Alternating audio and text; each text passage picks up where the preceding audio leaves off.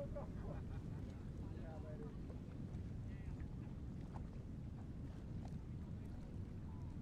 It must be hard.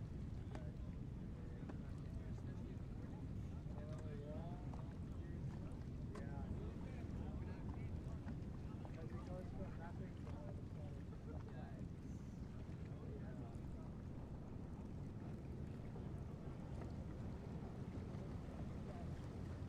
That one stayed really open.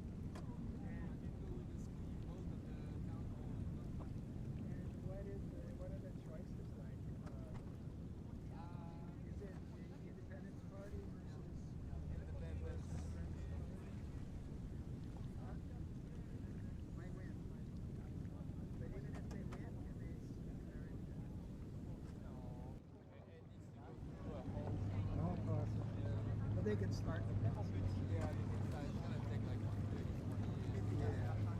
But it's good so that you can start. They should start. Yeah.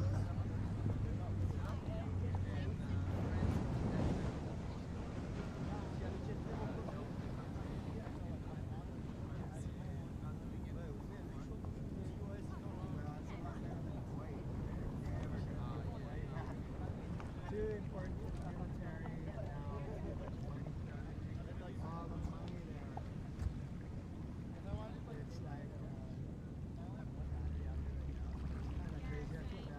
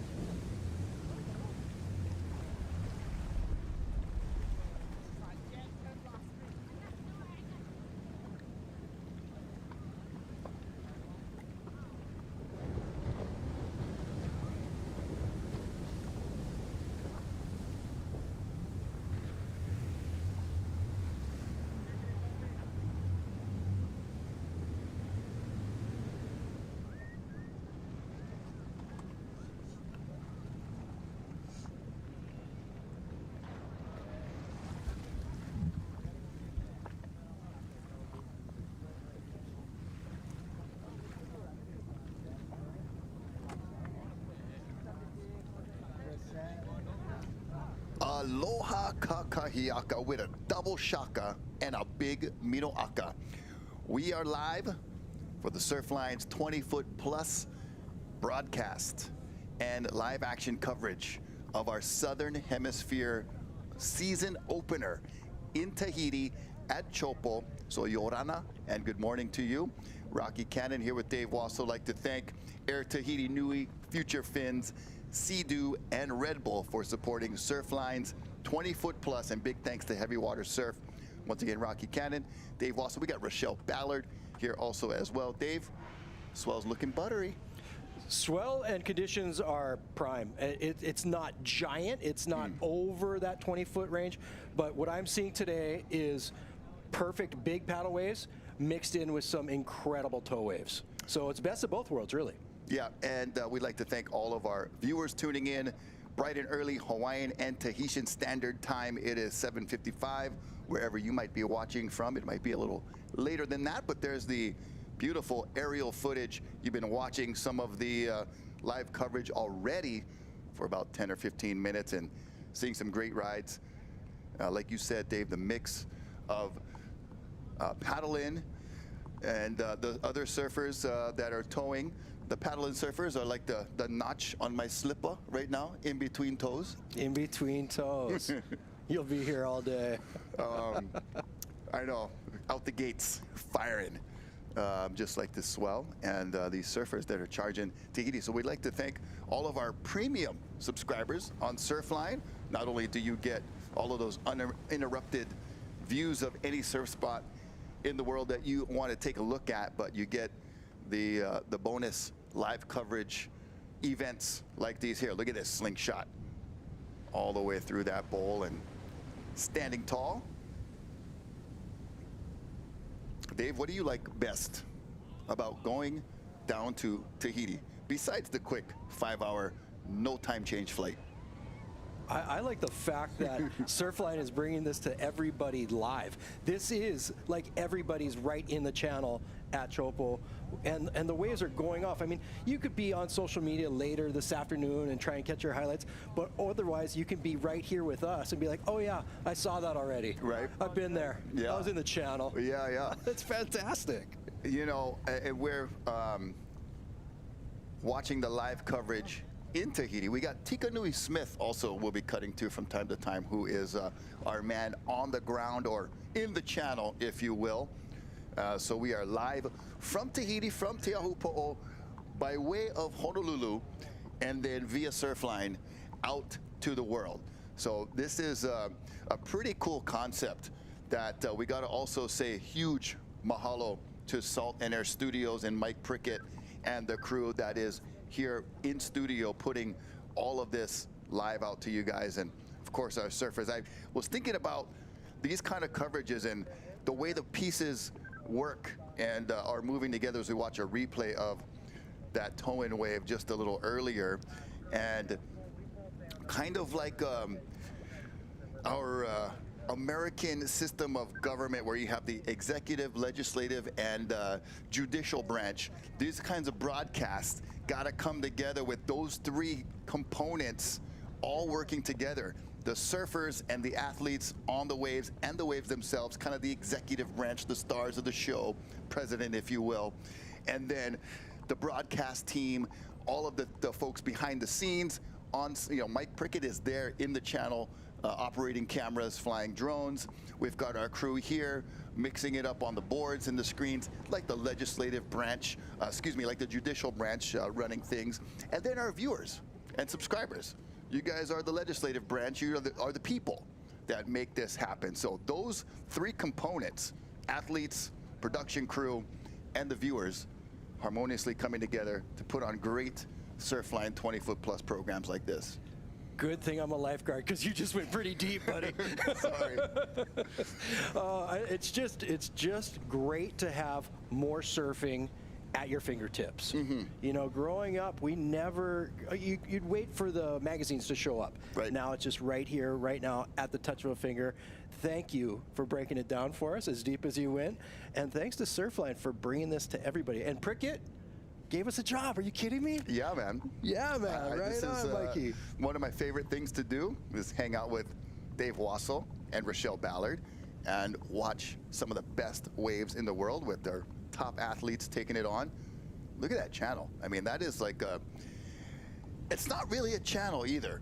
When you set up and we were talking earlier about our first experiences to Tahiti. Look at that beast just unfolding over that very shallow reef. When you're standing on the beach, looking out to what is supposed to be the break or the setup there at Teahupo'o, your first thought is, okay, where's the takeoff zone? Where's the wave? It is just a, you know, long line of reef, and it's not emptying into the channel like a lot of folks think, like other breaks in Tahiti that break directly on the edge of the reef into the channel. It is actually tucked back a ways. You know, that's a really good point, Rocky. And I think because of this broadcast, a lot of people are going to get a lot more familiar with it. And, you know, WSL has done a great job covering these events here, but I think that this is really going to be an eye-opener for a lot of people. And like you said, it's tucked up around the corner from the main channel. I would definitely call this the world's most perfect closeout. Yeah. Because there is a right that comes at it. And, you know, Rachelle's been out there before, you've been out there before, we've all seen it. It's horrifying. Sometimes if the swell is too west, it locks you in, you can't get out of it. What I've noticed about this swell, extremely south. It is almost coming deeper than I've ever seen it, way up the top. And what that's doing is allowing enough room for the tow surfers to get in and let go of the rope before the paddling surfers, so the tow rope isn't being dragged through the lineup of paddle surfers. It's very rare to see both at the same time. Yeah, something that, you know, here in Hawaii is pretty much not allowed. Once you see a paddle surfer, tow teams have to vacate the area by rule and law. But you see there in Tahiti, the very choreographed and spontaneous operating, maneuvering through the lineup and around the lineup. Very skilled jet ski operators, obviously, and athletes in the water all around, from boat and jet ski drivers to the surfers themselves. Pure experts. Experts from around the world. Just looking into the lineup right now, of course, you're going to have your water patrol being 100% local, 100% Tahitian. Thanks to everybody doing that. You know, this is not child's play. That's for sure. That's razor sharp coral. And shallow. Yeah. And extremely shallow. They have to ride over the back of the waves just to get into that somewhat of a lagoon. What they call a lagoon, but that's all like staghorn coral in there. You step on that. We've done it before, right? And you just fall right through it, and you come up and your legs look like they've been through a cheese grater. So, yeah, right there. Brotherly love. Going and picking up one of your fellow surfers. Great job. You know, and I think if it were to get, you know, say twice this big, they definitely would kick out all the surfers. I've seen Vatea David, Moana's brother, Haifa's brother, kick out everybody. Say, hey, sorry guys, this is from here on out going to be a tow-in only day. But this is something for everybody. This is actually very unique. Yeah, and you see that south angle that you were just mentioning, just wide open on the end of the wave there, that is providing a nice clean exit. The aerial view, you see the gallery on the right-hand side, the boats, jet skis. I saw a kayak out there, all kinds of different flotation devices to try to get a front row seat, looking into the fierce break of Teahupo'o, of Chopo. And you know, being committed is like an understatement of the mind frame you got to be in when you're even thinking about attempting one of these waves. It's horrifying. Let's just be real. This is, you can watch the water draw off that reef. Literally, the bottom drops out. It's not like a wave anywhere else in the world where it's nice and tall. It's just a lump of water that hits this reef and the bottom draws out. You can actually see the water falling underneath this gentleman who looked at that one. It does take some time getting used to when you first get there, of just wrapping your head around the, you know, what's physically happening, and then, getting your brain in tune, psychologically, but as you said, it's like the entire ocean is just folding over. Well, there's a drop There's no off. back. Right. So anywhere else in the world, the difference in where say a wave that has a 40-foot face and the wave that has a 4-foot face, the distance out to sea is quite dramatic. Here at this reef pass called Teahupo'o, it's like, I don't know, 40 feet, of distance out. And so, there's our first look at a bodyboarder. Good job, good job. Yep, affectionately called spongers. You know what? Somebody's got to scrub the reef, I always say. The original surfers out there probably were. You know what? I shouldn't say that. I won't say that. But some of the people that I saw charge the hardest in the past were bodyboarders. Brett, Andrew Lillyman, Damian King, Ryan Hardy, kind of set the pace for a lot of the local Tahitian contingent that would then come in. Those guys can get into the waves that are beyond vertical. Same at Pipeline.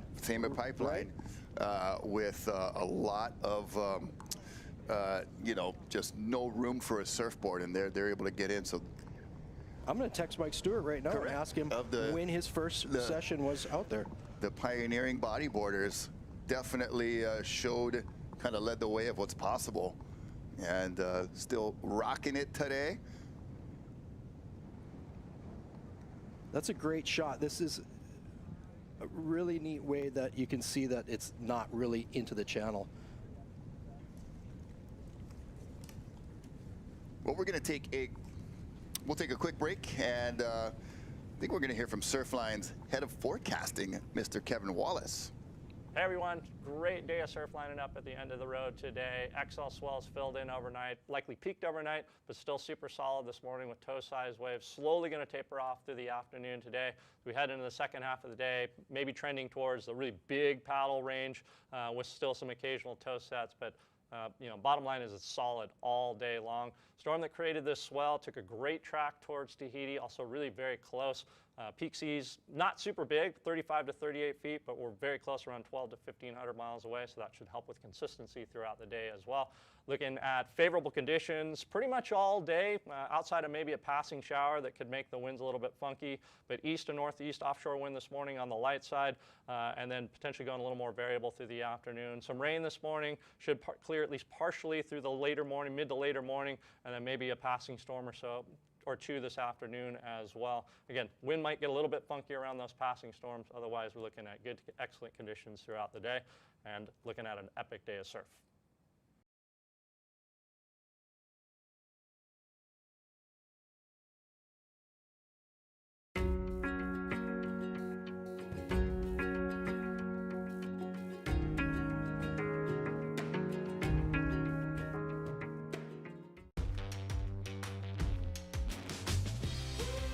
Avec la nouvelle carte prépayée Vini Surfingo à 1000 francs, j'ai 3 gigas pour surfer sur Internet en 4G.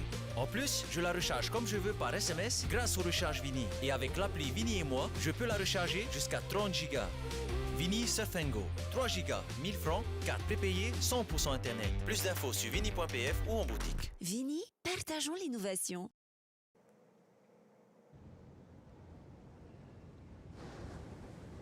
Welcome back. Live coverage, Surfline's 20-foot plus coverage and broadcast of our Southern Hemisphere season opener. Still springtime, Dave Wassel. It's just the start of the Southern Hemisphere winter. This is the first taste of it, of a legit springtime. Yes, in Hawaii. Sorry, fall over there. Yep, right.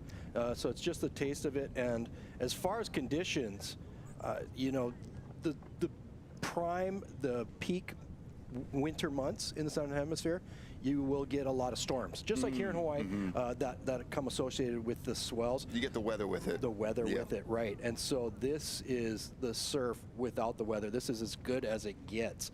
I'm looking right now, I would say light northeast wind, east to northeast. Right. And what that is a light offshore that comes out of the valley. And it's actually cold in the lineup, which is rare for Tahiti to be chilly. Get a little blast of cold air. But it's coming off the mountains, it blows through the lineup, and it just absolutely lights this place on fire. Well, yeah, it is the same time in Tahiti as it is here in Hawaii, so we're just past the 8 o'clock hour. We have folks that have been out there since before light. I feel like they were prepping and getting ready.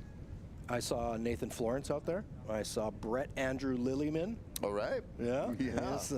I remember meeting him on one of my first trips in the 90s, and that guy was charging on his bodyboard like, I don't know. I don't know what's wrong with that guy, but he really likes to get really barreled, that's for sure. If he has one fault, that's it. He has no off switch. Still to this day. Still to this day. Going strong. Well, we'd like to mention Air Tahiti Nui for helping us with this broadcast, and thank you very much. And Tahiti, a beautiful place. If you can get there, choose Air Tahiti Nui. And only between 7.5, 8 hours away from Los LA. Angeles. So, you know, these days, flying around is so convenient and easy. We've got all the entertainment devices and things like that. So I feel like the world, even though it hasn't changed in size, is getting smaller. And you know what? A lot of the surfers that are here already this morning have been there for a few days. Maconapang and Maikai McNamara, they all flew from Honolulu to LA and then would have taken Air Tahiti Nui down to get the first warm-up yesterday as the swell was rising. And so now they're feeling comfortable. They've washed off the plane.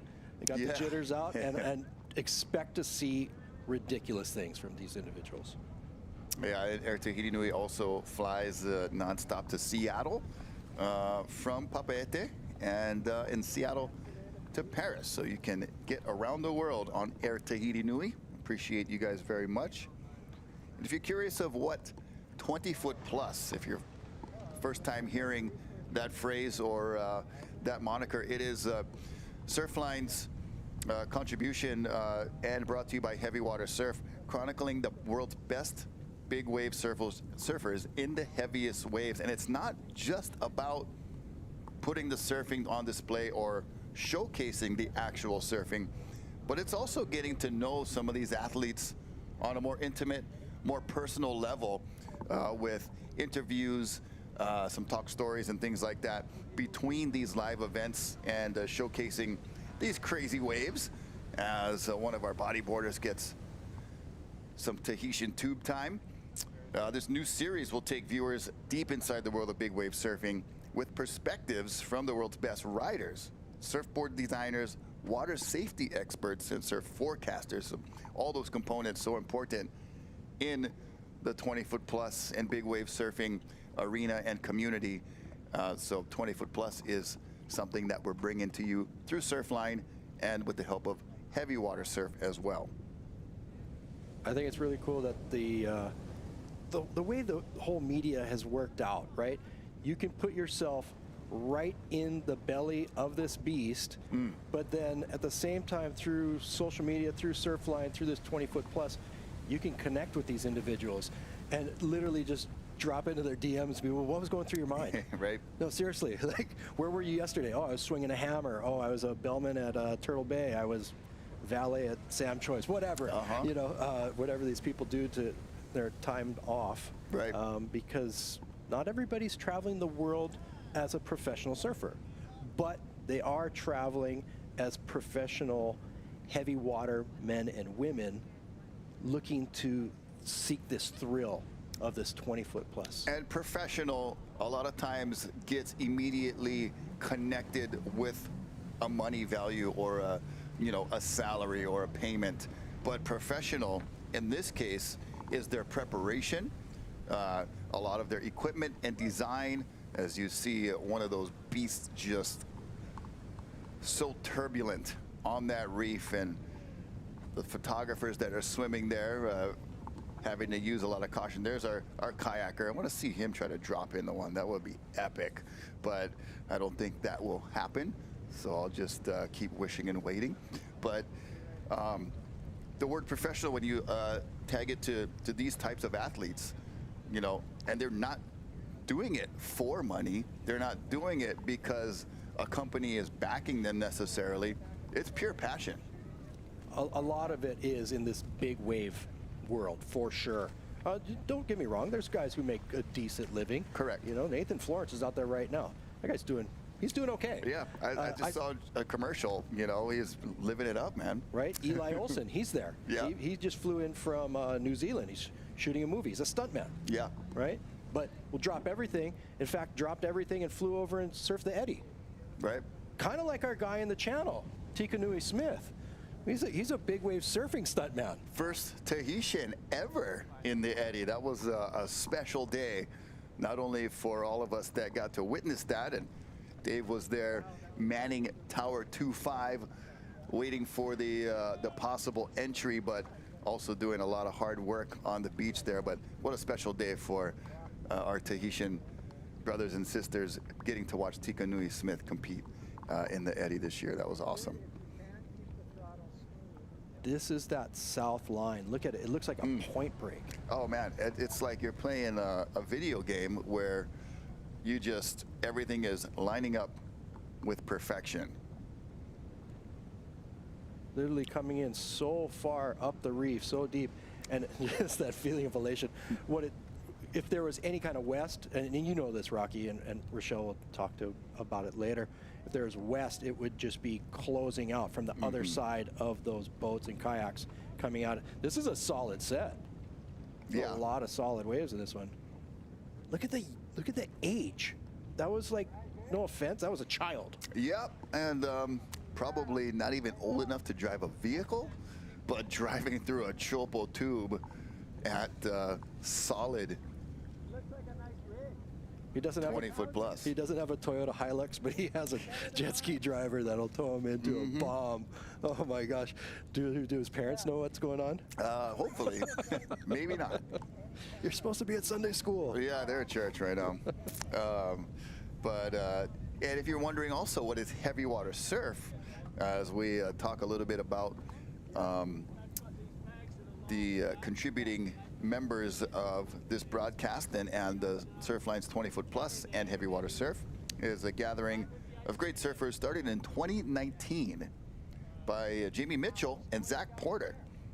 And in their words, they wanted to put their careers in their own hands and write our own path for big wave surfing, and kind of having a gateway to a possible career in big wave surfing. We just talked about, you know, the potential that big wave surfing has to, you know, and the way professional surfing in general has created all these little niches of expertise or focus where, you know, it's not just about championship tour qualification. Right, and that's like there's so many avenues. Right, and I think sometimes people get caught up in the whole World Tour thing, right? So World Tour Championships, an event happens within a 12-day waiting period. Yeah. Somewhere around the world, right? Where we have 11 events.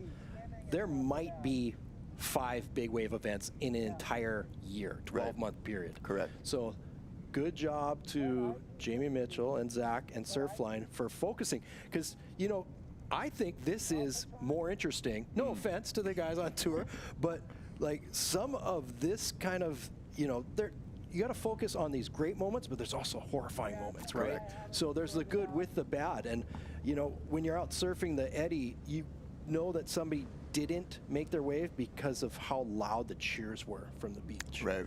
Yeah. So it's kind of like being in that amphitheater back in the old Roman days. And, Yeah. On stage. Yeah, you get the thumb up or the thumb down. Yes. So I think it's really neat. Like you said, these niches. And, you know, there's a lot of surfers that, you know, are with this crew, the heavy water founding members. We won't go through the entire list, but just some of the names that, you know, Billy Kemper, and we mentioned Jamie Mitchell, Eli, who's out there surfing at Teahupo'o right now, and Ian Walsh and Twiggy Baker and Mikey Tikanui O'Shaughnessy. Smith. Mikey O'Shaughnessy. Mikey O'Shaughnessy. Yeah. Yeah. Throw it up for the big island crew. Matahi Drolet, one of our Tahitians as well, but long list of great surfers. And look at that nice easy roll in there on the inside wave. But as you mentioned earlier, the fact that we get to showcase a lot of surfers and give them a platform to perform. These kinds of broadcasts and live events put some of our other, you know, I guess I'll use the term blue collar or more not your conventional names and pros that we see at every championship tour event or qualifying series event.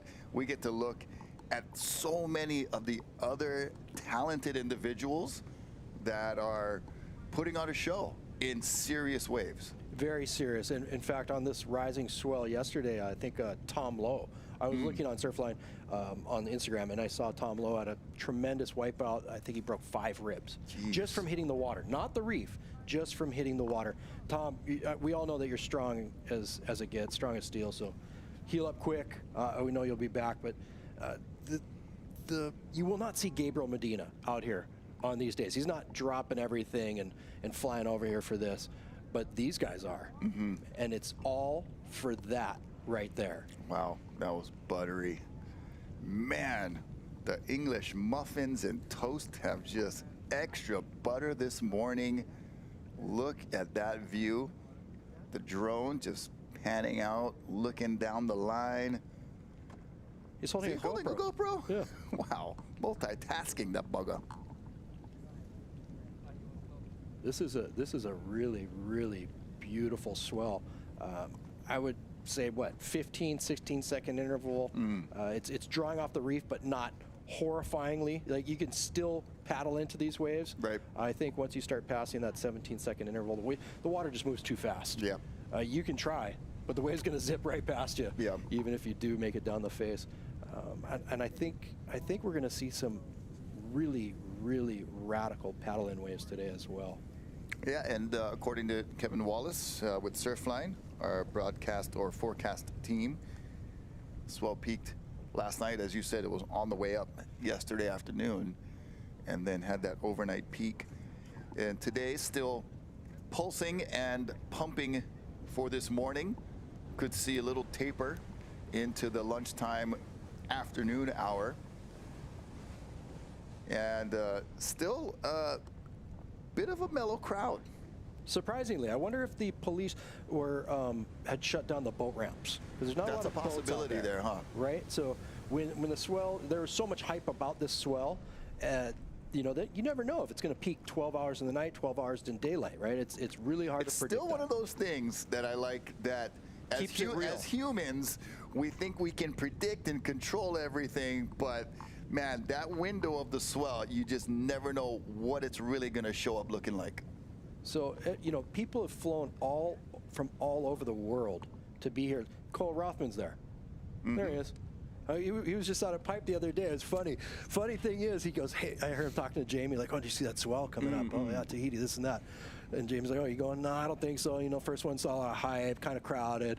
So he's just kind of blowing some smoke, you know, like smoke screen, like, oh, sure enough, there he is. But he didn't have to call in sick, so it's okay that I mentioned his name on there. Yeah. So real quick disclaimer. Hey, if I talk about your name and you're supposed to be at work, don't blame me. Yeah. Okay. You're still the one that made the call. Yeah. We can't keep track of all of your do's and don'ts and what we can say and not say about where you're supposed to be. You're a grown person, mostly grown. We mentioned the young surfers that are out there these days, and the Wahine surfers, the women that have been charging all around the world, but this wave in particular. And we saw one of those young surfers a moment ago, and there was our bodyboarder once again. So you look at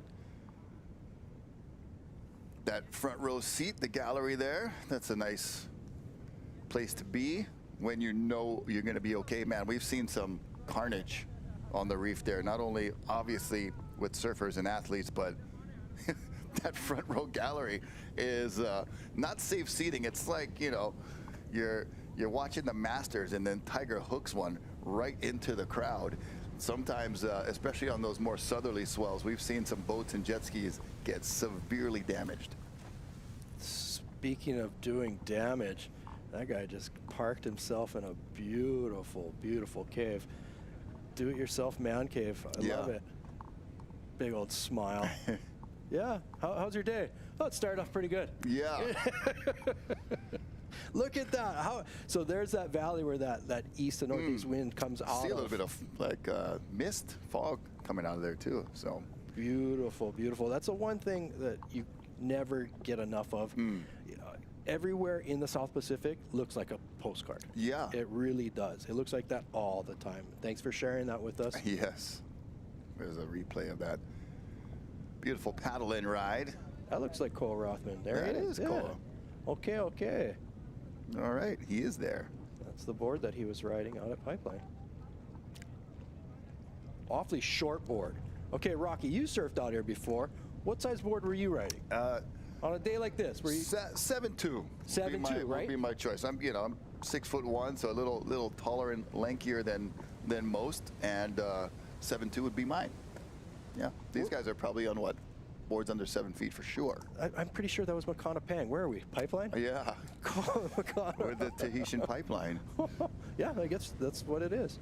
Interesting. Yeah, we've got this real unique mix of individuals right out there right now. So you got your local surfers, right? And you've got your Hawaii surfers. You've got your California surfers. I actually saw Jerome Sayun, who lives in northern Africa, flew here for this swell. Wow. How's that for international That flair? might be maybe the longest trip, the longest traveled individual, possibly, unless somebody just flew right over Tahiti around for kicks and giggles. But wow, North Africa, that's a haul. That's a haul. He probably used Air Tahiti Nui from LA at some point, for sure. Yeah. Yeah, the good mix of athletes that are there. Cole Rothman we just saw, and there's Makana Pang there. The comfort level that these guys have at the Swift, I guess, coming from Pipeline to Tahiti, that you're going to have a certain amount of built up confidence, but we haven't had a really good pipe year. North Shore's been fun all year, but it's been terrible for Pipeline. So luckily these guys just got a little taste of it. You're there 5 days a week. Yeah, I am. I'm supposed to be there today. But hey, I got vacation today, so hey, all right. Thanks to my boss for giving me the day off. Yes, thank you for letting Dave out of the box to come into this box for a little while. Should I say thanks to all my partners? Thanks to the partners, Thanks the to crew. my partners who actually didn't take the day off and they're at work. So getting right the coverage. on to everybody. Appreciate you and all you do. Well, in between these swells and these live events with our 20-foot plus coverage on Surfline, there's no downtime. In between the swells, Surfline will be providing features that, as we said, take you deep inside the world of big wave surfing. The interviews, perspectives, all of those things coming from different designers of boards, the riders themselves, obviously water safety, a huge part, just mentioning our North Shore lifeguards, and want to say mahalo to all of you out there, wherever you might be. I know we've got some water safety personnel tuning in from different places around the world, and to all of you who make our beaches and surf breaks and the waterways and aquatic activities safe. We appreciate you very much. And also, 20-foot plus will be the most comprehensive examination of big wave surfing in the history of the sport. And if you look at the history of big wave surfing, I mean, it goes way back.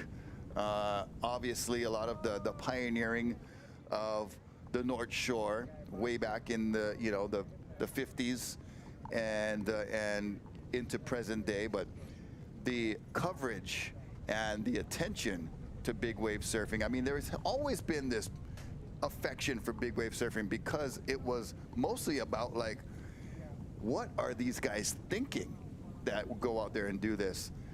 Now with the 20-foot plus program, we're able to really get inside these guys' heads, guys and girls' heads, and you know, kind of what drives them. And it's really cool to be a part of that, and also see where this 20-foot plus and heavy water surf takes us in the future. As a body surf wave by Eli Olsen. Yeah, and that's the great part, is the commitment of these men and women. Ivan Florence, this is all-star studded crew right here. Right. You know, the commitment that these men and women do to really throw it all on the line for, like I said, maybe 5 times a year. Right. Right, so you got to think about, you've done all the prep, all the physical breath holds and you know, bodybuilding. What I was talking to Billy Kemper, and he's like, I do a lot of heavy weightlifting to protect my joints and my limbs, because when you get these wipeouts, that's something that nobody ever talks about. You talk about these great rides. Yeah. Nobody ever talks about the horrifying wipeouts. To let you know what it's like, it feels like your arms are going to get ripped off. Yeah. Take off at Jaws on a 50-footer, and 9 out of 10 times you're not going to make it. Yeah. And there's not like some pillow fight down there. Okay, it's really not. It is the loudest, scariest place in the world, and all of a sudden you're really alone. Or maybe a Very alone. pillow fight with Akebono and Dwayne the Rock Johnson. Yeah, but there's rocks in the pillow. Bars of soap. Correct. It's a straight up prison fight down there, and it's not good. Don't be surprised if you get shanked. Yeah, or worse. We won't go there. But yeah, there's so much preparation, commitment, like you said, the dedication that it requires, and excited to see where the 20-foot plus and the heavy water surf crew take us for future events and broadcasts and interviews and perspectives. And it won't just be limited to a handful of breaks. We're going to cover the entire world of big wave surfing. So this is kind of just scratching the surface right now. What a way to introduce all of you folks to the 20-foot plus heavy water surf and Surfline coverage of our Southern Hemisphere season opener. There you go. There's your postcard. It is Once again. pretty as a picture. Do people send postcards anymore?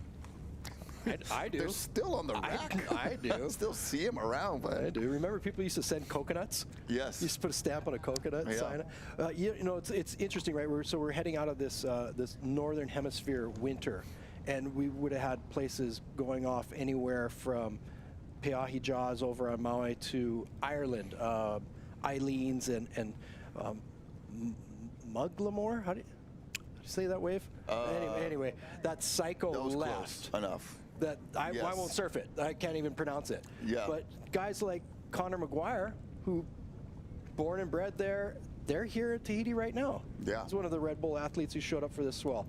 Talk about traveling as far as humanly possible just to get a wave. Right. That is commitment, dedication for sure. That looked like a local Tahitian. I'm not quite sure if that was Gilbert Teave, but I'm almost saying it was. His hair's all grown out now, so I can't tell. Hey, if it's not you, it's all right. Go, Gilbert. Yeah. He's one of these local kids. He's very young, extremely young, and charging like no other. In fact, he surfs this place at that size, switchfoot. Wow. Talk about talent. Yeah. You know, you look back in the old days, and some of the guys, you know, in the Jock Sutherland 60s and 70s, they always surf like that. And I asked Right. them, why do you surf switch stance? I said, why would you ever turn your back to the wave? Okay, because, you know, and to a layman, he'd say, oh, I just put one foot in front of the other. But when the whole apparatus is moving like this and the consequences are as real as they are, you get caught up in it. Yeah, look at that. Just under the ledge right there. Beautifully done. Speaking of getting caught up in it. Yeah, that'll work. What's one of your favorite waves you've seen ridden by any athlete here at Teahupo'o? Andy Irons. All right.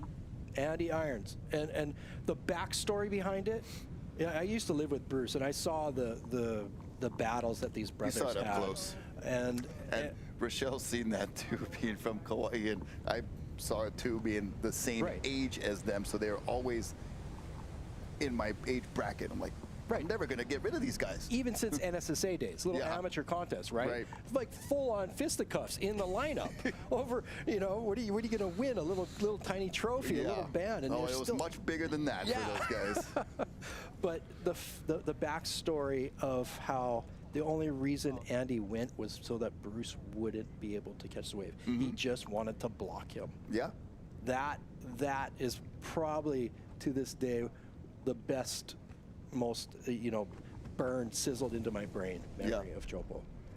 I gotta say, that's one of them for me also, as a beautiful toe in, just under, and wow, Emeo? that was nice. Emeo Zermatt. Because kind of, it was when still kind of being explored or what was possible there. Corey Lopez, on one Okay. of those paddle ones, was mental. Okay. Totally, like slid down like a didn't cat on a but- tin roof. Yeah. He just slid down it, and somehow the claws stuck, and he Yeah. landed on his Yeah. feet. Okay, Yeah. great one. There's been some just amazing rides over the years, and obviously it'll produce and more to come. One of the craziest waves also, I mean, more recent, was the Nathan Fletcher. I mean, that's just loony, cartoony. Nathan Fletcher, Nathan Florence. Nathan Fletcher. Was that the That toe big, wave? that big toe wave. That Okay. was just ridiculous. Right, Yeah. right. And that it started with Laird's toe wave, then went to yes. Nathan Fletcher's toe wave, then it went to Cole Rothman's toe wave. Malik was in there too with a giant one. Malik Oh, Joyeux. Thank you yeah. so much for bringing up Malik. The nicest guy in the world. Local Tahitian from Moorea. Just, he and Manoa Drolet surfed the place with such confidence and such poise. I don't think they ever got enough recognition. Yeah, the credit was could have been more stated or more covered for sure. Well, I think, and Manoa would come and live with me, and when I go to Tahiti, I'd stay with him for winters around the globe. And he would ask me, "What's going on? How come I'm not winning these big double XL awards?" I said, "You just look too cool, man. You got to Right. start shaking your arms and looking like you're gonna fall." I mean, I called him the Tahitian Elvis because he was just too cool, Yeah. man. Just so poised and perfect every time. But that's how it is. If you grow up in this environment, it's just walking through your backyard, I guess, isn't it? Yeah, and that, as you said, spot on. We even talk about that sometimes watching, the more conventional competitive events where surfers like Joel Parkinson and others make it look too smooth and too easy, which can be a detriment when you're trying to maybe win something. But man, I wish I could look that cool as a cucumber, as these guys look when they're in giant, harrowing conditions. But yeah, Malik, rest in peace. Missed that guy so much. Passed away at Pipeline years ago, and just one of those statement waves of this surf break from those years back when it was still being kind of explored of what was possible. Yeah. Speaking of exploring what's possible, Billy Kemper's taking a walk through this like it's his backyard. Yeah. The poise that these guys have, and I'll talk about it over and over again. I think that's the whole 20-foot plus club thing, and the social media. It's going to allow people to look into the minds of these individuals. So somebody like Billy, look right here, who trains physically, probably physically harder than anybody. Nathan Florence would be right up there with him. Yeah. But to have, nobody talks about the mindset. Okay, you can lift as much weights as you want. You're in You can a hold safe your space. breath for as long as you want in a pool. Yes. But when it comes to this type of environment, settling your mind down and becoming one with the situation is as hard as it gets. Yeah, I mean, it's like There's no prep for that except doing it. That's like feeding an orca at SeaWorld or petting a lion at the zoo or in a conservation place, but you go into the wild. Yeah, good luck with that. That's a whole nother Good luck with that. You are on the menu. I like that. Yeah, you're on the menu. And you're hoping you get chewed up and spit out. Yeah. You know, the ramifications of your actions can be real.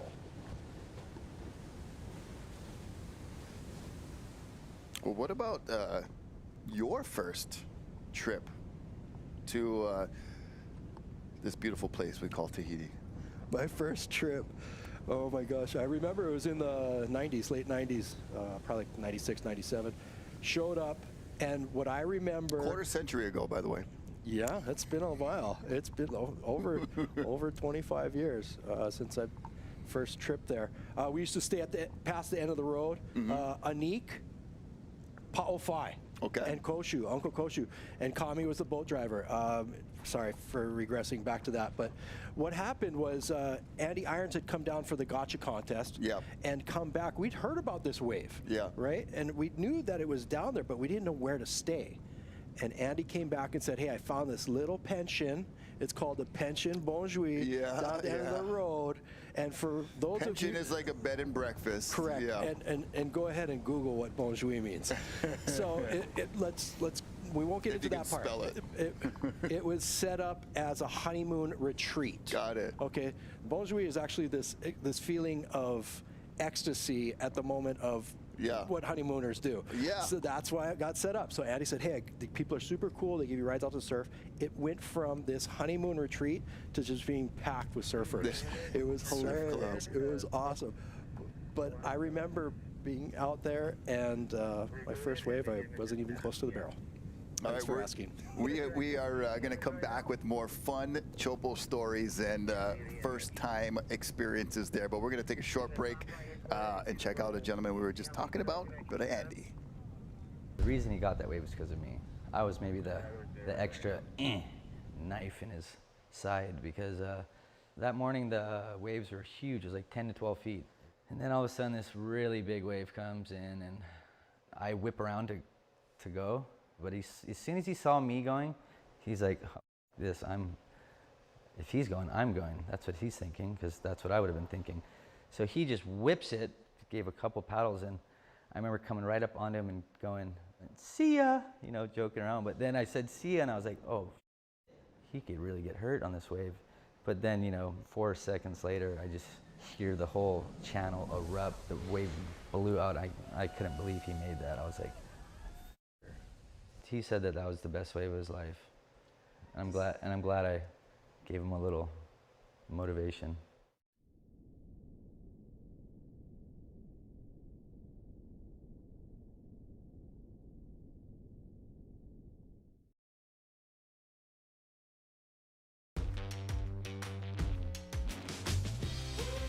Avec la nouvelle carte prépayée Vini Surfingo à 1000 francs, j'ai 3 gigas pour surfer sur Internet en 4G. En plus, je la recharge comme je veux par SMS grâce au recharge Vini. Et avec l'appli Vini et moi, je peux la recharger jusqu'à 30 gigas. Vini Surfingo, 3 gigas, 1000 francs, carte prépayée, 100% Internet. Plus d'infos sur vini.pf ou en boutique. Vini, partageons l'innovation. That wave never gets old. How much movement on Andy's board. By the way, we are back live here with 20-foot plus Surfline coverage in partner with Heavy Water Surf, watching live at Teahupo'o, the Southern Hemisphere season opener. But the amount of movement his board makes and the sheer beyond verticalness of that drop, mind-blowing. He was grabbing his rail. He almost pulled his fins out from under him and did a 360 down the face. But was able to hold on to that Eric Arakawa and stick it. There's a certain amount of physical talent there. There's a lot of faith in equipment as well. So faith in yourself, but faith in that board. And I think that really comes down to, I would never paddle out today on a day like this on a board that I've never ridden. Somebody like Andy might, or Bruce might, right? They have this talent, but forget that. Right. That is just Sketchville. Yeah, look at that. Just sheet glass. I mean, it looks like they're not experiencing any wind at the moment, and like they're in a studio, like an auditorium. It is. This is a photographer's wet dream. Yeah. Let's put it that way. Yeah, You totally. know, all the sponsors are just going, yes, I'm so glad my guy's there in our board shorts, or my girl in her bikini and this and Yeah. that. Like, you're going to see a lot of proof in the pudding coming out of this. But going back to my first time there, I remember thinking that I was getting barreled, and then looking back, and the barrel was like 2,000 feet behind me. But, you know, just being so afraid and caught up in those emotions. Yeah. You know, and the way that the wave pulls back on the reef is it's a lot. It's overcoming. And you're caught up in the beauty of this. Yeah, you're trying to run down an up escalator. Right. Exactly. Is this maybe a male? Yep.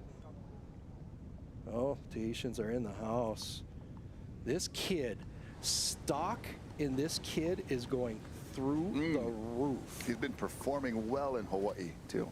Yes, and he's young. Very young. He's young. Is he 20 yet? I don't Yeah, even know. yeah. But you know, you look at Ko'Rafa. Cool boy. See, these guys actually have name tags on them that we're seeing that you're not. No, just kidding. It's so cool that we could, you know, you look at the way that you're a lifeguard for a long time, so myself, and you see the way that people paddle. You can see them before they even stand up who it is. They're the personalities of each individual. But you notice also, never thinking second about it. Yeah. It's just common nature. Like, oh yeah, this is what I'm supposed to do. Throw Yeah, myself over the ledge on razor sharp reef, and just put all faith in God, and you're bored. Yeah, everything is so fluid and just looks so automatic. And beautiful runner on the inside there. And, oh, that actually was a bigger wave than I thought. It's hard to place a size until you see a rider. Before I get out of here and you bring in Rachelle, can you tell me what your first experience was, please? Tahitian experience way back, 1990, with Eric Arakawa and the crew from North Shore Christian Fellowship. We went there on a fun exchange trip. My mom was part of the youth group organization or organizing at North Shore Christian Fellowship, so we flew a bunch of teenagers and myself. I was 10 years old. That's where I first met Manoa Drole. He was 12.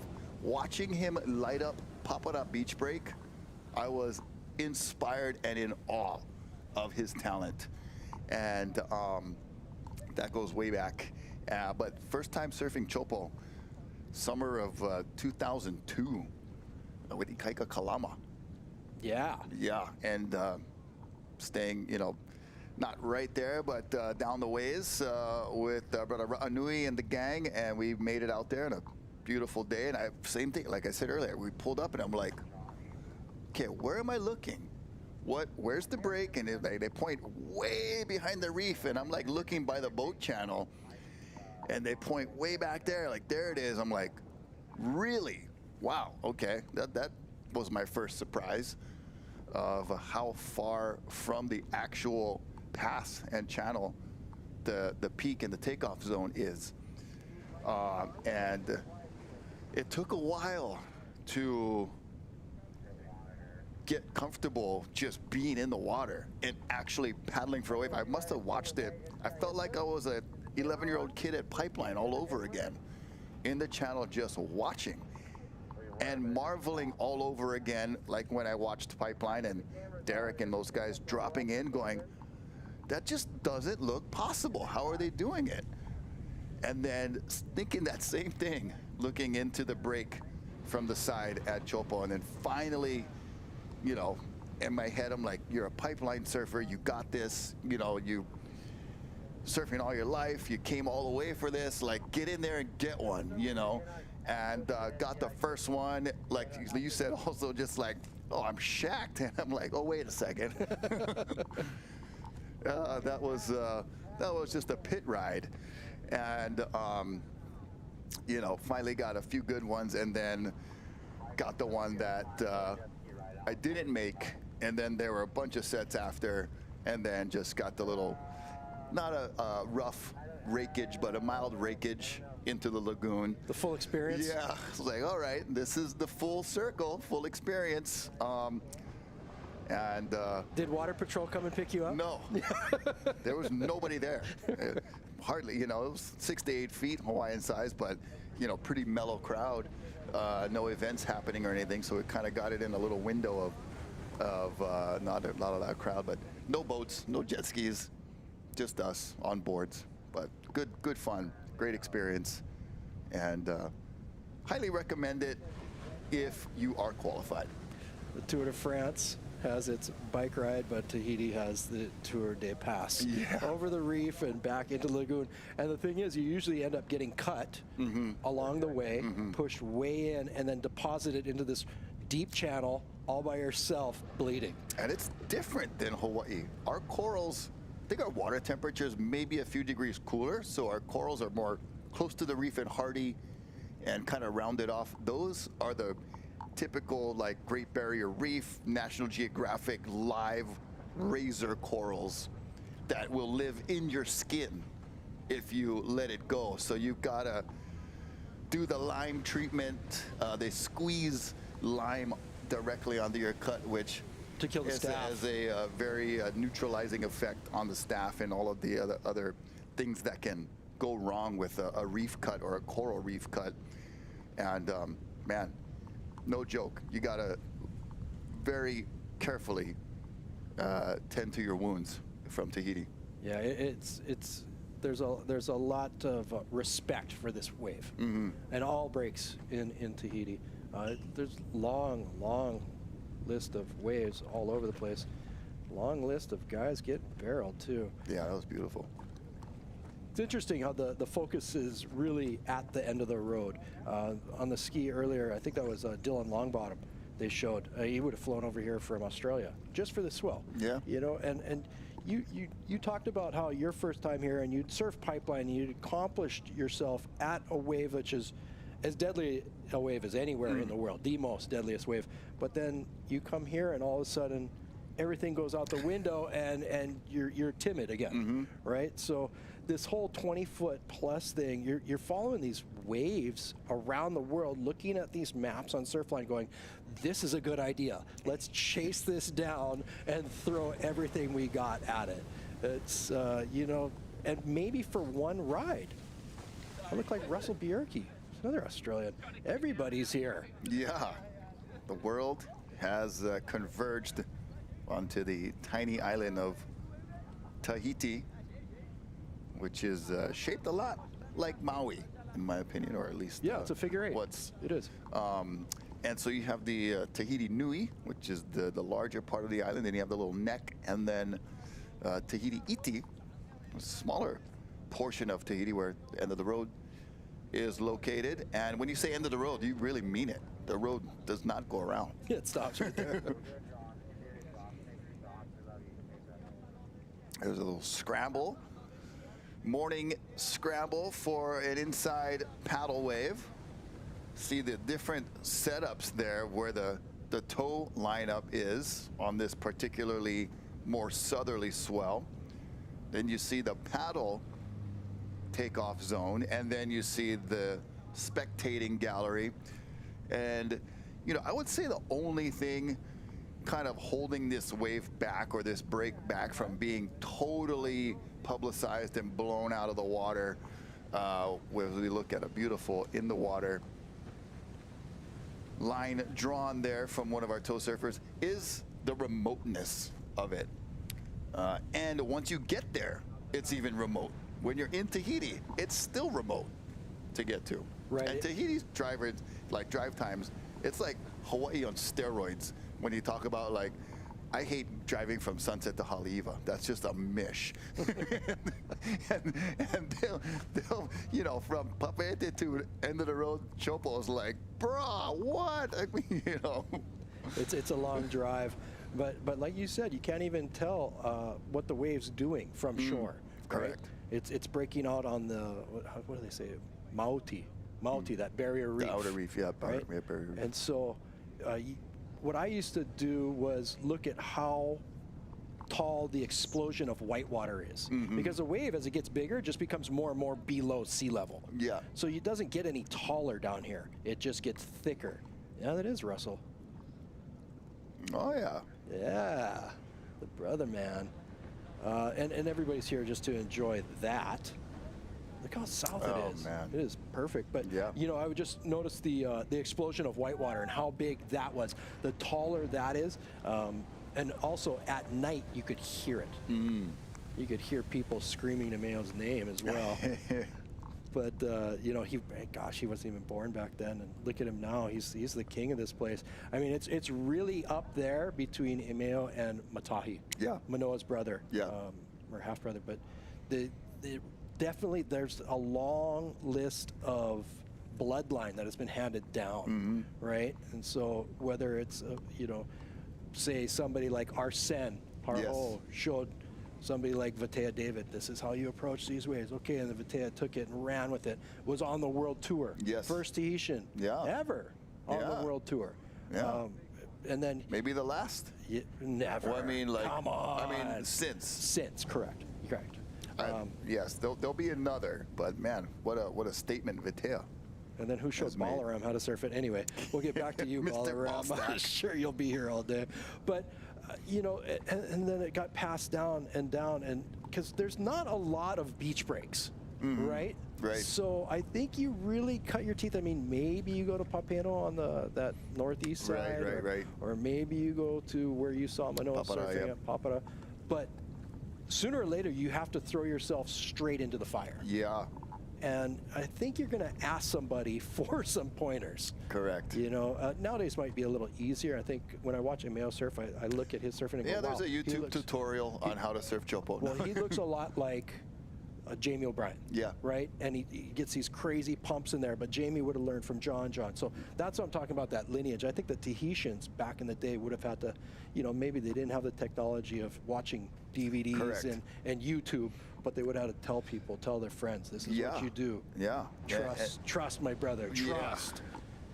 And then you can only tell somebody so much before it's, you know, basically just a trial and error. Right. Go out there and, you know, take the verbal cues and advice that you got, and then see if you can apply it and see what happens. And maybe one day you will be Raymana. Maybe. Van Bastelaire. Yeah. Just as good as they get. Yeah. How many like giant 20-foot waves has that guy got on And, there? you know, it's always the best wave on too. that list of waves and things we mentioned, Raymana has been in the mix. Not only in the mix, he's been the mixer a lot of times, making it happen at this break. Shout out to Better Raymana and all the crew.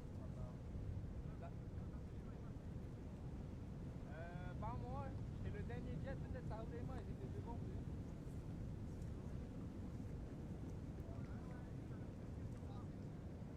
That's one thing that I haven't seen a lot of in Tahiti yet, is the push of the soccer moms and dads. Get out there, you got to go surfing. Get out there, Yeah. you got to go surfing. You know, you got to do this, you got to do that. I think that it's a little more practical in the South Pacific. Like, yeah, you can go out and surf, but remember you got chores to do too. Yeah. You know, it's still You got homework and chores. Yeah, it's still real. There's a lot of values, good Yeah. family values. You know, a lot of it, first experiencing Tahiti, beautiful paddle in, backhand drop in there. That was Eli. very well done.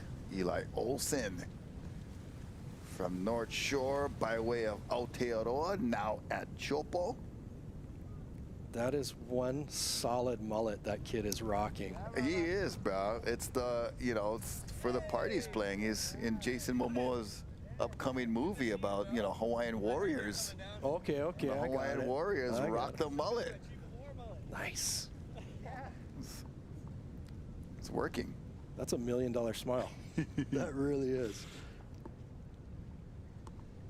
You know, or some of us might have got up and had a cup of coffee. He just woke up in the barrel.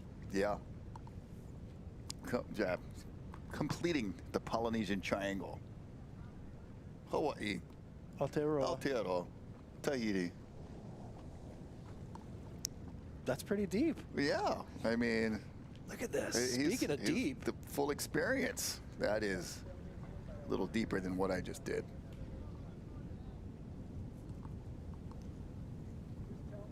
Oh man, that wave spit just almost even before it started curling over. It's like Teahupo'o just knows already, like, all right, I'm gonna barrel, so I'm just gonna start spitting now. At some point, you gotta just be praying.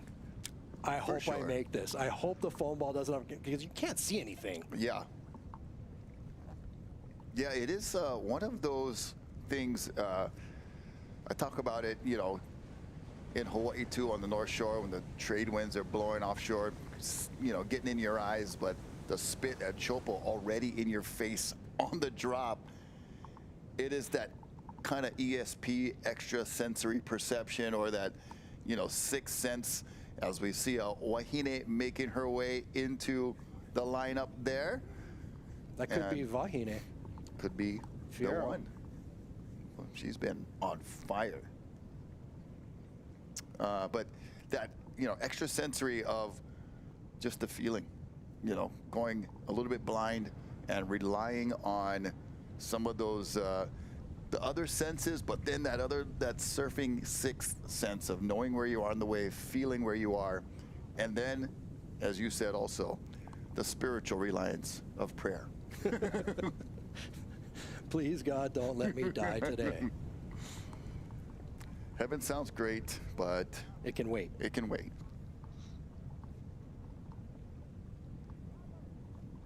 Cool to get a really good mix of individuals at this break today. We've got international surfers, but you're always going to have the local surfers getting the best waves Yeah. and riding it to the best of anybody's ability. I'm watching these progression of women surfers at this Yes. wave, where they themselves are as comfortable as anybody. You know, Wahine is actually from an outer island. I'm not going to say where. Right on, Dad, Andrew. Good job raising those kids. They're all awesome surfers, but you know, they do it with such style, grace, but this charisma that just puts off any kind of hesitation. Yeah. And I got to give it out. When you go to a local spot, whether it's Ireland, whether it's Tahiti, whether it's Hawaii, the local individuals are always going to be in control. And that's one thing about this wave. You're never going to be able to top the local talent. And that's what I like about surfing. And we mentioned the, you know, the trickiness or the unpredictability of the forecast inside a certain window, which, as you said, keeps it real or keeps us grounded and reminds us that, you know, there's other things that are either more important or more powerful than ourselves. But also the surfing community, some might call it or use the term, sometimes in a negative way, the territorial term. But in surfing, you still have that local crew of talent that doesn't have to scream or splash or, you know, make a bunch of noise of like, this is our territory. It's more of the speaking or thrashing with the surfing or the actual talent and the performance on the waves that really is, you know, how they get the message across of, hey, welcome to our break, watch this. One thing that's very unique about Tahiti that is different from anywhere in the world, when the local boys paddle out, they shake everybody's hand. That doesn't happen on the North Shore. It does not. I personally would paddle out to Derrico, shake his hand, and then I paddle way away. Yeah. And say, hey, good to see you, thank you, bye-bye. Right. And leave him on his own. You're not going to go sit next to the king. You're nowhere on that list of hierarchy. But the Tahitian crew has so much compassion and love for everybody. You know, they're going to get their waves, but they'll say hi to you first. Correct. You know, and it's also interesting, you know, whether you're sitting down at the dinner table. Yeah. Everybody does that. You know, hey, what's up? How's it? And gets Yeah. all the bad juju out Yeah. into the air and away. So it's really cool. It's unique about this spot. It is, and the place in general. And you, if you haven't been there, but you've been to Hawaii or you've been to, you know, some other tropical place, it is like going back in time. Really, A lot of it. You know, just the values you talk about, down to the, you know, everyday cordial meeting and greeting. It is very old school and a source of comfort in that way when you do go there. It is very welcoming, and it's. But at the same time, Yeah, I mean, it's like I'll never get away from it. It's still scary. like anywhere, you know. The waves and some of the individuals can be scary if provoked. For sure. And the key is to go there as non-provocational as you can be. Provocational.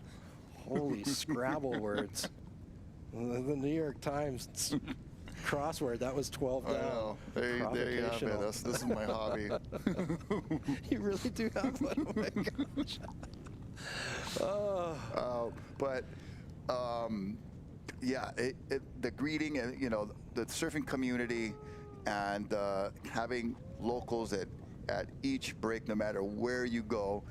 Obviously, you're going to get a different mix of locals, but the welcoming community of Tahiti, we just want to say mahalo and thank you, and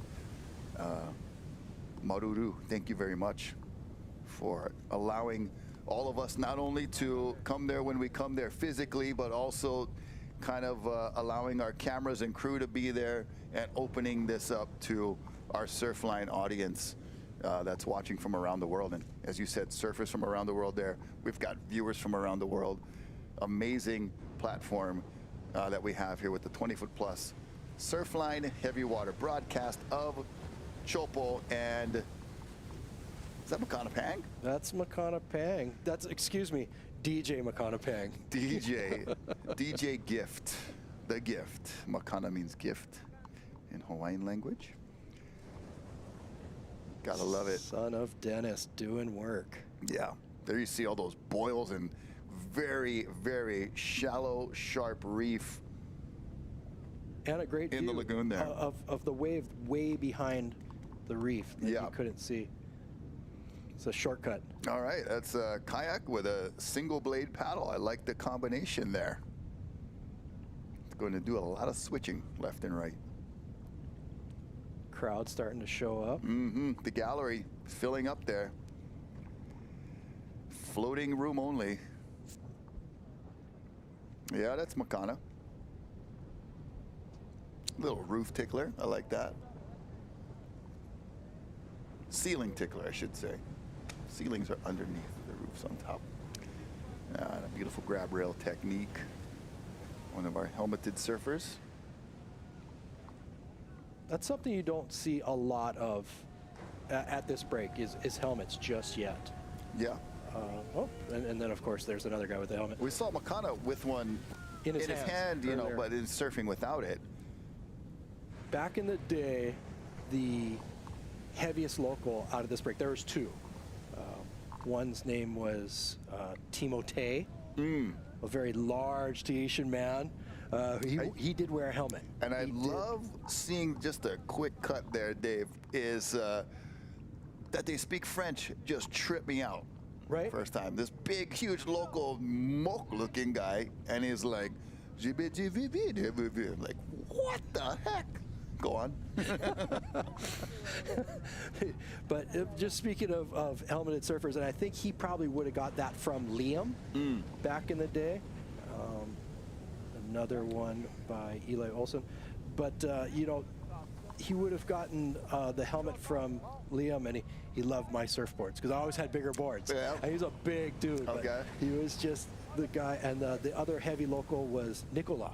Yes. Nicola, and he was famous for being an incredible soccer player. Excuse me, football player. Football, yes. Football player. But those two guys would charge the heaviest bombs. And this is a long time ago. There was Yeah. no Surfline back then. Right. Right? You would go to this break and sit there for a month and just hopefully it was going to break. Yeah, yeah. There was no forecasting. I mean, and even from the beach, you would paddle out and then, oh, it's not working, and paddle back in, you know, to see it up close. We would ask all the neighbors over by the pension bones, we'd be like, what do you think? You know, can you forecast this and that?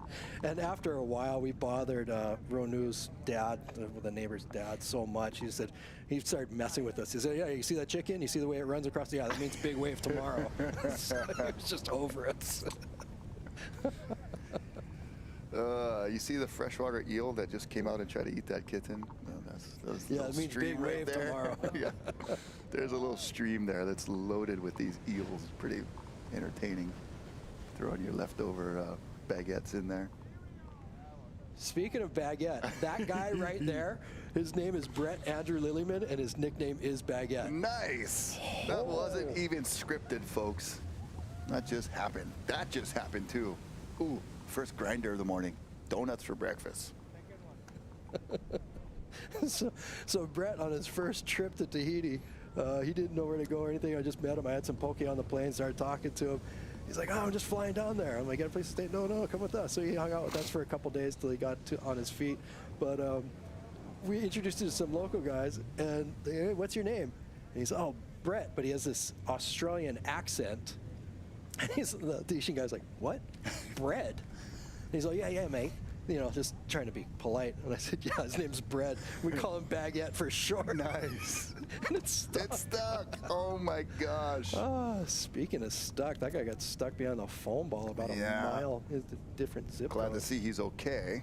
At least able to climb onto the water safety jet ski and talk about his horrifying experience with the operator. Did he hold on to his GoPro?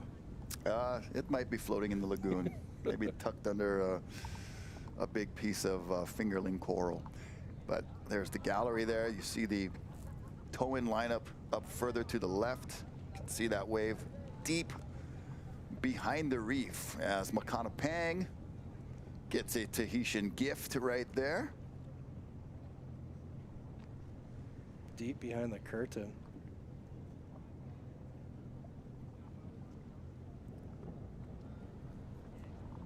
But the joy of just getting a wave there and being able to make it, even the smaller ones, so exciting.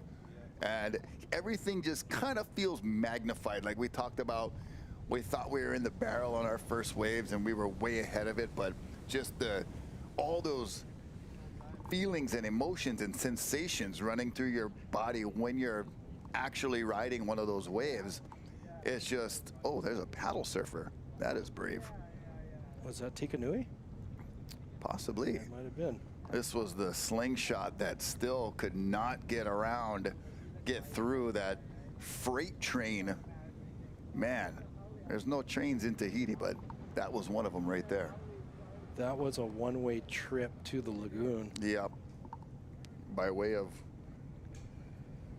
ragdoll razor sharp coral. But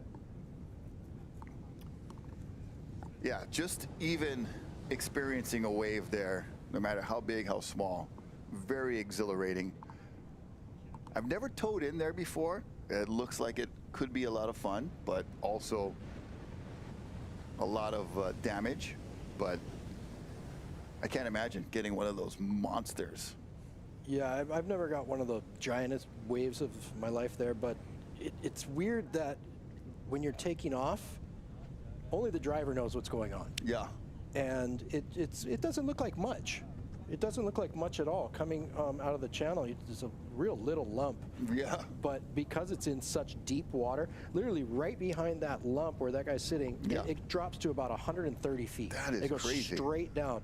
I free dove it several times, and the fish just go, oh, really? You're going to follow me down here? Go ahead. Come on. Yeah. And, you know, I've had humpback whales come up to us in the lineup. That is literally amazing. 50 feet outside of where you're sitting. It's that deep. But these waves come in, and they don't look like much, and then the bottom drops out. I think that the guys who are really good at it know exactly what to expect way in advance. Right. And it's more of where you should or should not let go of the rope. That seems to be the most important part. So you saw where that guy let go perhaps a little too early. Right. He should not have let go that early and gone for the whip a little bit more down the line. And that's going to really set the pace for, you know, making or breaking yourself at this wave. Yeah, and on the scale of, there's Brother Nate. He's got the chin strap. All right. Little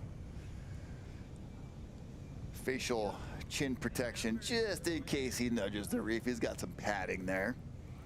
But on the scale of things, you've got, you know, just a few feet, maybe less of, you know, difference of what it'll make. As we'll take a short break. When we come back, we're going to watch Billy Kemper for a minute, but when we come back, we'll have myself and Rachelle Ballard for you. Surfline 20-foot plus, live at Tahiti. We'll be right back. That place, you know, it raises animals. You see some of the kids who are coming up out of there and some of the local boys, what they're doing, you know, they're the ones pushing it harder than any professional surfer on earth is the local boys. You know, those boys down at the end of the road, I tip my hat to those guys more than any pro surfer who flies in. You know, Mate, Emio, Kaoli, Gilbert, you know, there's so many kids out there. Lorenzo, Tika Nui, there, yeah, you know, Matehao, there's Headi Williams, Tereva, Enrique. There's a lot of local kids who really want it, and it's pretty sick to be a part of, and just to be able to share those days and those sessions with them is unbelievable.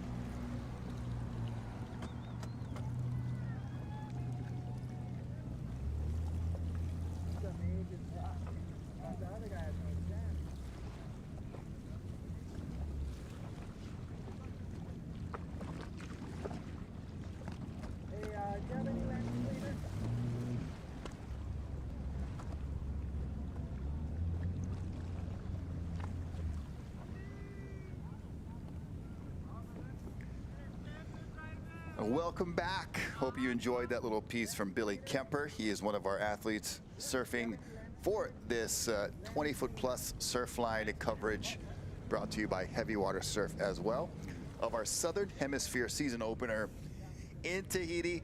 I'm Rocky Cannon. We had Dave Wassel on with us, and now we have the wonderful and great Rachelle Ballard joining us all the way from Kauai. Awesome to have you here, Rachelle. Thank you. It's only a little hop, skip, and a jump away. Yeah, a little plane ride, Uber drive, and we are here. So what do you think of what you've seen so far in this season opener down in Tahiti?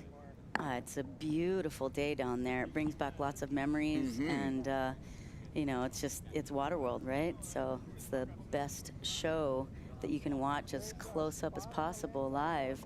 And if you've never surfed before, the best experience and the closest you'll get to being in a barrel. Yeah, and how, you know, tough it is to get there, how far, the flying, the driving, the paddling, or the, you know, to get out to the lineup, to have our team there on site, getting all of the footage and bringing it to us right here in studio, and then to living rooms and offices or wherever people might be watching around the world. Pretty amazing.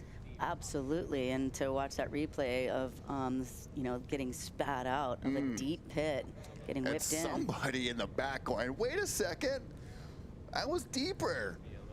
A little too deep, maybe. Maybe too deep. Definitely too deep, actually, as that surfer hopefully is okay. I'm sure our water safety team will be checking on him, and that one was probably a good decision to no go there. But look at the sheer sheet glass, beautiful. And just that beautiful reflection of the rainbow off of the offshore. Yeah. Here comes another nice one. Wow, that's a big one.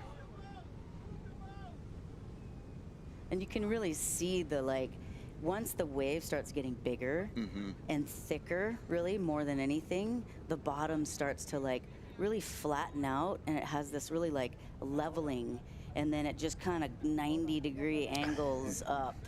Yeah, it's like literally like you know, like a wall, just going from ground to vertical, horizontal to vertical, like you said, creating that 90-degree sharp angle at the bottom of the wave. And it's, you know, moving so fast. That's a hard part about gauging it from this distance on a screen, is being there live and how much it's moving. And that's, you know, the interesting part about it, listening to you and Dave talk about your first experiences there. I had the same thing. You pull up there and you're like, wait, what's happening? This is a closeout. Where's the wave? Where are we taking off? And then you get your first wave and you're like, the barrel, but it's behind me. And the gauging of the speed is the thing out there, because sometimes you get yourself too deep and it just passes you by.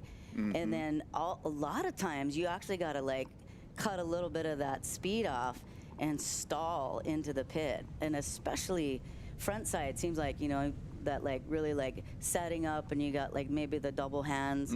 Backside is really like you gotta stick your okole and slow yourself down a lot. And Andy was always so great to watch out there and get that technique play off of. Yeah, and let's take a little trip back and talk about your first Tahitian, or maybe Teahupo'o experience, but overall.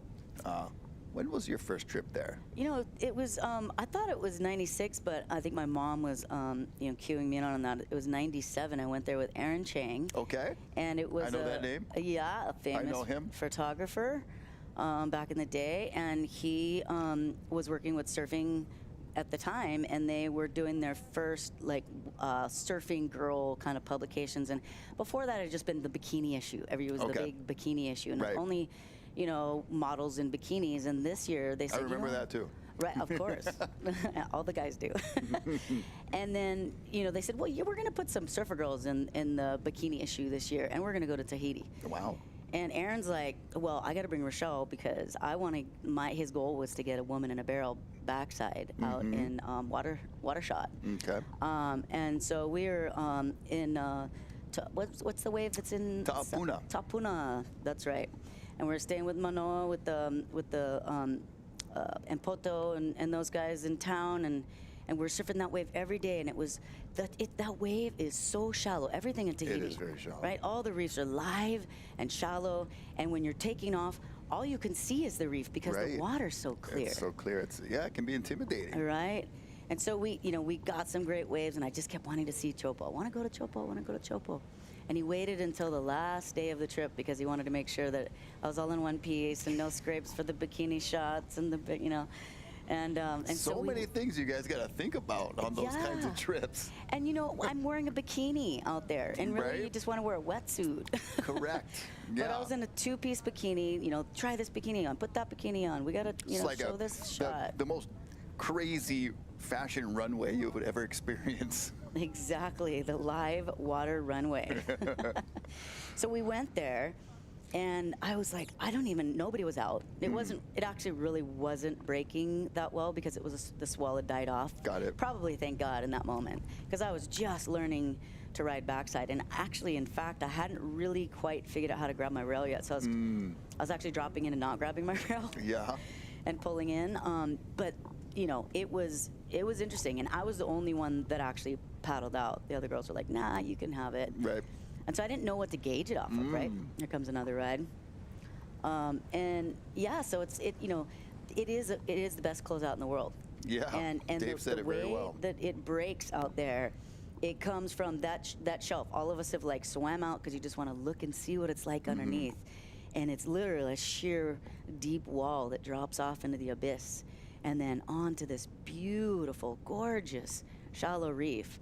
And then that arena that everybody gets to sit and watch is so special. Yeah, yeah, it is. The spectating gallery, and even that spectating area. I mean, we talked about earlier, the remoteness and just the mission to get out to it. Not like Pipeline or Waimea. Yeah. You can just post up, get right out of your vehicle and get your binoculars and be right in it. You got to be pretty committed to be a spectator there. For sure. And connected. For sure. And I sit at the Bon Jouet as well. You know, a lot of us surfers stayed out there, and then you're like on the canoe, and you're always on the water no matter what. And like years later, ended up staying with Andy and you know, the whole Billabong crew. We got the boathouse, and in the beginning of it, it was so funny. They're like, I was looking for a place to stay. I had my friend Sky Rondenet filming with me, and they're like, well, you know, you can stay in this little boathouse, but there's rats in the ceiling, so I don't know if it's appropriate for your ladies. I'm like, we'll take it. We just need anything. And he's like, okay. Puppy was like, there's a boat. Oh, look at this wave. That's a beauty. That's really well done, too. Look at all the smiles. Gotta love that. Who is that, Dave?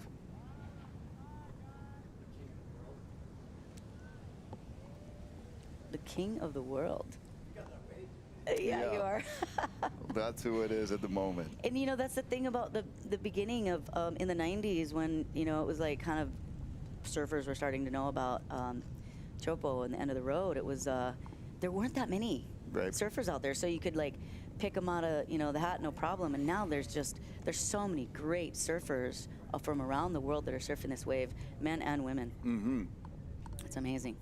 Yeah, we saw one of our wahines that were paddling out earlier, and the progression and how far the women's surfing has come to present day from when it, you know, started getting its coverage. I mean, you go back to you know, Hawaii surfers like Auntie Rel Sun and you know, the ones that were pioneering those days and breaking through, kind of paved a path for your generation coming up in that early 90s to mid 90s. That was a whole nother type or way of pioneering, I guess. You know, getting into the shortboards and the really high performance, and then into these 20-foot plus big wave conditions. For sure. And, you know, growing up on Kauai was very helpful in getting a little warm up into waves like Teahupo'o and Pipeline. And Keala Kennelly and I were kind of, you know, always partnering up with that and surfing with Bruce and Andy. Thank God, because that was a good crew you guys had. Oh yeah, it was amazing. I remember John Bilderback came over and we were shooting with Surfer Magazine. Nice line driver coming from the back. Oh wow. Oh, that was beautiful. That was that replay. Yeah, that was really good. Yep. And, you know, so we ended up going out at this wave, that, you know, smaller version of this, and we're all excited. Like, I was like out there I first like how thing. you won't say what it is. Yeah, exactly. It's Kauai, you know, Kauai. I know the spot. And so I pulled into this wave, and it like stood up in it, and the thing closed out. And I was like, oh no. And it's like dry reef. And I literally like hit my head on the reef and had to go in. Oh man. Yeah, but I mean, and so I sat on the beach and I was watching, and Keala was just charging, and she was like, I think 13. Yeah. You know, and Bruce and Andy, same thing, just like whipping around like under the lip. Yeah. And you know, grabbing the rail and letting go and standing up in the pit, getting spat out, and it was like, okay, later on down the line, that was going to be the best thing we've ever seen. Yeah. You know, in that moment. Deja vu, right? Yeah, so Watching incredible. them, you know, at this break. Wow, look at that driver's ed course right there through the jet skis and sleds. Yeah. And some of those, when they come, you know, like some of them are deeper and you have all this space, and then some of them, they come kind of through that whole peanut gallery. Right. And you got to like dodge, you know, like little bowling alley action. Yeah. Yeah, try not to hit the pins exactly. in the bowling alley. Those were some of the bigger waves that kind of creep over. And Dave and I mentioned some of the carnage we've seen in the past. There's that closeout section there, that right-hander that favors the the westerly direction, but the swell more south today, and this season opener shaping up to be a beautiful morning.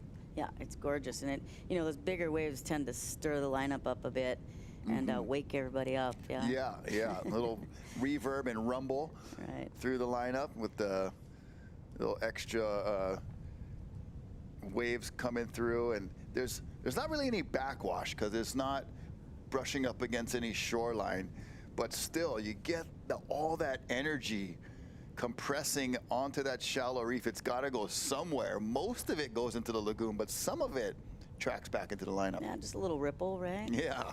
Wake everybody up. Make it interesting.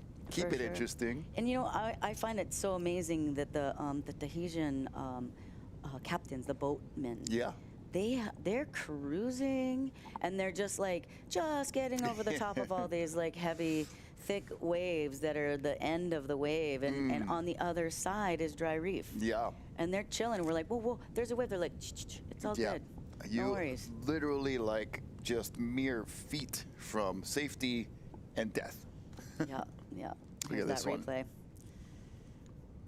Beautiful wave. Oh, wow. That one just folding over, Perfection. spitting out.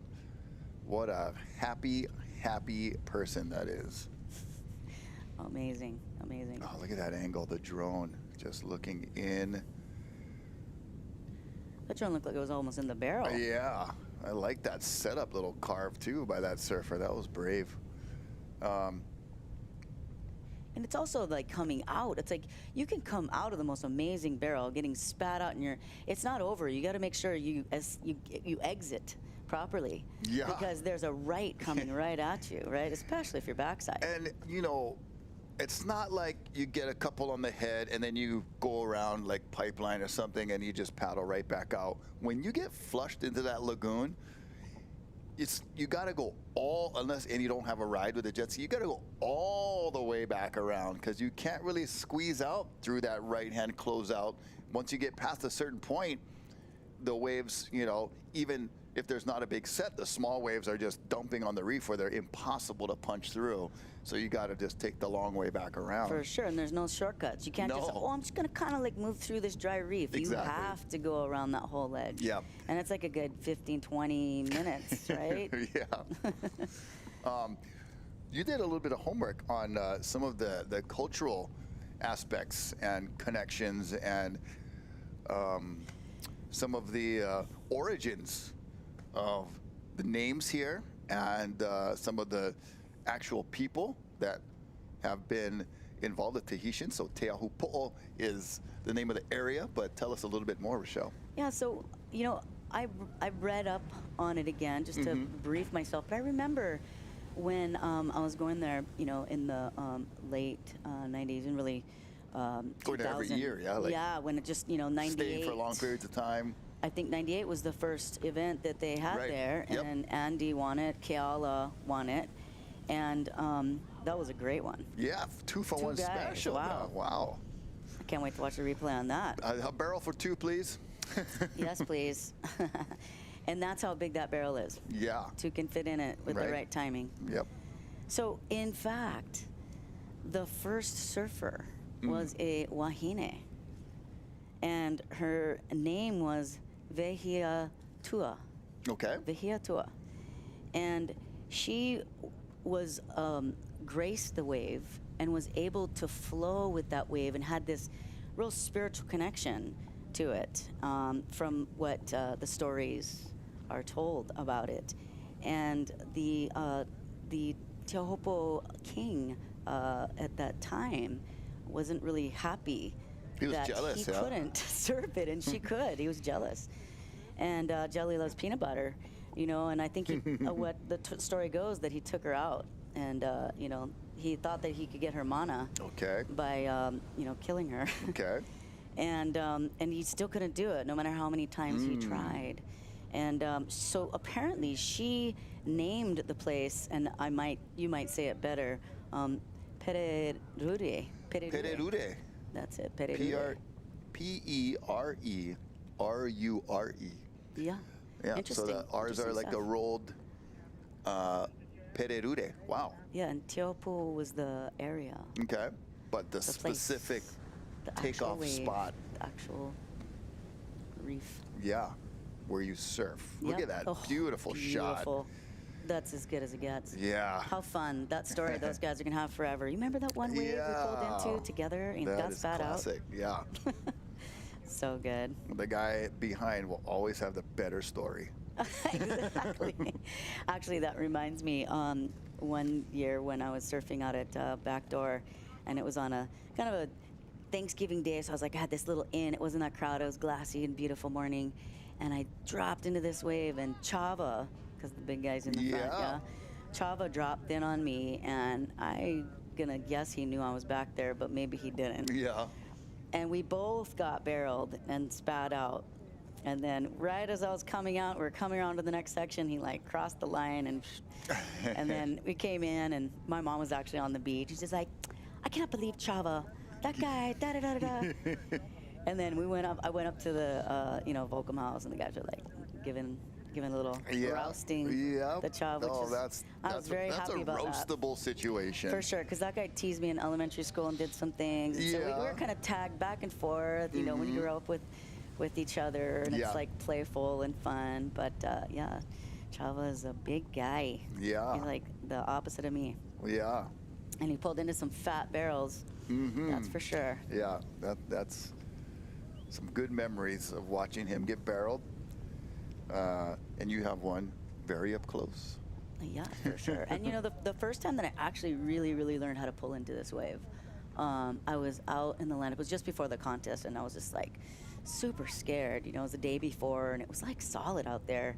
It was like 5 to 6 for me. Like that's like solid, especially when you're talking about Teahupo'o. Yeah, and Hawaiian size. Yeah, exactly. And so That'll be Shano, 10 to 12 for your face value, folks. totally thick. It just gets thicker and thicker. Yeah. Right, thicker than water. And so Shano was out, and I was like, Shano, how do you do it? Yeah. How do you not lose it on the drop? Because I just kept focusing. The drop was so intense to get down that ledge, that 90-degree angle, right? And he's like, you just don't look down, whatever you do. Like dig, dig, dig, and take a couple extra strokes down that face, and then just look at the boats. Yeah. And stick your butt in that wave and look at the boats, and keep your eye on them the whole way through. And then he's like, oh, here comes one. And I was like, whoa. I was like, oh, okay, I'm going. And so I did that, and I got spat out right by the boats, and that was it. And that's the technique. Yeah, and then, once you can get over, or get over the ledge, get over all of the, anxiety and the fears that you're feeling, and you get that one, man, and it's almost like you have like this epiphany, a moment where you've got it somewhat figured out, and now you know the feeling you're going for, because when you're looking at it not having ridden the wave there yet, you're like, oh, what's it going to feel like when I finally get that one, and all that buildup, and then it happens, and then you're like, you finally, okay, I remember where I was sitting, how I was paddling, and you get in, try to stay in that groove as much as you can, and then the classic thing happens. Usually you get a little overconfident or too comfortable, and it reminds you where you're at and smacks you down. And that, you guys were mentioning, you and Dave earlier, the board, the equipment is so key. Because, that right size of your board that fits under you is so key, and to have the right volume in the board. And it's one of those where you don't want too much board, because it's that drop again. It's so critical. You don't want the nose to dig, Yeah, to fit in that compact space. You kind of, you're like torn between like, I want something a little longer or volume-wise that will allow me to paddle faster, but I also need something that will allow me to fit in the wave or get the rail in the wave. With too much volume, I feel like sometimes the rail won't stick as you want it to. That's it. So it is, every wave I feel like when I was out there, and Pipeline too, every wave I feel like I'm paddling like the hardest I've ever paddled before. And that's just how you gotta approach it. And you're 6'1"? I'm 6'1", yeah. I'm 5. I was 5'1". I think I'm 5 foot now. So yeah, it's definitely a thing, paddling that wave. I remember like 6'3" is like my size that I like to ride out there. And I remember when I was like who was making your boards? Al Merrick. Okay, yeah. Yep, I was the first time I surfed the waves. I was riding for JC, and then Al Merrick really was making me the best boards, and got in the shaping room with him. It was amazing. Yeah. But I remember like having this one heat where I was like the whole contest on my 6'3", and then I got all confident, like I don't want to try a smaller board, and I rode my 6'0", and I was against Lane in that final, and it just kept sliding out on me. And so that board length is so key out there. And I know that nowadays in the progression of surfboard shaping, we're able to ride smaller boards with more volume, and the outline and the foil has allowed us to have that board fit like a glove, really fit like a good shoe. Right, or like a nice slipper that's been broken in a few months, got your imprints inside already. That's it. Yeah. All those sweet Olukais. Yeah, beautiful aerials there of the setup at Teahupo'o, and we talked about the location of the peak and the takeoff zone and how far inside it is from the actual boat channel. And all the other breaks, Teahupoo you mentioned, Vaira'o, Sapinus, all of those breaks are directly on the edge of the reef and go into the boat channel or into the pass. That was, the first, what does that say? Oh, flow state. I'm trying to read Eli's board there. That was too. Good job. It's upside down and backwards. The first impressions that you get there, you're like, okay, this is not like those breaks. And you're thinking going there, it's going to be just like that. But all of the things to absorb when you get to Teahupo'o, you get to Tahiti in general, it's like to absorb. And then when you get to the end of the road, it's like a whole other world, inside of this very different world. There's another world, and just a beautiful place, but demanding so much respect. Not only for the wave itself, but the folks in the neighborhood and the culture and the community that's there. But yeah, wrapping your head around how this place comes to be and how it functions is pretty mind-boggling. And right here, just even looking at this, this special moment, Uncle's on the, Tahitian is on the ski, and then you got 3 little girls watching one of the heaviest waves in the world. Yeah, and they're just cruising. Right there, relaxing, looking into, What an eye-opener and amazing experience to begin your journey. If they look like they're little surfer girls ready to charge. Yeah, they definitely look pretty excited, and Betta, who's operating the ski, looks relaxed, and they're probably white knuckling that seat back there. But pretty cool. Seeing Eli Olsen. Oh yeah. Taking a little rest, a little break. He had some breakfast barrels already this morning. You're watching the 20-foot plus heavy water surf coverage on Surfline of our Southern Hemisphere season opener, live from Tahiti, from Teahupo'o. What's happening?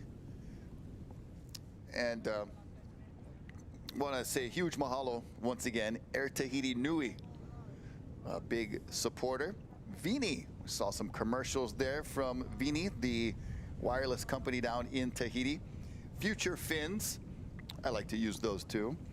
And Sea-Doo, we see a few of those out there in the lineup and in the gallery, taking care of our athletes and photographers. And also Red Bull, always pushing the limits of what's possible in their athletes and also the coverage and what we're able to show the world. So mahalo to our sponsors and Surfline, obviously, and to all of our premium members. I am one of those too. Very cool to have Surfline being able to live broadcast these events and be able to check the waves almost wherever you want to see. That's pretty awesome. For sure. And Premier is the one to go. Yeah. You get it all. Yeah. And it's like really affordable, but that the premium service subscriber fees are what enable us to put on these beautiful live events that feature some of the best waves with the best surfers in the world, not only for competition, but for beautiful free surf sessions like we're watching here. Very special moment, and it's come a long way, hasn't it? Yeah, I mean, mentioning earlier, you know, you'd have to wait, I don't know how long before something was filmed, then edited, and then produced on some platform. We used to watch, you know, stuff that was happening at Huntington. It happened over summer. We'd be watching it during fall in Hawaii.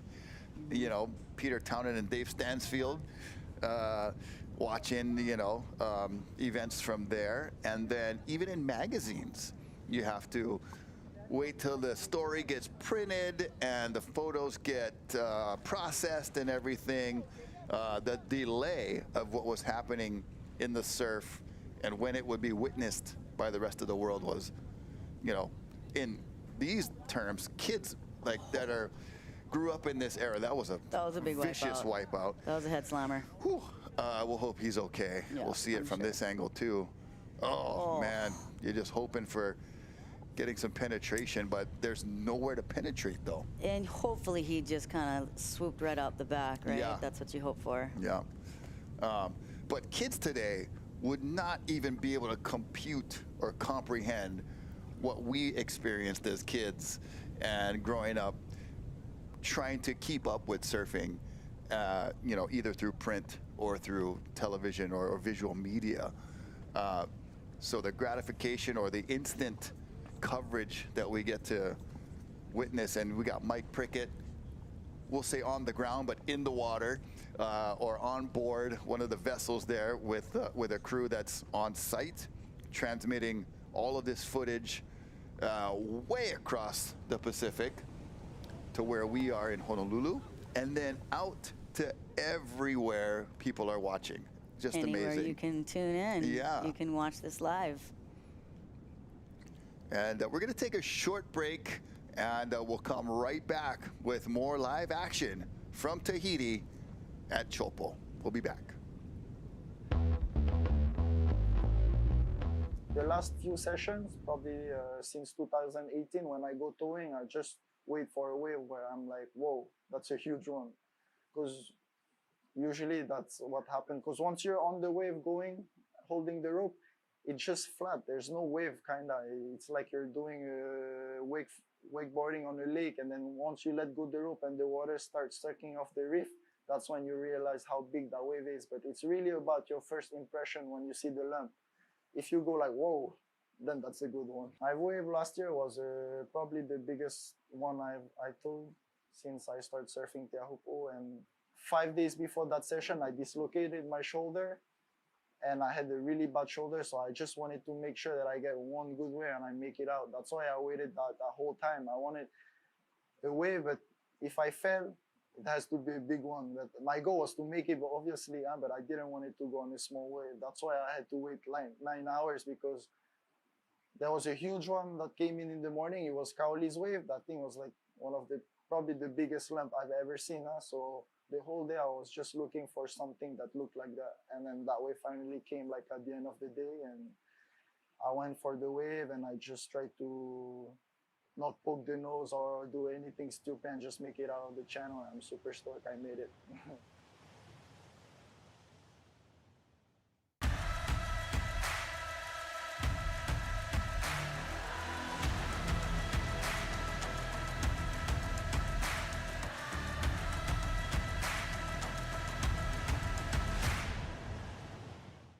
Here in Hawaii, our ocean is either going to take you to school or it's going to take you to church. Hey guys, check the surfer on the reef. We're here to take care of our fellow brothers and sisters out there in the water, and we're here for the love of it. Welcome back. There's the scene from the aerial drone above, and photographers swimming through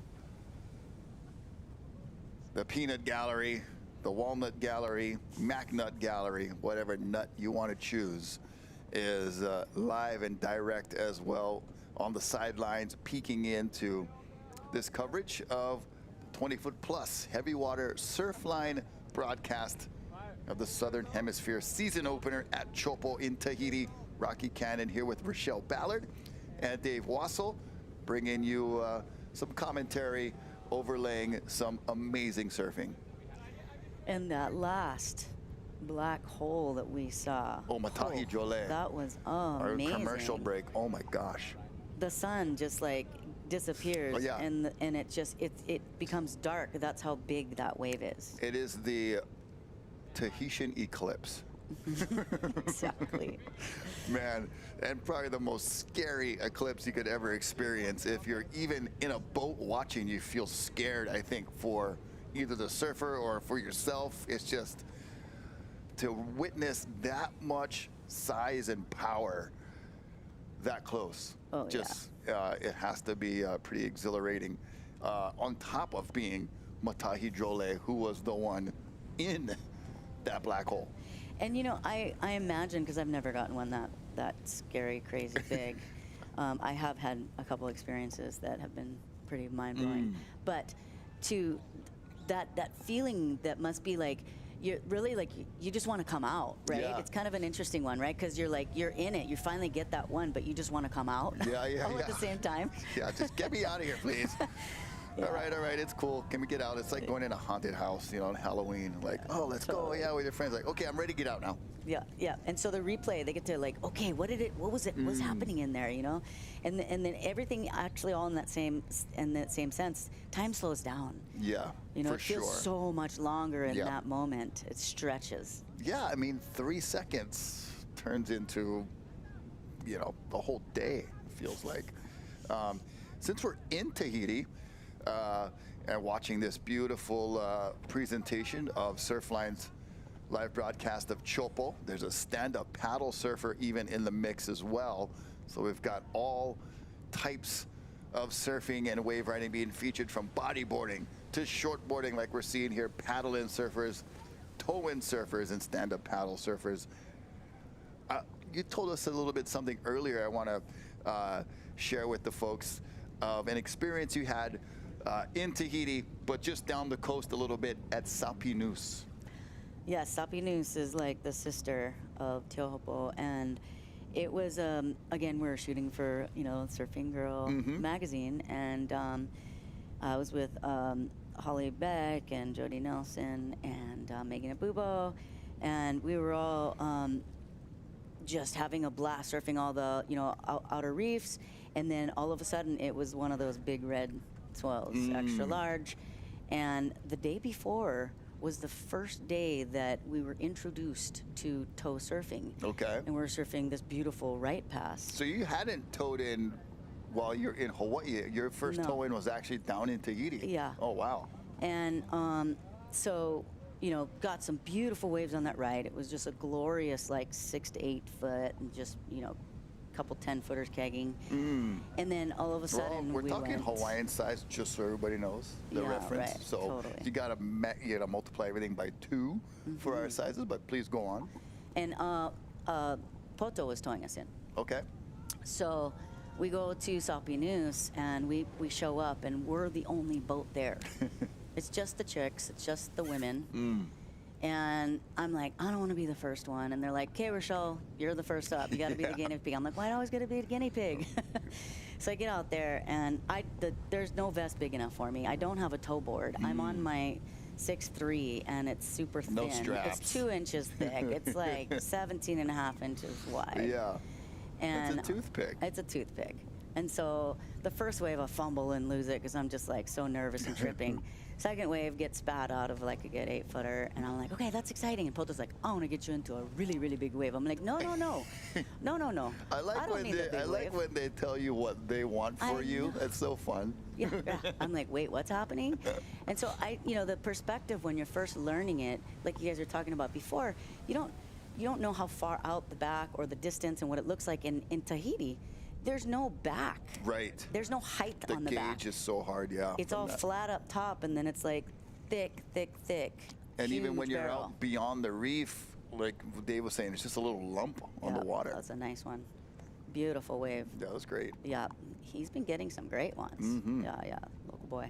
So we end up like waiting, and then all of a sudden we see this lump come through. Yeah. And he's like, let's go. And it's like, ba, ba, you know, like kind of down the line instead of just being right there. Yeah. And You're chasing it. We're chasing it. And so I'm not thinking that I can actually just say no and let go. Yeah. I think I'm committed and I have to because I don't know what's behind because they're not used to not being in the lineup when big waves come, but we're out the back of the lineup. So he whips me into this wave and all of a sudden the thing just gets dark. It gets dark. Yeah. And it's big and it's like the size of this room. Yeah. And my natural instincts, instead of like just going like drive, drive, drive with that front foot down the line and in the barrel, I grab my rail. And I'm like locked into this thing and all of a sudden I feel this, I'm a feather. I'm like, oh no, I'm the feather. And I'm going up with it over the wall and then in the part of the lip. Yeah. And I got held under for 2 waves. Oh my gosh. And just And ragdoll. no vest. The ragdoll, Dave. Yeah. That was a real thing. No And helmet, no vest. no helmet, no vest. Came up, I had water in my lungs. I was like, they were compressed. I couldn't really speak. And I was done. Yeah. I watched the girls get some sweet, sweet barrels the rest of the day. And but that was quite an experience. And that was one of my 9 lives. Okay. Yeah. And what the women are doing today is spectacular.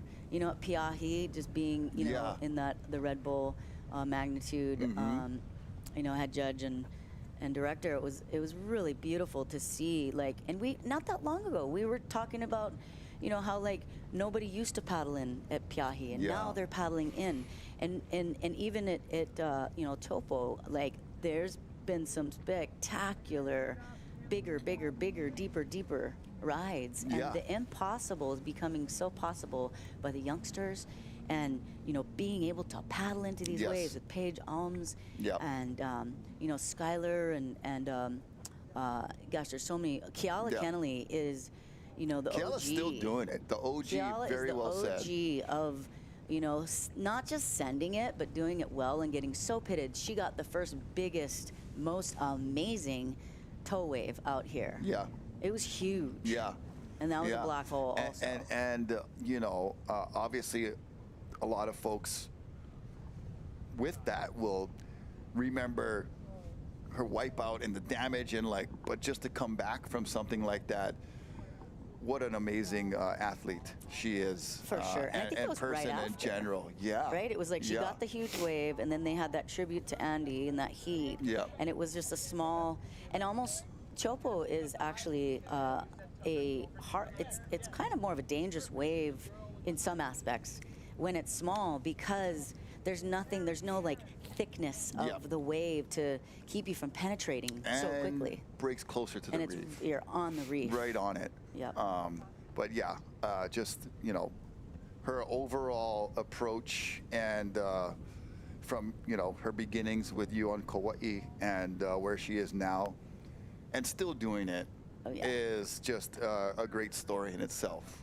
And back to a little bit of the pioneer talk of what you guys were doing back then, and then to where it's come now, and to have you a part of the Red Bull Magnitude and that event showcasing the Wahine in big waves. This year we had our first integration of Wahine into the eddy, which was really special and awesome too, to watch, you know, like Emily Erickson, second generation kind charging with her dad, Roger, doing it for so many years. And then the equipment that is available, and you know, relationships with athletes and shapers, and some of the athletes, you know, maybe getting in and doing some of the shaping themselves, but all of those things have made the big wave surfing so much, just the possibilities. And as you said, I never thought we would go back to paddling once tow came around, you know? And I was like, okay, this is the next level, it's the new thing. Even Laird way back then was experiencing with that foil, you know, at Piahi, but who would have thought it would, like, not regress in a sense, taking a step backwards, but revert back to paddling surfing in these huge 20+ conditions? So maybe like the idea of, so you know, you teach surf lessons also, and you put like a little, you know, 4-year-old, 5-year-old on the board with you, and they're riding the wave, Correct. and they have that experience first, instead of trying to figure out how to do it. Right. And so in a way, like the way we figured it out when we were kids. exactly, and the uncles and aunties that's taught the us. thing. That's the thing. Like, here's your board. Go out. Just turn around, paddle in, take off, ride it to the beach. So, it in a way, like getting whipped in, having that perspective of what it looks like when you're in the most amazing part of the wave. It's almost like, well, actually, I have a different viewpoint now. Right. And so that idea of paddling in at that stage maybe is more possible from the perspective. Oh, that that toe opened up. Exactly. It opens the eyes. Yeah. Yeah, because, you know, we talk and say the word perspective a lot, and it's because you can be either, you know, laying down and paddling or standing up paddling or in a different part of the same lineup. But there's so many little different things and perspectives that will change in just that little bit of adjustment of where you're looking from, you know, and what angle you're looking at. The same wave and same break. So opening up all those new perspectives with toe surfing, stand-up paddle surfing, and the different positions. It's really neat to explore all those options. It is, and you know, surfing is such a special experience. I don't even want to call it a sport because you're in nature, and every wave is different, and it comes from out in the middle of the sea from a storm, and that wave is not thinking about you. It's not like, I can't wait to meet, you know, any of these surfers out there. It's traveled thousands of miles already. Yeah, and it's like we have this opportunity to have this dance on a wave. Yeah. And that's one of the things that I love about surfing more than anything is here's these like big, strong, powerful men and women, but like what I see is this grace in men even in surfing that is so you don't really you don't see that in football. Yeah, right? no. But like in surfing, and it's liquid football. Mostly like figure skating, but sure, exactly. And so there is this beautiful flow and grace that happens, and we dance on waves. Yeah. And to be able to explore with the different types of board design and equipment and all this like this perspective that we're looking right now at live, you know, from the drone. Yeah. Right? Yeah. And then that drone is like the bird. Somebody was like, well, what if we could just put a camera on the bird? Right. Oh, yeah, here we go. It's happening right now. Yes. And that bird can go almost in the barrel with you. That's a perspective. Exactly. Yeah. Yeah, I know, right? Can fly right in there. Right. And even the GoPro, right? You're like in the barrel. Yes. And you're like, wow, that's what it's like. So for somebody that doesn't surf, to have that viewpoint in the barrel, dropping in and getting spat out at Teahupo'o it's unparalleled with anything else that I've ever seen in the world, really. Yeah, and the way that we can bring it and the way Surfline brings it to everyone that wants to tune in, it's pretty remarkable how much you can see and what is possible these days. And gotta say, once again, a huge mahalo to our crew at Salt and Air Studios, our folks that are there with Mike Prickett live in the channel, one of those vessels right there, and our folks that are in the studio mixing it up on the boards and screens. Thank you all so much, and what a special view that is right there out at the tow-in lineup looking back across that way. I mean, that's an angle you hardly ever see. That's the cool thing about the drone, right? It's like, and then you get that perspective of like, oh, you can see that it's like a tabletop behind the wave, and then there's this thick bowl. Yeah. And then all of a sudden it turns it back into like a reef top. Yeah. Right? It's like, oh, it's only 2 feet deep down there. Yeah. There's the whole layout, and you can see where that jet ski on the far right is heading into the actual boat channel or the pass in the reef, and how far back behind that is where the takeoff zone is, and see the pod of paddle surfers right there. For sure. Rimana, you know, he was always such a great, you know, that aloha spirit. Yes. And one of the guys that always like, babe, go, go. So cute. There we go, stand-up paddler. Yeah, well, another perspective. Using the hand. Whoa, that is very well done.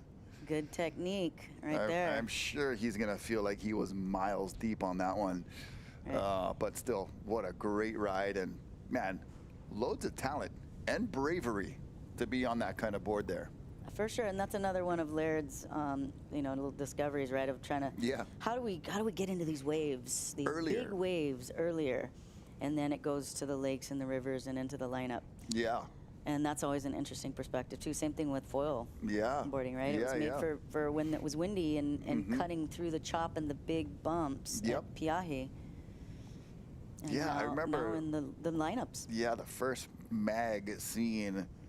Laird with that, it was a big metal blade under his board, like, wow. But yeah, what a great surfer and great pioneer. And you know,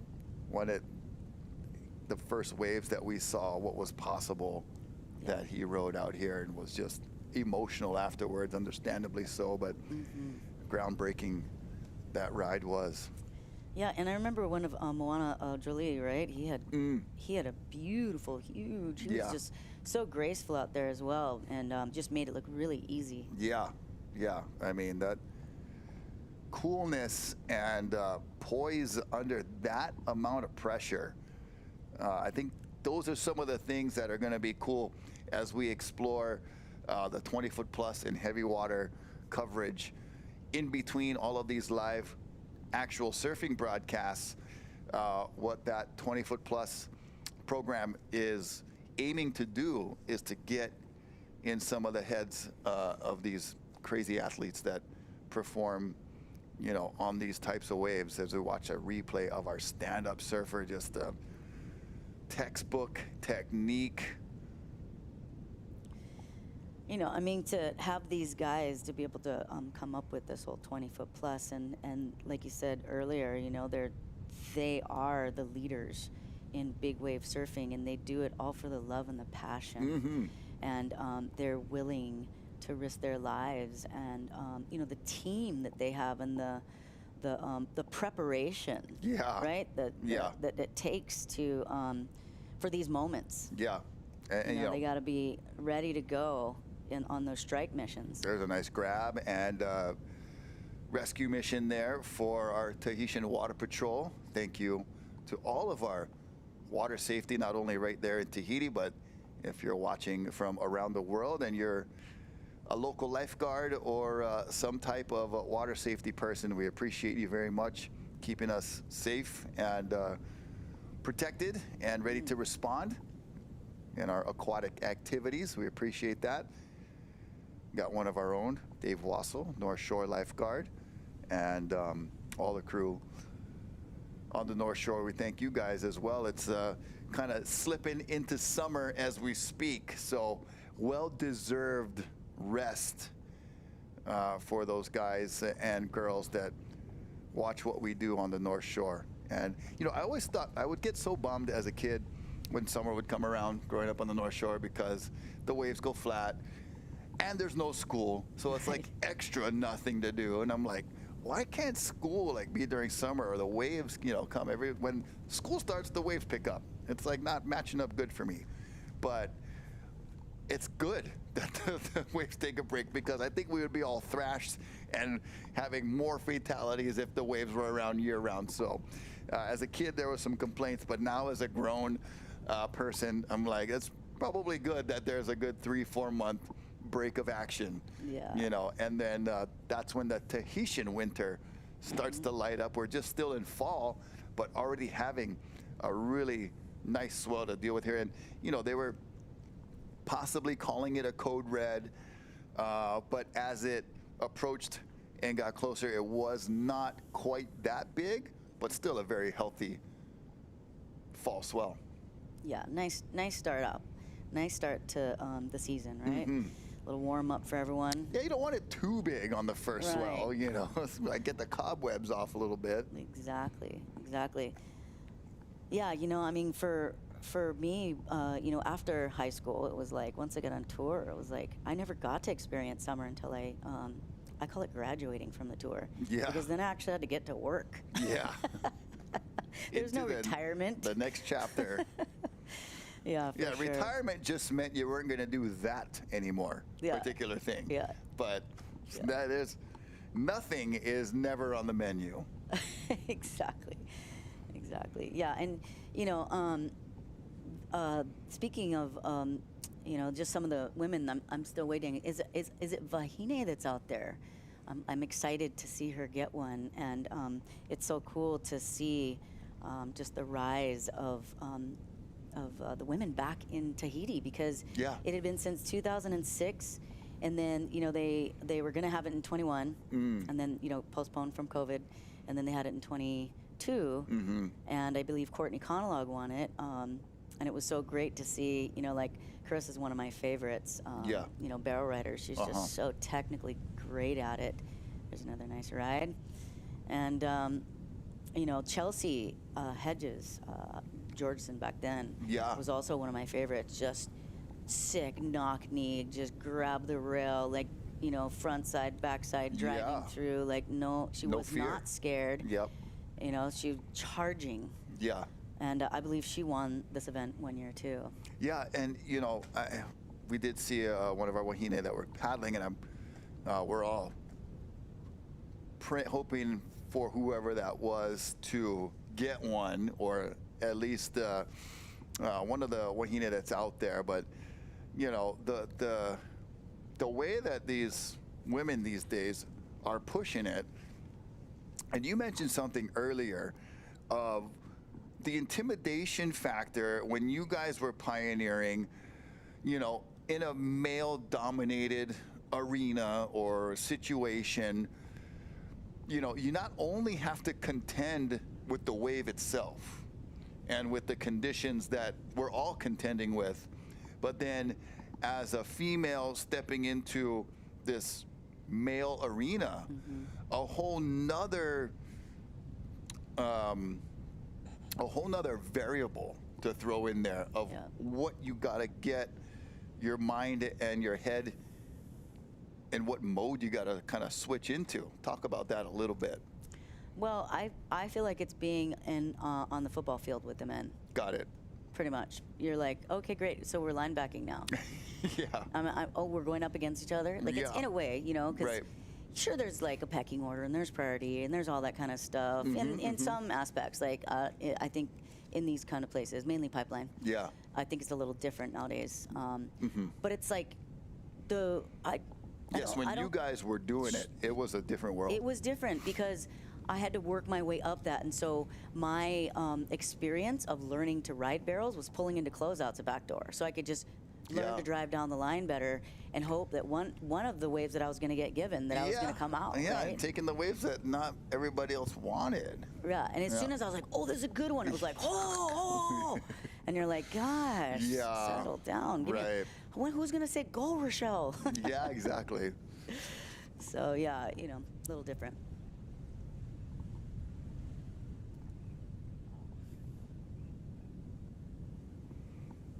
All right, we're going to take a quick look at some maps that will lead us around and show us what's going on. Let's take a look at that.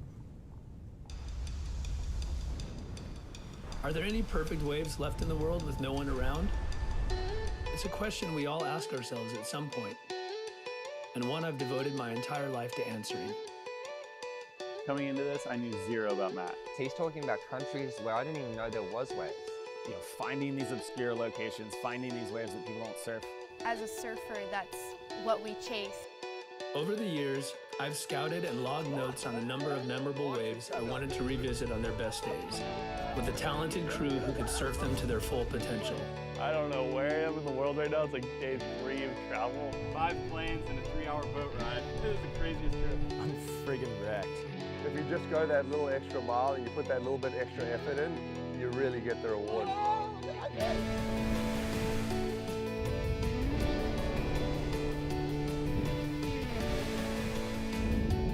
Everybody was bleeding. Oh my God!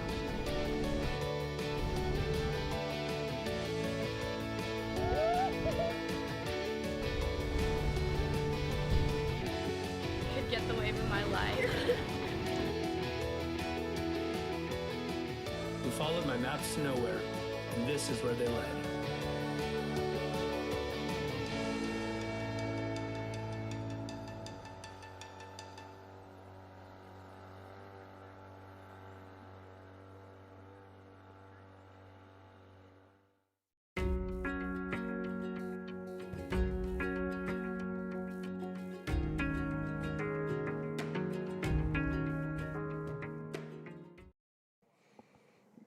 Oh, beautiful drone footage back live in Tahiti. And quick little snippet of maps to nowhere and what's happening with that. But we are bringing you the live broadcast courtesy of Surfline's 20-foot plus and heavy water surf. The first swell of this season, the Southern Hemisphere. It's summer anywhere in the north, but down south, they're gearing up for winter. Rachelle Ballard is here with me. I'm Rocky Cannon. Thanks to you all for tuning in. We've also got Dave Wassel here. He'll be stepping in over our next break, and we're gonna just check out more beautiful, buttery coverage of Teahupo'o. Yeah, it's just a glorious day there. Now the sun's really shining, and it's still glassy. Yeah, mid-morning. You know, we had mention from our forecast team, Kevin Wallace, that we may see some variable wind, maybe a little texture, but so far, still clean. Yeah, that's one of the, oh, here we go. Rider, rider up. Oh man, that's a gorgeous look inside the barrel. That's Balaram. That was amazing. And I love that drone perspective. He just like got right in there real close and pulled out, and such a great perspective. And you know, that's one of the special things about Tahiti is, you know, we were talking about all the reef passes and everything, and it's like, what makes it so different than like the islands over here in Hawaii is these lagoons. Yes. Right? So you have these huge Much lagoons. older islands. Yes. I think because they're, you know, after they come above the surface, they start sinking, and then those barrier reefs comes up. But great analogy there. Yeah, and so it creates these big passes and this waterway of all the boats and the canoes and the jet skis, and everybody gets to play in these flat lands or flat waters. Excuse me. And then all of a sudden you go outside and it's like, oh, there's these the most amazing waves happening, and the heaviest waves in the world. Yeah. Really. And it's still glassy. Yeah, exactly. And the contrast of worlds, right? From the lagoon inside the reef to what's outside the reef waiting. Yeah. It's just like serenity and tranquility, and then just death and destruction. Yeah, and so that boathouse that we stayed in, eventually it got all cleaned up, and Mommy made it like super sweet and the nice. Rats got vacated. The rats were gone. Every year we kept going back, getting prettier and prettier, and then all of a sudden the boys tried to take it from us, and she's like, man. that's Rachelle's. Yeah, oh good. So, but the bed, the wall, the water. Man. That was it. That's why it's called the boathouse. It was amazing, and I'd wake up, look out the window that didn't have any screen on it. It was just a puka, one puka. Yeah. And then take the binoculars out, and I was literally looking into the eye of the barrel at Teahupo'o. That's amazing. It was very special. What a great experience. Oh yeah, and you guys were talking about that earlier. Like you can drop into the wave, and you're already getting spat on. Yeah. That just happened. Oh, look at this one from deep. On. Oh, a little too good deep. Call. Yeah. Yeah, some of those they end up hitting the reef too quick, too fast, and they run off. And then there's that kind of, you know, then it'll hit the end bowl so fast that it turns into this big whitewash of mush through it. And so There's they're just like, kind of, those are the impossible. You're either too deep or not deep souths. enough. Yeah, those are kind of the souths can tend to do that, whereas the west bowl will be this big, deep bowl, and you think, oh my God, this is the most open barrel, and then you're like, uh-oh, no, it's not. It's gonna close out on me, and I'm looking at it coming at me, right? Have you ever had one of those? Yeah, it's like bending back towards you, where you're like, okay, doesn't look right. but I'm just going to stick with it. But you were just, to continue where we left off before the break, of the mindset that you, Wahines, in those days of pioneering pipeline, Waimea, you know, those kinds of breaks that were, you know, mainly male dominated, the little, you know, extra dimension or extra variable that you guys had to consider while being out there. Yeah, it was definitely a lot. I think it helped being from Kauai because I was always surfing with the boys. Okay. And then later those were like the boys out at Pipe and Yeah. the Pipeline Posse, Right, the yep. whole deal, right? Brado and everybody. Exactly. And so, you know, you definitely had to get into a your lower body. Yeah.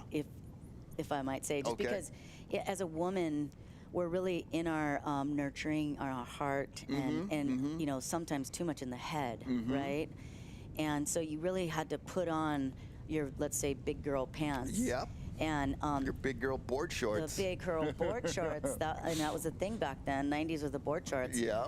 And be able to really like trust and believe in yourself. And put project away the that fear. too a little bit to the other guys that are out there. Like, hey, I'm here to play. For sure. And I like, even still, I have guys that say, oh, you don't remember me? You cut me off this one time. Or you know, I'm like, oh, sorry about that. Yeah. But it was like, I'm like, Who yeah, didn't but I that was cut like off back in those one days? out of 100 of like the opposite situation. Got right? it. Yes. So, but it was a thing because like, I swear, like out at Backdoor and Pipe, it'd be like I finally could get a wave, and then like some guy way down on the pecking order thought, oh, well, girl's going, I can finally go. Yeah. And I was like, really? So it was, sometimes it was that, you know, Yeah. and so Could be frustrating. It was, and it was really, really hard to get good with. That was he just didn't make that. He was close. Yeah. Little ripple effect. Yeah, that previous wave, you know, like this wave also is going to get that effect, and Yep. that surfer was like, maybe not. And that's the thing out there. You really want to get the clean ones. You don't want to like take the last wave of the set, and the ocean's already like kind of stirring up, right? Oh, Noah Bashin. It's not a wave pool, bro.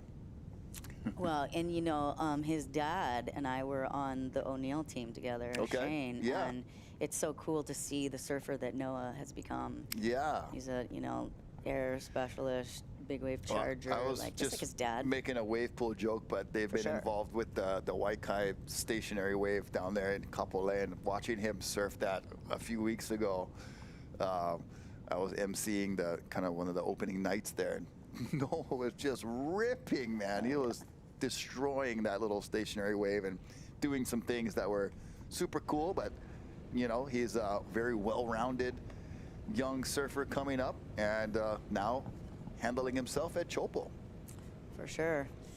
You know, that's the thing. It's like, even like riding for O'Neill, we had a trip here, and even like Jay Moriarty was on that trip. Oh, wow. And it was Corey and Shane and a few of the other guys, and just, you know, the experience was we were the only ones out, and Raymana was with us, and it was a pretty southwest swell, and this big set came through, and I was like, I'm gonna go on, I'm getting one. This is I went on the first one, and it did that like close out. Oh, that was a beautiful wave. It's too bad I couldn't have made it that one. Yeah. So I ended up like hitting my head on the reef. Oof. And because it was the first wave, you know, Poto was out the back, and he was like keeping an eye on those guys, and they're like, I was watching them getting shocked, and I was kind of floundering, tripping on the inside, you know, trying not to get like cheese grated, right? And you know, later on they ended up bringing me to the emergency room, and the guy, the doctor comes out, and he has like this like kind of puka shirt and belly sticking out, no slippas. I was like, oh boy, here we go. Wait a second, can I have the real doctor? I'm like, I think I'm just gonna put lime on it. Yeah. Oh, the doctor comes out with all these tools, and in his pocket he's got a lime. Yeah. There you go. But you know, fast forward to today, there's one woman out there right now. Yeah. Amongst all the boys, still trying to get a wave. Yeah. So I think priority, it's her turn right now. Let's go. Yeah. Rachelle says. Yeah. It's just say going sister's left. turn. So but this is a beautiful wave right Oh, here. man. Nice drop in. Yeah. Great positioning. Oh, And that's and the it one. really is. It's like that the depth of how deep can you get, but you can't go too much because then the foam ball gets you, and you got to have just enough speed to get out. So that timing is key out here. Yeah, timing and positioning of like where you're gonna, choose to take off, or where, your brain tells you where you're comfortable taking off. Yeah, it's just a kind of just a juggernaut of figuring out when you get there, and different swells, different spots, in a foot or two will just make a world of difference of what your eventual fate will be.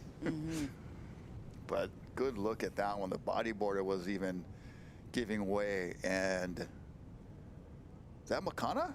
No, that's someone who's a little taller. Yeah. That was a beautiful wave. Perfect. I mean, how many, if you could count how many perfect waves there are on a day like this at Teahupo'o? Yeah, I mean, you'd be rich if you said you get a nickel for each one. So many good waves. And this is live action. And that is Mr. Ballstack himself. I love the Glenn Winton full Astro deck up and down the board. So classic. So cool. Yeah, I was gonna say $100. Yeah. Maybe 1,000 nowadays. Yeah. Nowadays.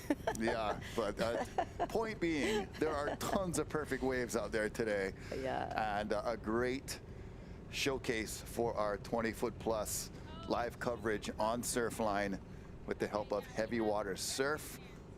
And you see the little logo icon up in the right corner, that 20-foot plus program that has been now at home at Surfline, so you can check out all of the replays of the live coverage.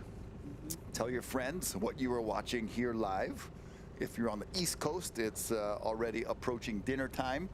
If you're here in Hawaii, it is brunch on a Sunday.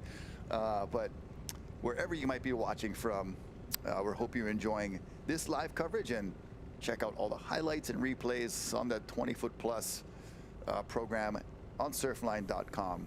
That will be available, and we'll have more stuff to come. And as we were talking about earlier, the 20-foot plus, not just the surfing and live coverage of the athletes in action, but a lot of conversations and behind the scenes preparation you talked about, the physical preparation, the training, so many things that these guys and women are doing these days to prepare themselves.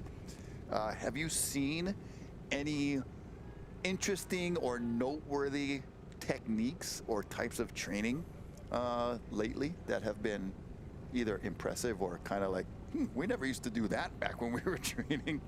Well, back in the day, Rob used to train us, and Garcia, and he had these really great training techniques that he was using with boxers, with quick muscle, twitch reflex, and balancing, like standing on the ball, the yoga ball, and, like medicine balls and everything. And still, a lot of that is incorporated, but there's definitely more of, coming from the yoga world, meditation and breath work. And then now, like, foundation training is really helpful, because a lot of people don't know where to breathe.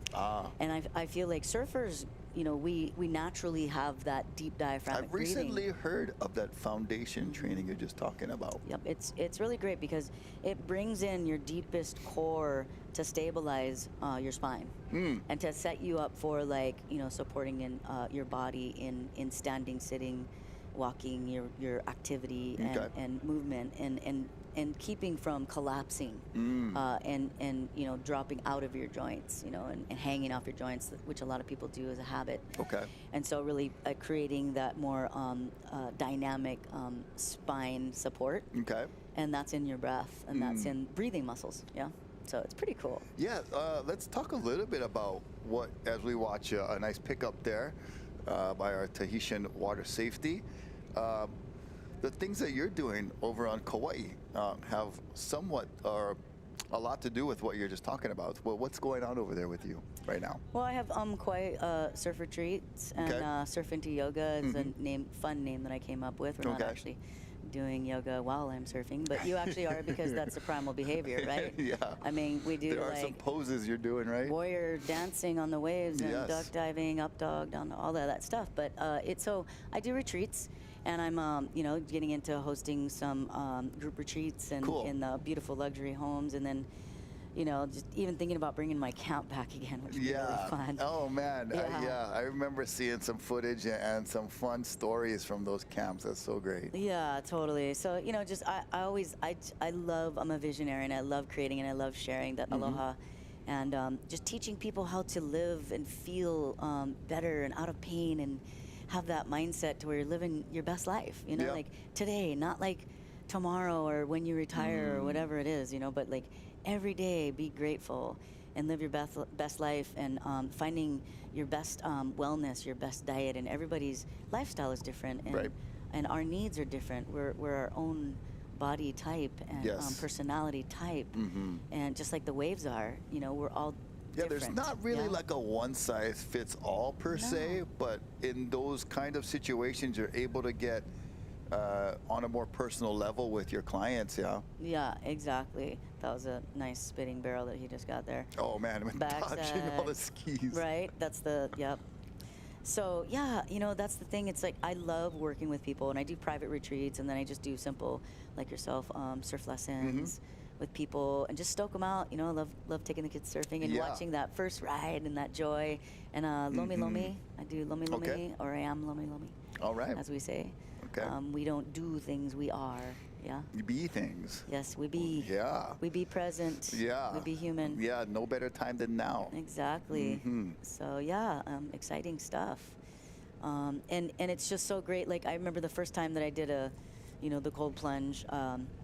Kent Ewing taught me this amazing Chine-san wing work, where you're working the internals and opening up all these, unwinding the tissue to release the pain body and the emotional holds inside. And I had so much stuff going on, from throwing myself over the ledge all over the world, and dragging the bags and nonstop on the road. Oh, and I know. It's everything, just, right? I mean, and that is one of, I know the 20-foot plus is going to open up that world for a lot of our viewers, but it's not just the surfing that is, all of that, the preparation also, like you said, dragging a board bag.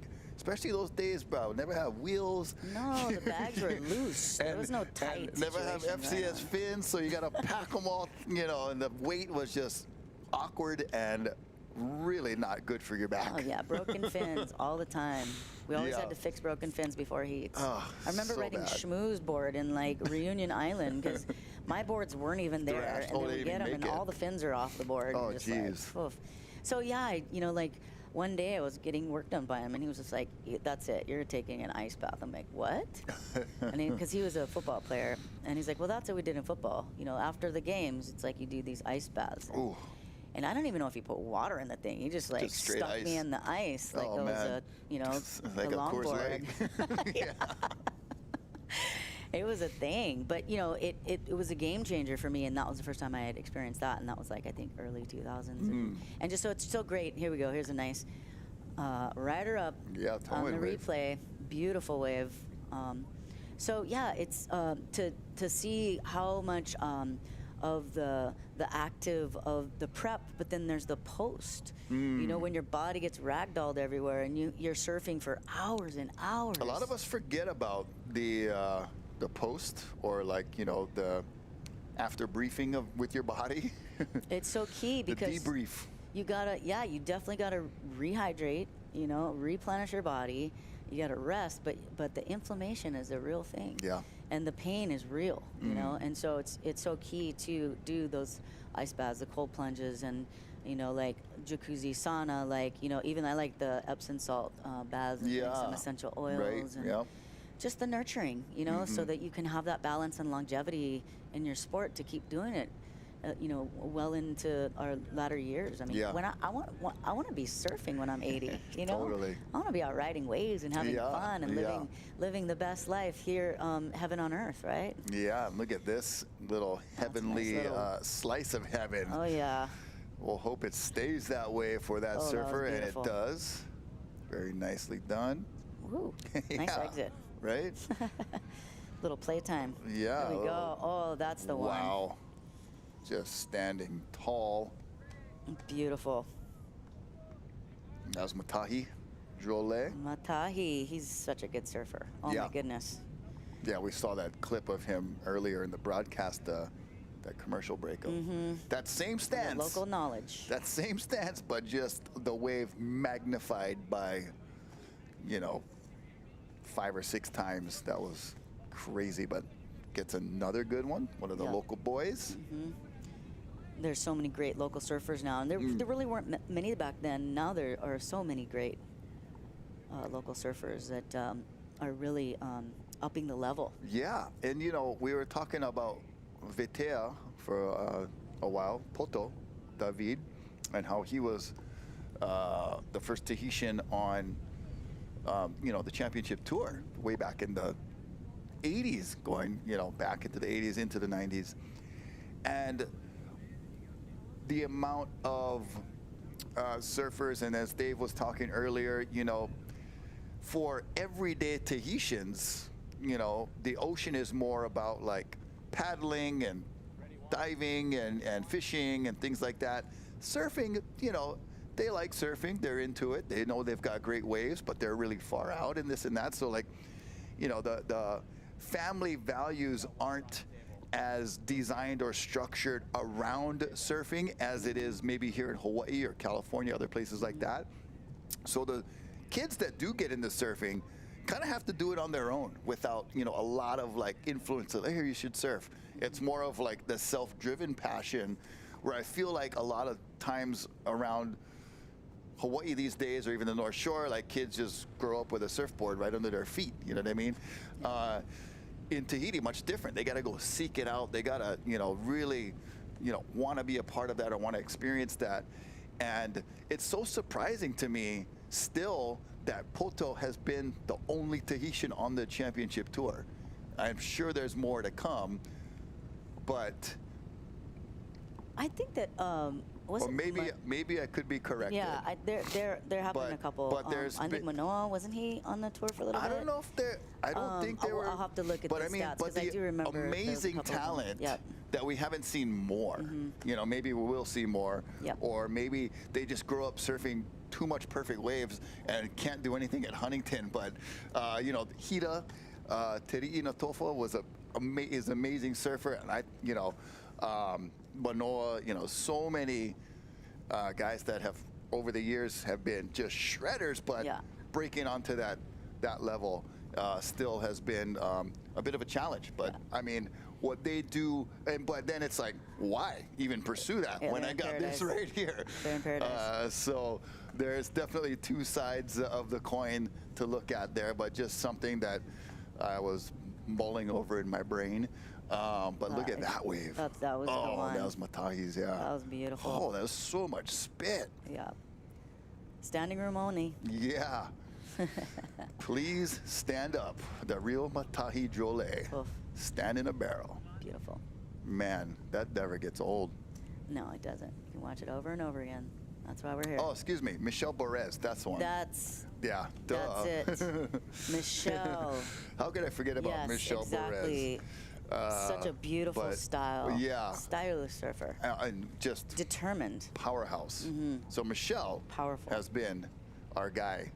And how could I forget that? I watched him win Haleiwa twice right in front of my eyes. I've watched him win the Pipe Masters, the World Cup. Amazing surfer. So apologies, Tahiti. You guys have Michelle that has been there doing it. And we'll see who's next. There's, as we said, a load of new talent that the Tahitians have to choose from who will be their next representative on that stage. But as far as this stage goes, they are very well represented. They are, and we also have the Olympics that's going to be coming up next year. So that's going to be a whole nother ball game, right? Yeah, it's like, so with that's going to be with the whole world's going to see that. With France being the host country, I love the fact that they're able to, like, if it would be like if the United States, you know, we could maybe use Hawaii or something, but I love the fact that they're able, or at least it's being reported that they'll be able to use Tahiti as the venue for the Surfing Olympics. And we'll talk more about Tahiti being the focal point of that great event when we come back from a short break and bring you more of this great live event broadcast. We'll be right back. Stay right there. For the big paddling, I use a 661, normal short board. For me, just because of the big drop, I don't want a bigger board for the steep part of the wave. I want to make my drop, especially with the backside guys. You will have to be in the air at one point. So with a bigger board, it's kind of hard to handle that, especially on the bottom turn. It's sucking too hard. So I use a small board for big paddling. My toe board only have the front foot stop. For the back foot, I want to be able to move my foot a little bit more, especially on the grab. When you're super deep, all the toe wave, you always stand up, you're like, bam. But if you want the perfect one and super deep, you will have the crazy part of the explosion. So I want to be able to grab just in case and hold as strong as possible the board.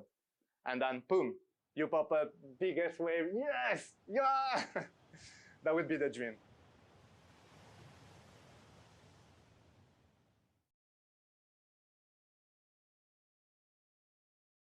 Here in Hawaii, our ocean is either going to take you to school or it's going to take you to church. Hey guys, check the surfer on the reef. We're here to take care of our fellow brothers and sisters out there in the water, and we're here for the love of it.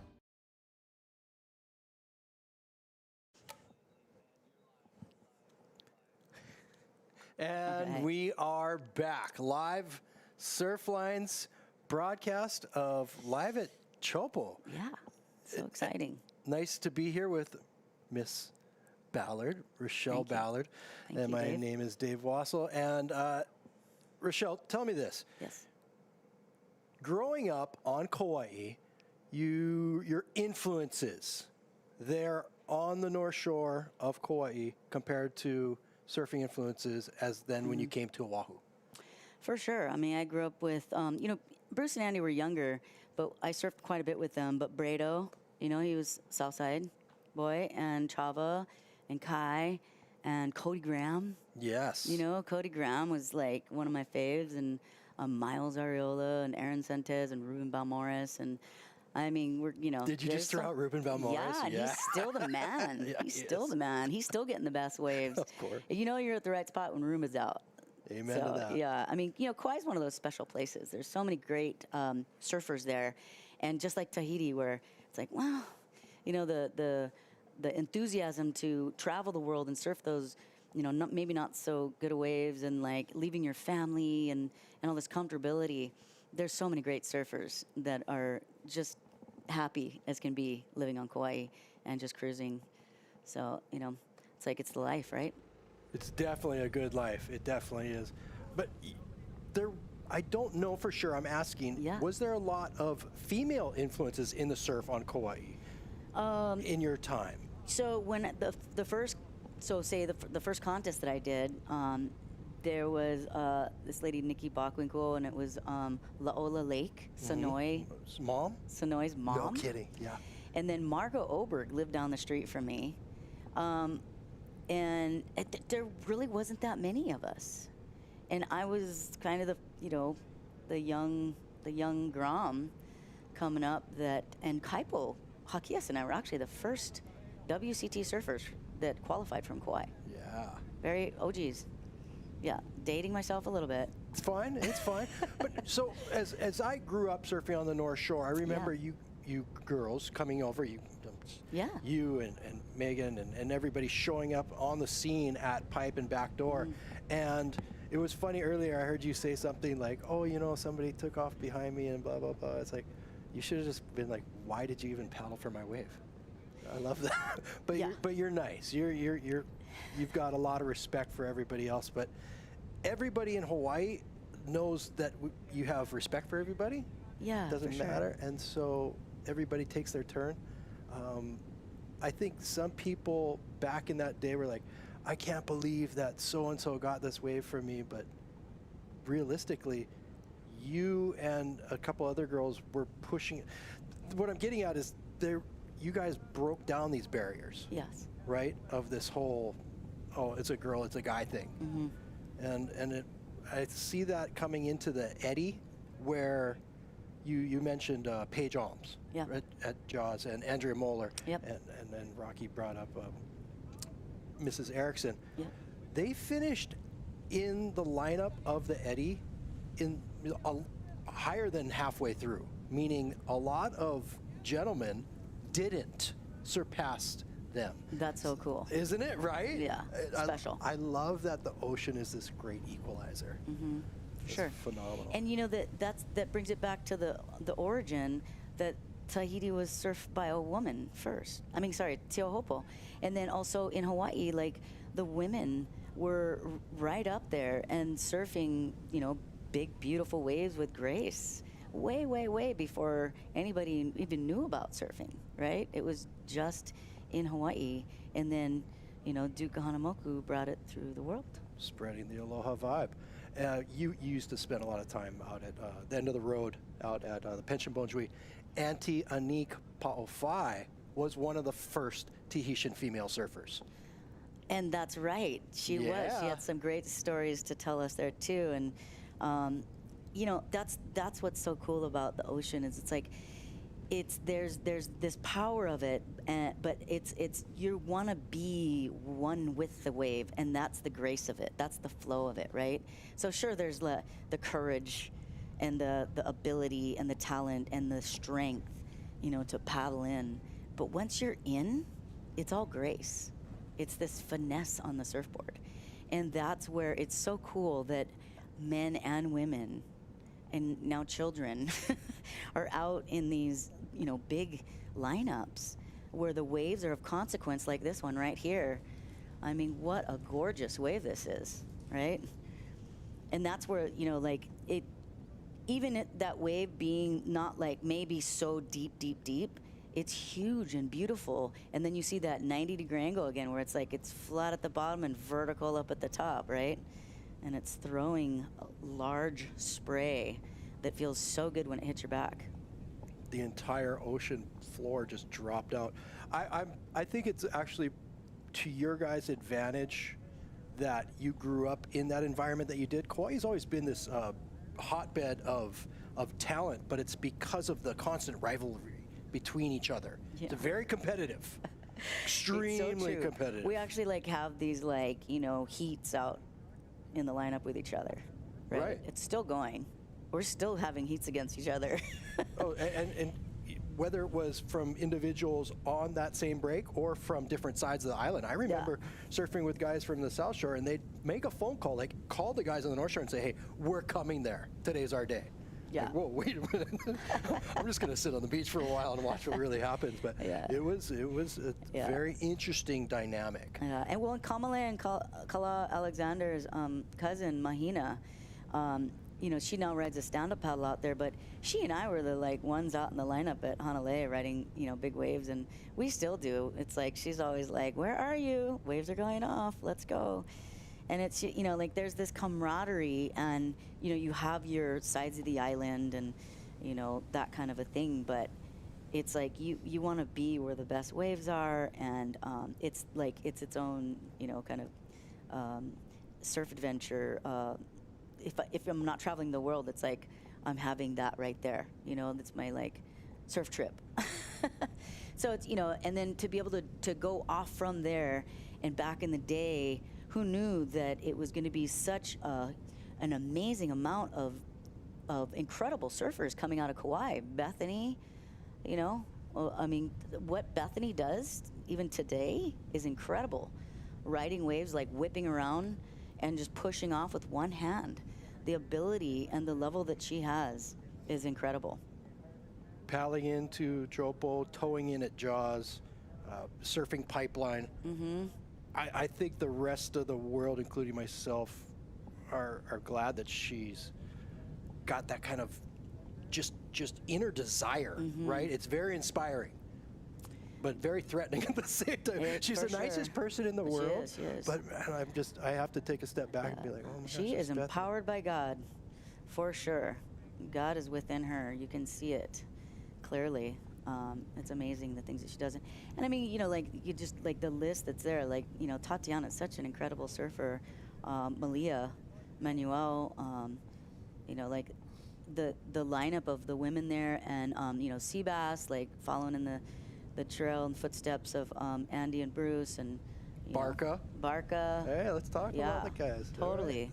There's a big crew. And everybody's still ripping. There's a big crew. I know I'm leaving out guys who are like, oh, come on, Rochi.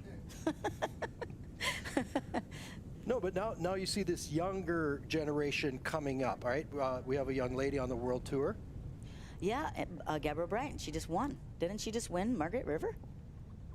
Pretty sure she did. Wasn't Carissa?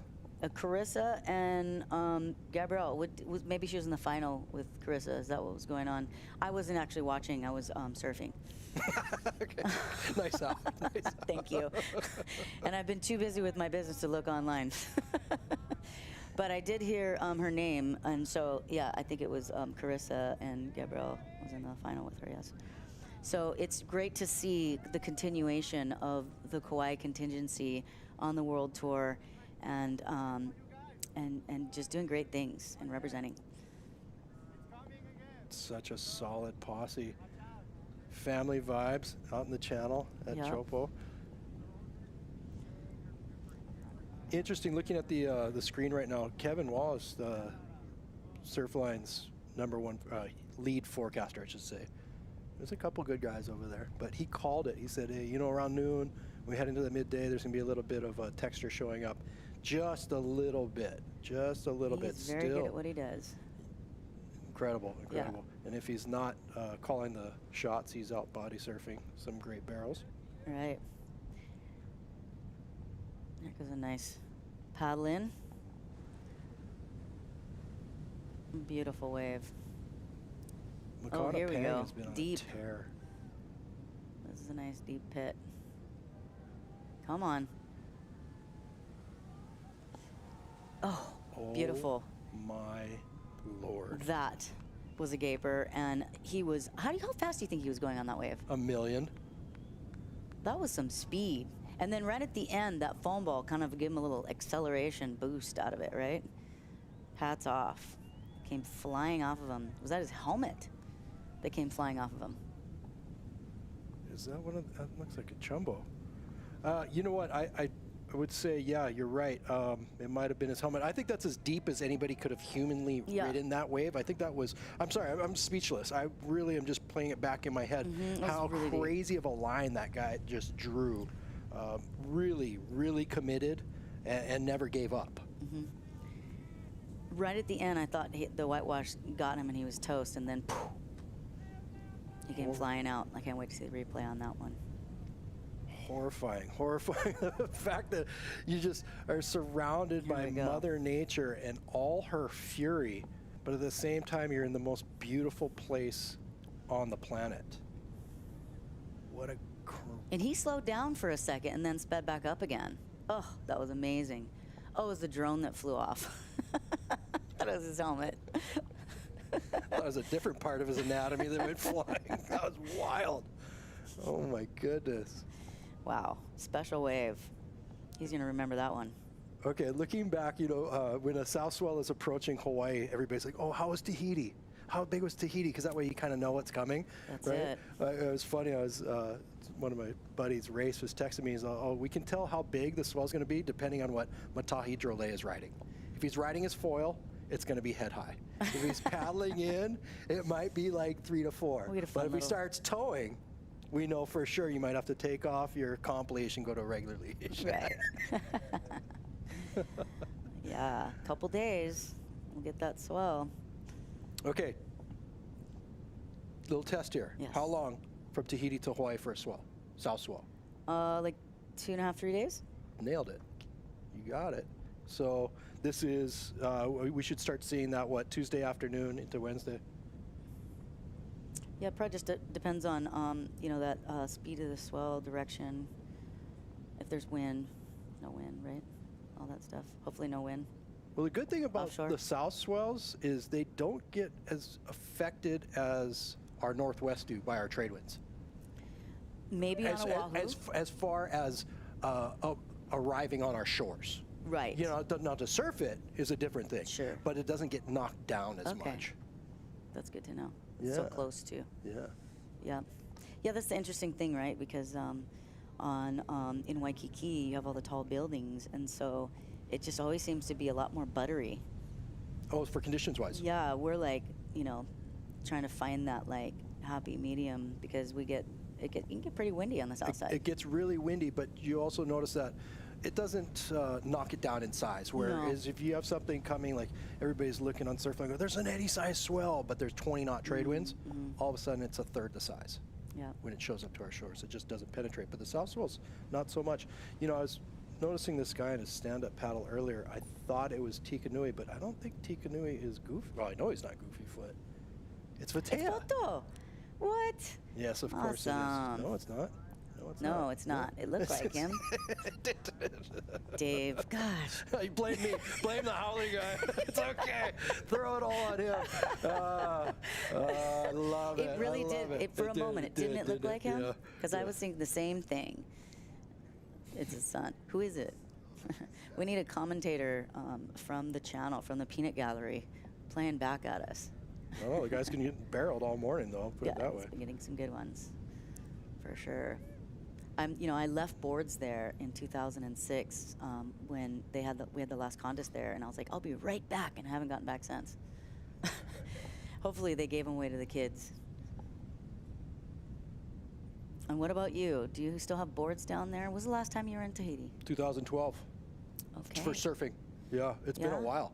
It's been a while. I mean, I went 4 times a year for 15, 16, 17 years.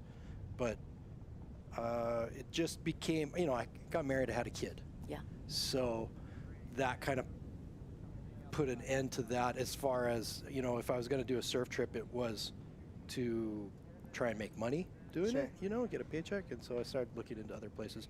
But then the whole big wave thing kind of really came back into play. Yeah. So we started looking at Jaws and Cloudbreak, and I'm so glad I'm retired from that. It's different now. Yeah. Forget it. Yeah, for sure. But I got more interested in paddling. You're like coming out and you're like looking at this right and all this, there's so much happening out there after you get sped out of a perfect wave that you still got to be on your toes. Got to be on your game. Conor McGuire. That's who it was. I thought it was Chubbo, but I think it's Conor McGuire from Ireland, the lad. Yeah. And, one name that we haven't mentioned anything of yet is Mr. Kelly Slater. The goat himself? The goat himself, who has had countless, endless, deep, gaping, perfect, spitting, draining barrels out here. He's pretty good. You're not right. bad. Yeah. His technique, it's okay, right? I mean, that, he, for me, like, Shano, Corey, Andy, Bruce, Kelly, like those guys were just, they had such, Wardo. Chris Ward is Wardo had all over the world, very unique. I mean, just really, really genuinely passionate about perfect barrels and slotting themselves in the most graceful, nonchalant way in the heaviest waves that most people wouldn't even they'd just pass by. And they just whip halfway through, just barely slot themselves in, like it's nothing, right? That one barrel of Andy where his tail's like just kind of doing a little dance, and he's still holding on and like has the determination because he just wants to make it out and like flip his brother off. So the motivation to make that wave is a thing. Interesting though, right? You look at somebody from Hawaii, you look at somebody from Tahiti, and you think, okay, they're supposed to ride those waves that way. You look at Chris Ward coming from Southern California. You go, really? Yeah. You look at the Lopez and right. CJ and Damien Hopgood Oh my from God, and Florida. those guys were so good. The Floridians, really, really? Probably because they were so wave deprived. They were just so hungry and excited about it. They were just like land surfing it all the time, you know. Yeah, it's definitely a thing. It is interesting because if you figure like the extreme of it is like the Hawaiians and the Tahitians tend to do the best, and then there's the Floridians and a couple Californians. You know, it's like interesting. Throwing an Aussie here and there. And then of course now we have the Brazilians that are like dominating the tour and doing it so well. They're just so tenacious and skilled and aggressive and you know, for good reason too. For good reason. It's a long time coming for them. Right, really comes down to how much you want it. That was a nice wave.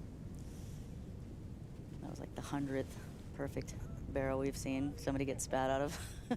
I just want one. Right? I just want one to come and reach our shores. Like just one. Where are you gonna go surf? What are you thinking? I'll tell you Tell off everybody? camera. I'll tell you everybody? off camera. Yeah, for sure. Well, you know, honestly, I surf usually at night. Yeah.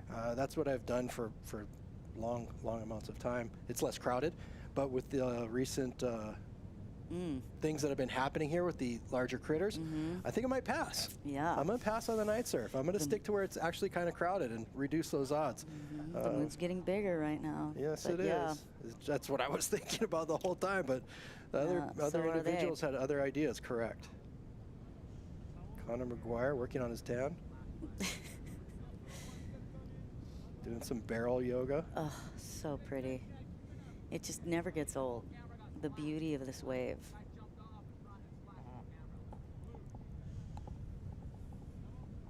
How many skis do you think there are out there today? They're all being rented. We have quite a few that are out the back waiting for, you know, the whip ends, and then we've got the amazing safety water crew that are in the channel, and then maybe a couple also in the lagoon. So speaking of the lagoon, after this wave, nice drop in, perfectly slotted, and getting spat out. Beauty. So I am recalling hearing of, because I wasn't there, the first event that they had there. They brought in a $3 million yacht that was the staging setup for the judges, for the competitors, sitting right on the inside of the lagoon. And then this huge, all of a sudden the waves got bigger and bigger. And I think the wind came lightly onshore too, and exactly. it pushed it up onto the reef. And then all of a sudden it was just like, and you could just, you know, you heard of the crackling and the scraping of this triple $1 million boat, and people having to jump ship because it was literally crashing into the reef. Yeah, I remember everybody having been rescued. I think Raymano's mom had to jump off. I mean, nobody got seriously injured, but it was a super sketchy situation. Yeah, thank God. And that's it, right? The ocean is the great equalizer. It's definitely the boss. Yeah. And then they had like the bamboo kind of really cute, beautiful, eco-friendly scaffolding, and then that got wiped out. And then, then they finally got a little bit better of a solid setup. But this wave the ocean doesn't care. It will move anything in its path. It's got to be one of the 8th wonders of the world. When you look at that coastline, you look at that reef structure, those big valleys, the water poured out, cutting the hole in that reef or preventing the reef to grow there, creating this wave, which for eons went unridden. Yeah. And then it kind of just gained notoriety when Eric Barton got the cover of Surfer That's right. And a young man took the picture. His name's Brian Steffen. Everybody knows him as Hank. Snack Bar Hank. Photo. You got it. What's up, brother, man? Say hello to Fender for us. But I got this cover shot, and it just went viral. Just boom. Everybody's like, where is that? I want to go there. And then you go and you show up, and you're like, okay, I'm just going to sit in the channel for a while and take For a sure. break. But that was like the coconut viral. Right? Coconut wireless viral. Back in the yeah? day. Back in the day. Yeah, there was no internet and cell phones and Instagram happening. It was The magazine. 1995, 96. I was in college at Chaminade. I remember going down to the bottom of on Wiley Avenue and going to 7-Eleven and seeing it. And there's a stack 10 deep, and I pulled them out and just covered the entire front row of the magazine with that picture. Yeah. Just put them everywhere because everybody, as far as I was concerned, had to see this photo. It was amazing. It couldn't be behind any other magazine. It was just amazing, and it is created many dreams for many surfers, and probably a few nightmares too. For sure. It kind of comes with the territory, though, right? It's the polarity. Oh, just another sweet slot. Makana Pang is on an absolute heater. Yep. He's just sitting on the inside, whipping. Just quick drop in.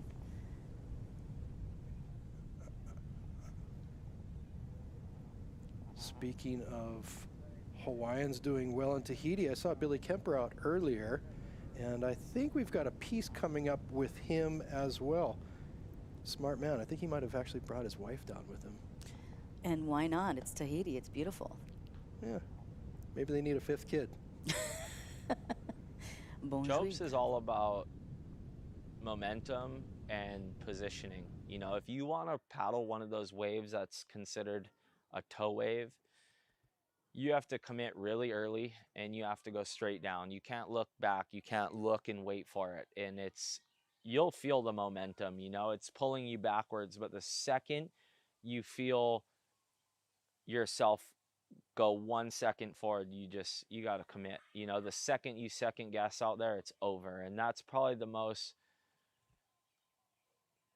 there's no wave in the world that you got to be that committed to, as far as really like holding your ground and just putting your head down and actually trying. You know, there's a lot of people who jump. I've jumped a countless amount of times, and I look back and I see entries on those waves I jumped on, and it's just second guessing or just a hair of doubt just takes you out of the equation. And if you don't have, you know, the mindset and the attitude to just put your head down and swing, Chopes is not the place for you. And we're back live with Surfline and Rachelle Ballard, as well as Rocky Cannon. Great piece there from Billy Kemper.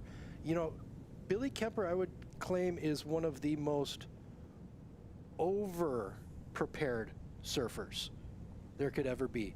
His physical body and his mind are 110% all the time. It's almost scary.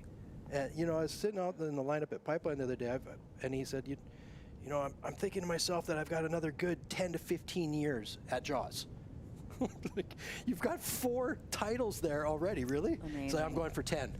I want 10. He's an animal. Well, but that's what it takes. Yeah, it does. That's what it takes. His commitment to his craft, it's only matched by his commitment to his family. I mean, the guy really is in it to win it, whether it's the time with his family or the time in the water. And, you know, I think with Eric, his brother, and his mom, Lisa, watching over, the world is his oyster. He's got it. For sure. And it takes that. It takes that tenacity and that determination and the mindset, and then, you know, really like continuing to prepare, right? And you know, I heard he's got a great whole workout and recovery station at his place, and you know, training facility, and it's really cool. It's a special thing to have somebody that puts that much into it, into all of not just going surfing, because back in the day, we were just going surfing for a while. Like, you're just surfing. Like, We're like, how do you get better at surfing? Go surf. right? Surfers were rock stars too. Oh so, my goodness. Afterwards, you just partied. Yeah, there was a lot of partying going on. For sure. So many great parties. So much fun. But you know, recovery is so important. And I mean, yes, I definitely had a party or two in my day.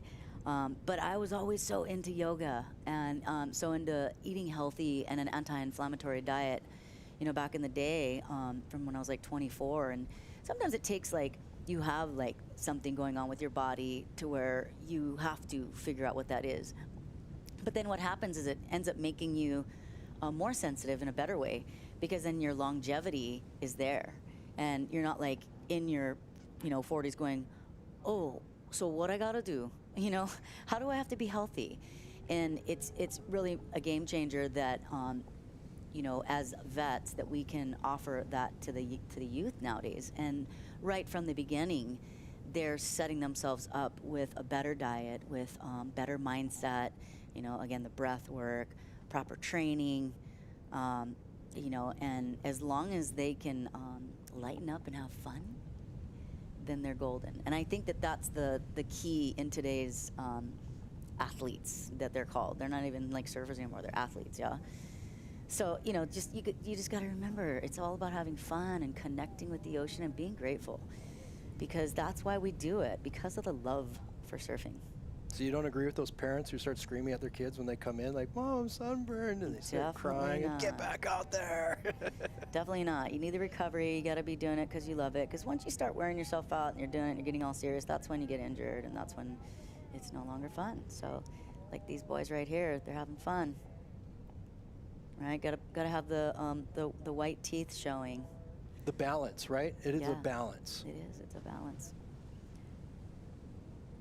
All work, no play, that's not fun, right? You gotta get out there and enjoy yourself. That's why we call it livelihood. Being alive.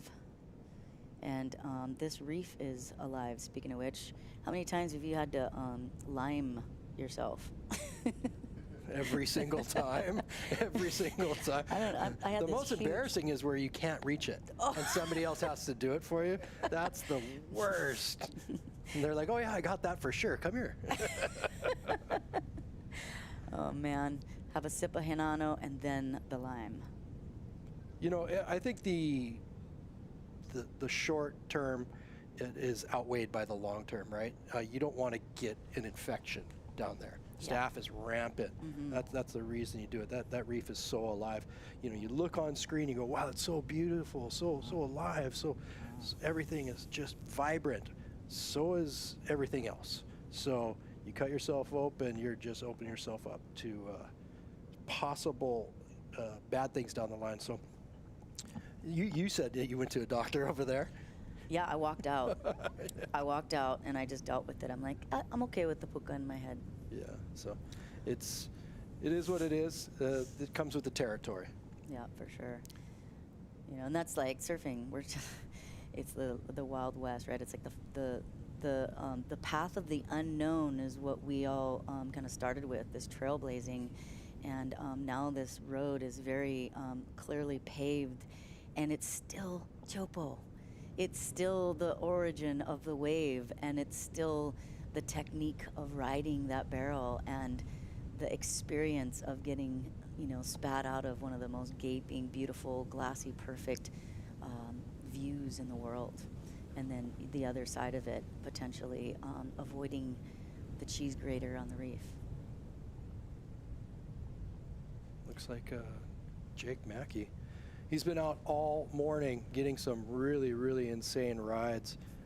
Hey, that's Kala Grace. Ah, that was. I believe that was the young man who is, is strong and very proud that he's still here with us. Mm-hmm. He swam out to Pipeline the other day. He's only surfed, I think, 3 times since his injury during the backdoor shootout when he was revived by the Hawaiian Water Patrol. Thank you, Nolan Kealana and everybody on the Hawaiian Water Patrol for making sure. Obviously, the individual who gets hurt, they're in top shape, so it wasn't his time. Mm-hmm. But at the same time, you got to count on somebody else to bring you to shore to make sure that you keep breathing. So he's been in the water a few times. He swam out the pipe, but he's only surfed 3 times. Interesting to see him down here. I think he's just kind of feeling it out. You know, that's a big thing to come back from. Remember deep pit. Tamayo Perry when he got his head opened up. Scalped.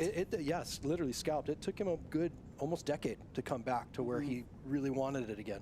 You know, so I'm actually surprised to see this young man. But then again, he's that lineage of the Ho family, isn't he? Yeah, and you know, it's also it's in his blood. 100%, and it's also you know, the ability to recover at a much quicker rate because of all that's available now.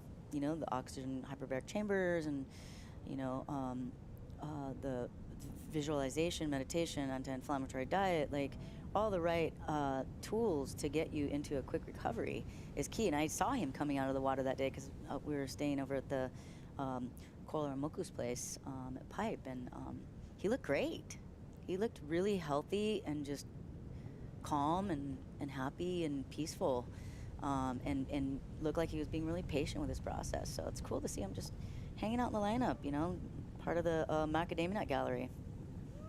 Smart man, smart man. I think it was Laird Hamilton said the best surfer in the world is the one who's been doing it for the longest time. Right? So you don't want to just shine bright for a few seasons, a few sessions. It's all about that longevity. Yeah, you don't want to have a one-hit wonder. Excuse me, the quote was the war of attrition. The war of attrition. Yeah. I like that. Well, you know, that's it. Like, life is so much better in the water. And only a surfer knows the feeling. Well, that's where it starts, right? Yeah. Here we go. This was another nice barrel.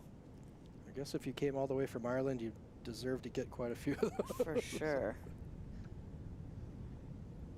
And what a great place to travel to. You know, it's freezing cold over there, and he's like, I'm just gonna go hang out and get a tan in a beautiful barrel and get spat out and hang out with my friends in the lineup and talk story.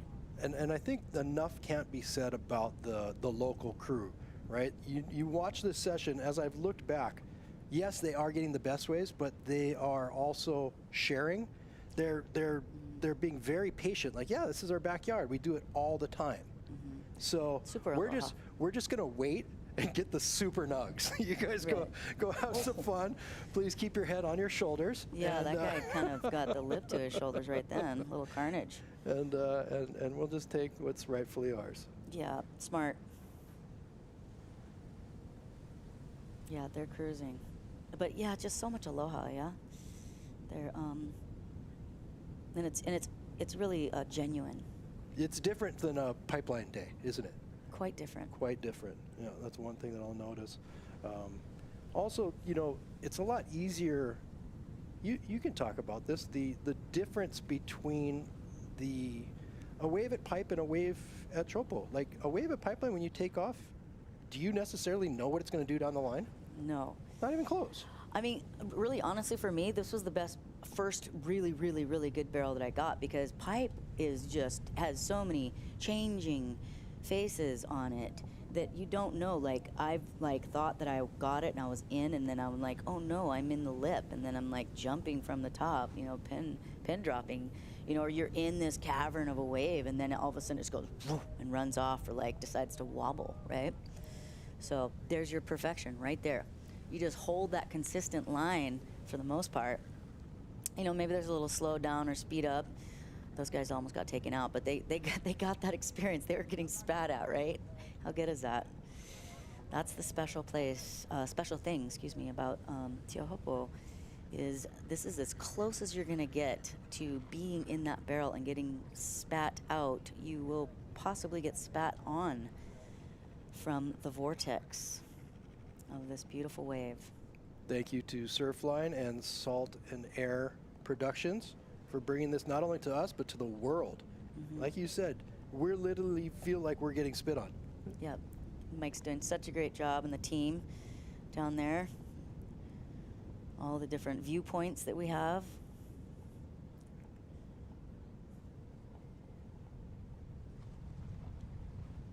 Doesn't look like there's too much of a wind line out there. Looks like it's staying pretty clean.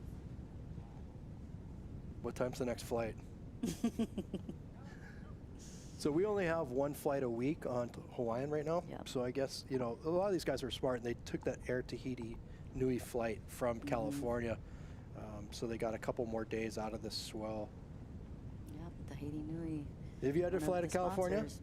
And take it the I flight? haven't. I've just every time gone through Hawaii, and yeah, I remember one time when we were waiting for the flight, Johnny Boy Gomes was there. In Tahiti or in Honolulu? In Tahiti, surfing, and we were on our way back. And then another time, on a day off, here we go. Here comes a nice little set, and drop into another perfect barrel. Who might that be? Jake Mackey. Again, he's having a sesh. So we had like an off day, and just wanted to go holo holo around the island. It's another beautiful spitting, gaping wave. Just got a little too deep on that one. Got eaten up by that ball of whitewash in that barrel. And so Raymana took us on a little gallivant, holo holo around the island, and we were with Kalani Robb and Akila Aipa and Bryles, Sean Briley, and I think Noah Johnson, a few crew, some Tahitians. And we went up into this place where it was this old reservoir that was kind of like dried out, but there was still some. And there was this like black matted kind of, you know, layer to hold the water in. And we were taking turns on Browse's back, riding down. You're using him like a bodyboard? Yeah. It was so great. That is an adult slip and slide. It was. Yeah. Yeah, it was so fun. Oh, that's too funny. Yeah. Okay. I gotta find the photos and send them to you. They're too good. Oh, I can't wait till the next time we see Sean. Yeah. Okay, we talked about your influences. We talked about your good times. Who was your #1 rival in surfing? Who were your best battles from? Well, I'll tell you what. At Tahiti, I have 3 seconds. I think I threw one of my trophies away because I was so frustrated that I didn't win. You know, Lane, clearly, because she was the most winning in our generation. Used to be. Used to be. Well, in our generation, that's why I said it like that. Because now the GOAT, right? Right, Steph. And then Lisa was my favorite rival because she just, it's Lisa. Like, she was the big change of so much power, grace, technique, style, and radical surfing. We all looked up to her. And Keala, for sure, because Keala was just such a mad woman in the barrel and just so committed. I remember the first, I had this heat with her and Lisa, and we were out at Huntington. And she's got this, like, game face on, and she's just giving everybody stink eye. All right, full stink eye, like, I think she was, like, 17 or something like that. And she's, like, slaps the water, and she's, like, freaking howly waves. It was so good. Lisa and I just started laughing in the heat. We're, like, all kind of serious, but, you know. And then there's the buoy is out there that we had to paddle around still like the buoy out there. So, and then, you know, Megan, for sure, because we were, you know, besties and also traveled together, and she really taught me how to compete better, because I just really wasn't, I didn't really have any game. I was just surfing. I was like, what am I supposed to do out here in this Jersey? And so she was, like, really into other sports and really, like, competitive, super competitive. Like, we like laughing, playing. All of a sudden, it was before the, you know, that day of the heat, and I'd be looking at her, and she wouldn't even look at me. She just had her headphones on, just blasting music, and just pumped and serious and like game face. And I'm like, whoa, okay, you know. But and Serena Brooke was also like really great to compete with. And later on, when I was kind of went through a couple generations because I was on the tour for 17 years, and then Sophia and I battled it out for the world title in 2004. Peruvian, Milanovic. Yeah, and I was like, it was the first time that I actually had coaching. And Cody Graham and his brother, Miguel, were coaching me. And I was, you know, I was in the final for the first event, second event, it was like 3 finals in a row. And, Sophia was just like, what's going on? And I was like, let me tell you my secret. I was just like Auntie Aloha over there, just telling all my secrets. And then she ended up beating me for the world title. And we had a heat at Tavarua in Cloud Break. And we were like battling it, like 9s after, 10, she had 10, 9, like 8. It was just like one of those heats. And, it was on, and it was so much fun. So some good battles back in the day. Just wasn't as documented, I guess. I'm having an old man brain fart right now, but there was a female Tahitian surfer on tour from Teahupo'o. You're doing that to me. It's driving me nuts. And I need to remember also Tambian. I'm just old. I have no idea what's going on. I'm just going to go back to watching the screen. Excuse me. Oh, man. Look at this Dream Weaver. Wow. Absolutely parking it. Oh, that is a psycho wave. Just Sama long bottom. Sucked backwards. Yeah, vaporized. For sure it did. Absolutely vaporized. It definitely vacuumed him back, huh? It's interesting how it does that when it gets too deep. If you're not in the other side of it. This is one of the first times I've watched a lot of contests here, a lot of footage of it. This is the first time that I've seen the lineup with this pulled back perspective, where you can actually see the toe-in wave and then as it wraps down the reef. This is a very unique perspective. It's a beautiful angle. My guys are doing such a great job. And there's Bonjui just right around the corner there. Yep. Yeah, it's beautiful.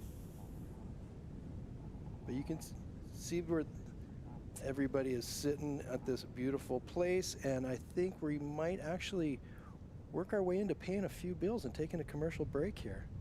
Sounds good. You stay with us when we come back? For sure, Salt and Air. Doing a great job. Thank you, Surfline. I'm going to take a break and throw Rocky in. Wow.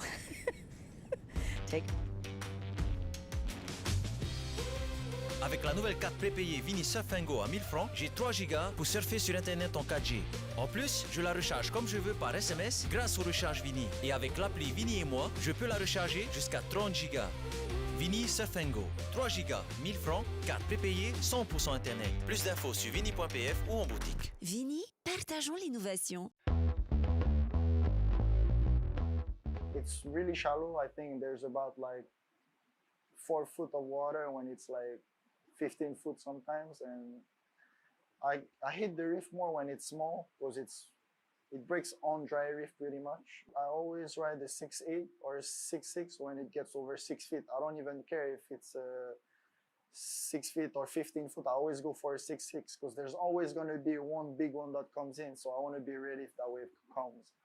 When it's towing, I only have one tow board. It's super light. It's a 5'7", I think, and that's my magic board that I've been using forever. And you need good equipment and you need trust, because when you have a shitty equipment or you have a board that you're not sure about, it's going to be hard for you to send it and to actually make it, you know.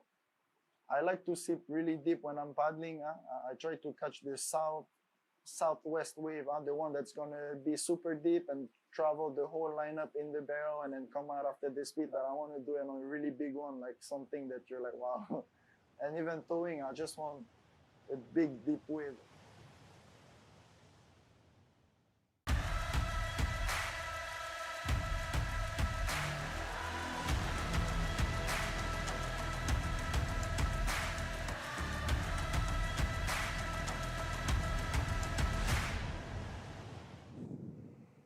Aloha and welcome back.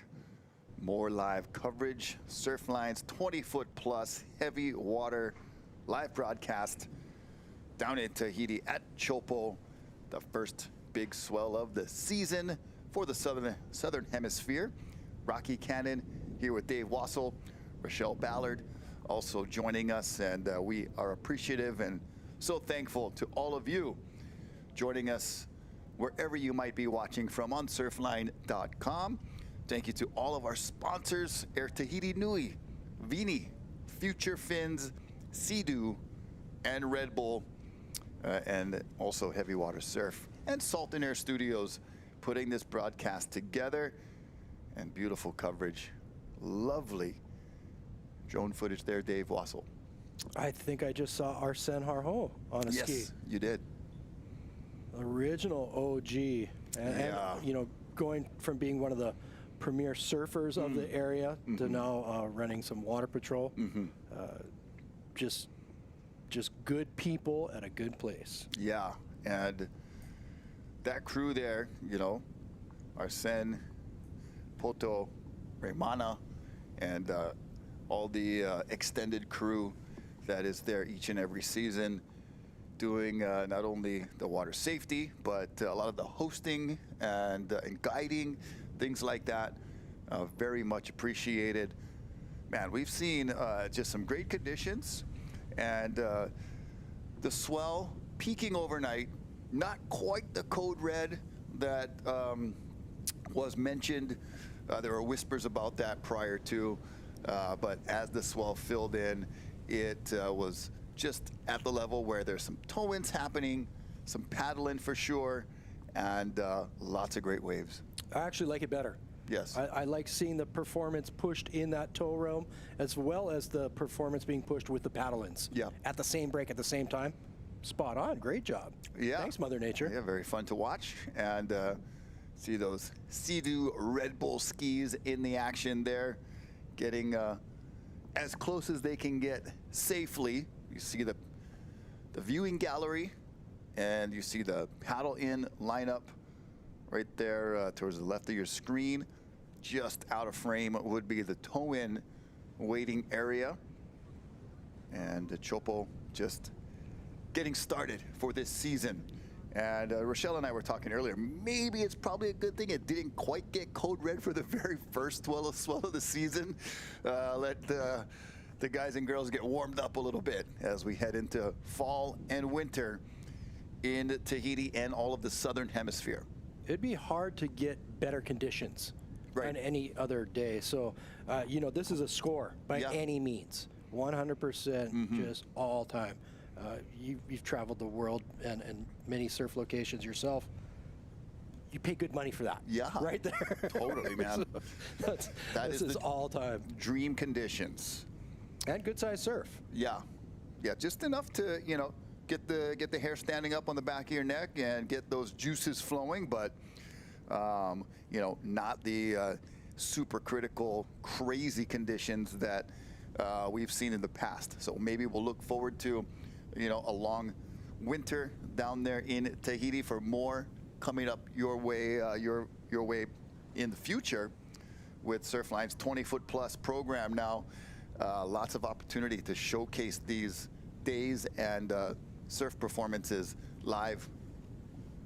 And if it's not going to be here at Teahupo'o, as the southern hemisphere starts to heat up, the storms that if they don't come up through the Tasman Sea and hit Tavarua, they go a little wide around New Zealand, and then they hit Tahiti. If they bypass that and go even wider, then we're going to start looking towards South America, right? Chile, Peru, some other giant surf down in South America as well. So there's a lot to look forward to. And then as those swells push up the coast, we're going to start seeing big paddle-ins at Zicatela Beach Break over at Puerto Escondido. Oh, yeah. So exciting stuff still to come. Wow, those storms can really reach that far up into Mexico. I remember, who was it? Mike Stewart chased a swell, a giant south swell, and he went to Tahiti, and then it pushed up the coast, and he surfed California, then it pushed up and surfed, I believe, Alaska. Oh, wow. Yeah. So it is very possible. I've done Peru, Mexico, then California, but those are all fairly warm. Yeah, yeah. I don't know about the Alaska, even in the summer. I don't know how warm it is. Yeah, not warm at all. Don King. Yay! One of the legends of water cinematography there. Mike Prickett. Next to another legend, Mike Prickett. He's got the tabletop ready to go. Solid on-site location one. You know what's an interesting thing is the gimbal that they're using, right? This is a new gimbal. This is obviously a drone shot from up in the air, but look how stable this is. From shooting off a boat, totally. It's unworldly how quality this is. I think it's stable. Look at the horizon. Yeah, the equipment. Not only we're talking about surf equipment, but man, the equipment that our crew is using is top of the line and very, very much the latest and greatest, especially for water and aquatic stuff. Cutting edge. And what a great place. So this is a work trip for those guys. Yeah, I mean, the office is a tough place to be most days. Gotta love it. How many years does Don King have shooting in the water? Gosh, man. Yeah, just being over 40. Wet. Over 40 for sure. And even just being wet, like, you know, the amount of hours actually in the water and probably underwater shooting is just remarkable. I remember seeing stuff from him, you know, almost before I could even read, looking at pictures, you know. I think his first shot was of Jim Ingham on the windward coastline of Oahu. Okay. And he was a teenager, and it got put into Surfer magazine. Jim Ingham just retired as a lifeguard on the North Shore of Kauai. All right. Good job, bud. Yeah. Mahalo for your years of service. Look at this. Double ski attempt. 2 skis, 1 surfer.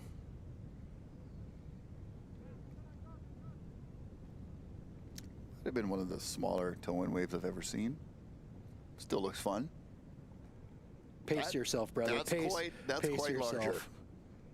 Look at the colors. It's like a kaleidoscope. Mm-hmm.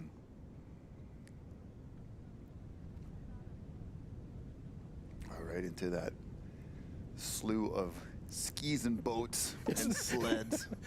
As if the wave and reef weren't dangerous enough. When you kick out, there's just propellers just ready to chop you up. Yeah. In the channel. Hard edges and propellers coming off of a crazy wave at Teahupo'o.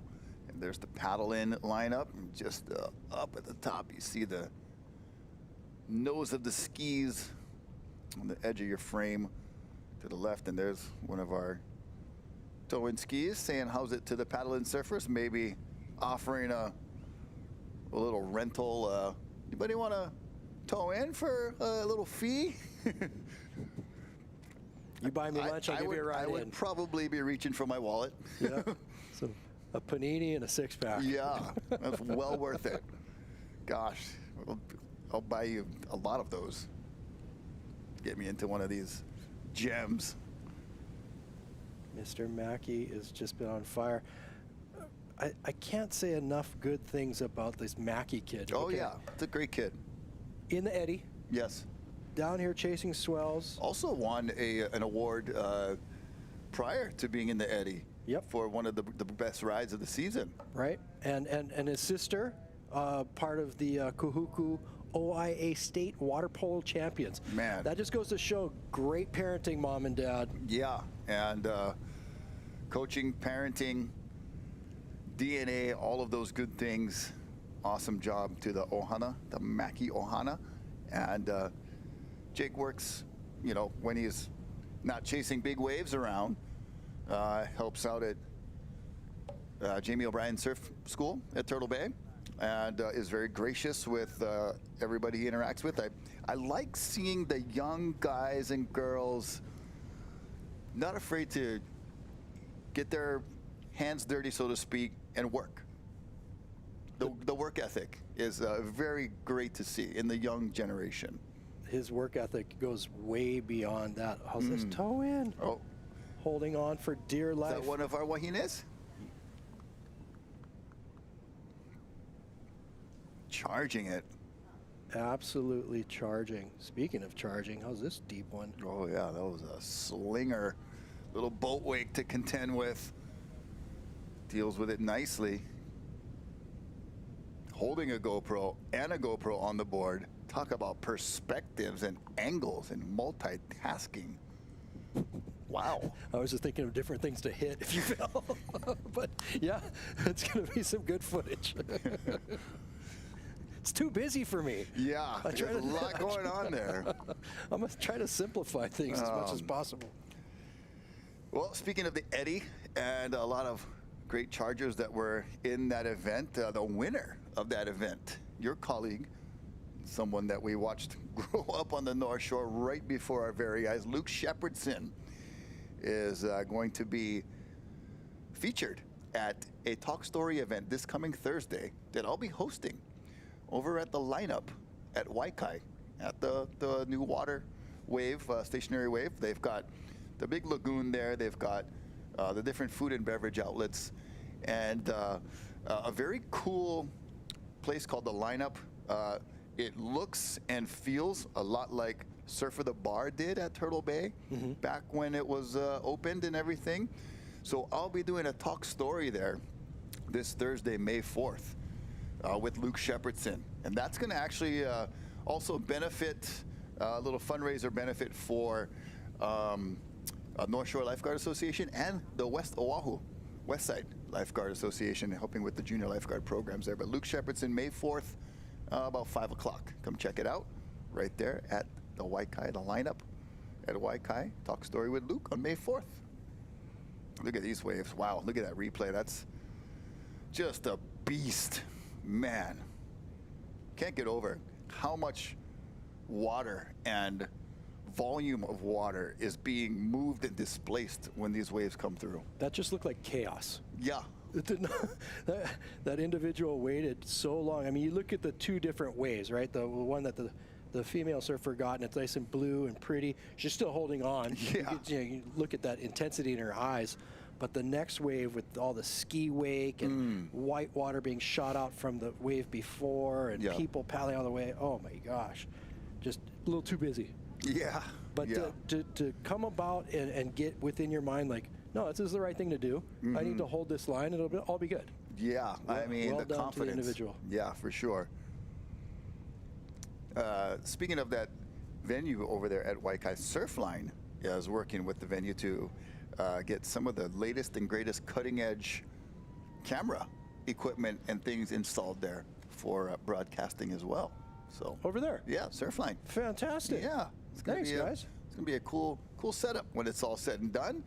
Just getting started over there, and this season just getting started for the Southern Hemisphere. We are so glad to be able to bring it to you live and direct wherever you might be sitting, cruising, kneeling, stretching, lounging, watching from around the world. I know I got some folks, friends and family up in Jacksonville Beach, Florida watching. Nice. But Dane and the crew, Danger, shout out to you guys. It's East Coast time. It's about dinner time, approaching the 6 o'clock hour, but they're tuned in. And you guys were talking about Florida surfers earlier, and you know, they are always frothing. And I think that's part of their success is how hungry, and Rachelle mentioned wave deprived, in a way that when they would come and, you know, hang out with me on the North Shore, there were days where like, I might paddle out, and they're already like, got their board shorts on and on the water halfway out to the lineup. Like, whoa, all right, guys. But just frothing. It's inspiring. Yeah, it is. really is. Because you get to a point where you're like, you know, the other day out at Pipeline, Jamie O'Brien's like, you know, I don't feel that motivated anymore. I don't get up at the crack of dawn to come surf Pipeline. And I do understand that in the aspect that there's nothing else he can do that he hasn't already done. Correct. Okay. And I looked at him and he said, you know, it's kind of a weird thing. I said, millions upon millions of people are jealous of you for that. I mean, literally, he's not here right now because he's done it a million times over. And if you don't agree with me, ask yourself if you've ever lit yourself on fire and got shot through a barrel at Teahupo'o, because he's done that as well. Yeah. Like that, he's gone so far beyond the logic of extreme. Yeah. It's wild. Yeah, well stated. Look at that stand-up barrel. That was really nicely done. I like the you know, the outside hand holding the paddle and the inside hand letting go so you can drag in the wave. That's a very aesthetically pleasing technique. I like it. Speaking of aesthetically pleasing, can I just thank Teahupo'o for delivering? Oh, man. This is as good as it gets. It's just right in your face. Yeah, and the direction. It's a barrel buffet. It is a barrel buffet. Just do not overstuff yourself. Could be dangerous, but definitely the breakfast buffet still being served up even into the lunch hour. They're switching it out right now. They're taking out the scones and scrambled eggs, and bringing out the, you know, the little turkey wraps and stuff. I don't know, man. This looks like filet mignon to me. This is pretty darn good. Yeah, a little bit better than a turkey wrap.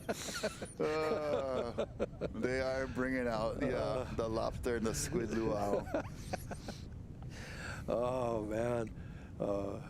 It's funny to see the progression of the tow-in surfing. I remember the first tow-in sessions being on Hank's ski. Yeah. That's what Hanky was shooting off of back in the day. Just this ancient jet ski that he had. He left down there, and he would tow in Braden Diaz and Strider Wazlewski. Were the first two that I saw tow it, and it just looked so bizarre. Yeah, it was just didn't seem to really make sense. But then again, it was too new. It was too new back then, exactly. But they were really skilled at what they were doing, and got in super early and rode waves that were way too big to paddle. Yeah, and it lit a fire, and this is where it's at nowadays. Yeah, it is still burning, that's for sure. And tow-in surfing definitely has a place. You know, you talked about it earlier, how it went, you know, kind of went from big wave paddling then to towing. You thought it would never go back to paddling, but it just depends on the situation. Right. And certain waves, like this wave, for example, no matter what, past what I would call 12 foot. Yes. Even past 10. It's not going to be paddleable. Right. No, it's not. You know, it just isn't. It just turns into too much water moving too fast. You need that ski because you can't match the speed of the wave. Right. Without the ski. So, you know, it definitely has a place here, 100%. Yeah. I would sit atop the fourth hole tee off at Teahupoo Golf Course on some of those just 10 to 15 foot swell days, wrapping around outside the golf course. Too big for rice bowls and stuff. Seventh hole might be a little bit okay, maybe almost too big for that. But then those variable winds, and then seeing all those peaks out there, and just imagining having a ski with a partner, just being able to jump from peak to peak would be an amazing thing. So tow surfing, definitely the convenience of being able to get around quite easily, but also being able to get in, like this guy right here, so much deeper than the paddle surfers. Deeper, earlier, and with tons of speed. Correct. Here's the paddle in. Good technique under the lip, letting go. Billy. And Billy chalks up another Teahupo'o tube on his resume. I remember seeing pictures and stuff of Laird and those guys on Maui towing in with the Zodiac. Yep, started outside backyards and on the North Shore. Right. Yeah. Yep. Yeah, Derek Dorner and the crew, yeah. Exactly. Ooh, that's a little too deep. The meat grinder. Right, that's where it all started. And people never thought that Jaws would be, or Peahi would be paddled into. Yeah, it was all windsurfers out there before. It was windsurfers, right? Yeah. Correct. And then the guys started towing it with the jet ski on calmer, not so windy days, and then certain individuals thought it would be a good idea to paddle. Yeah. Yep. Look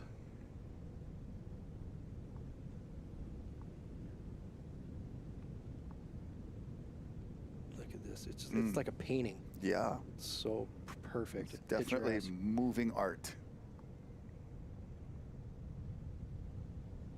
I think Billy's done a really good job of being patient on this swell.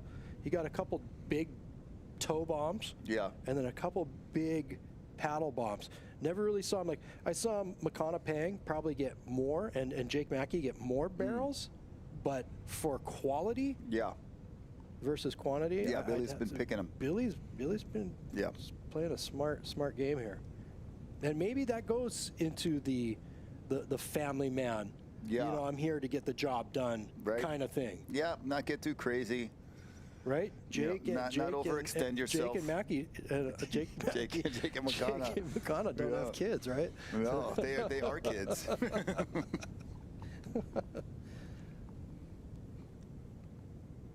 There's the taxi boat with the phone number if you want to take a screenshot of that next time you're in Tahiti.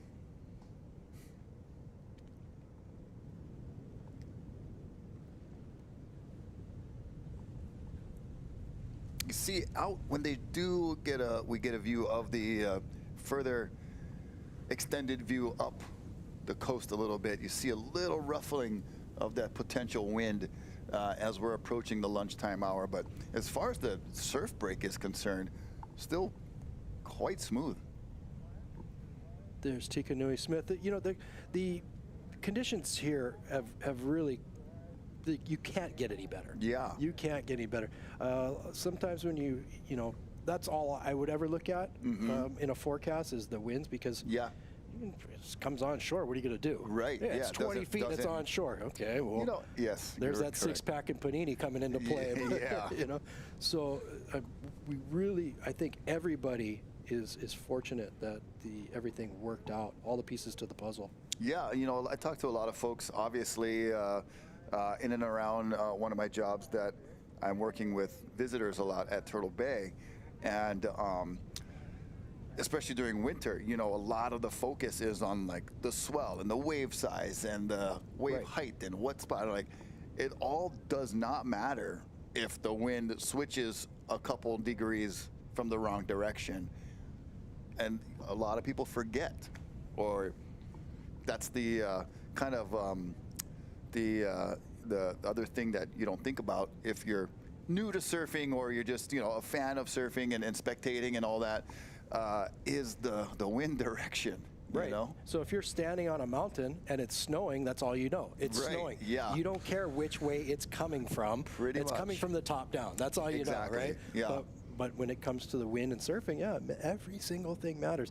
And, you know, we're preaching to the choir because 90% of the people watching this are surfers, I'm sure. But, you know, it's just, it is what it is. We're fortunate to have people who can look a little deeper than us. Thank you, Kevin Wallace, and everybody over at Surfline for doing that. You know, it's funny. I saw Sean Collins in Tavarua 2011, and he's the guy who started this whole thing.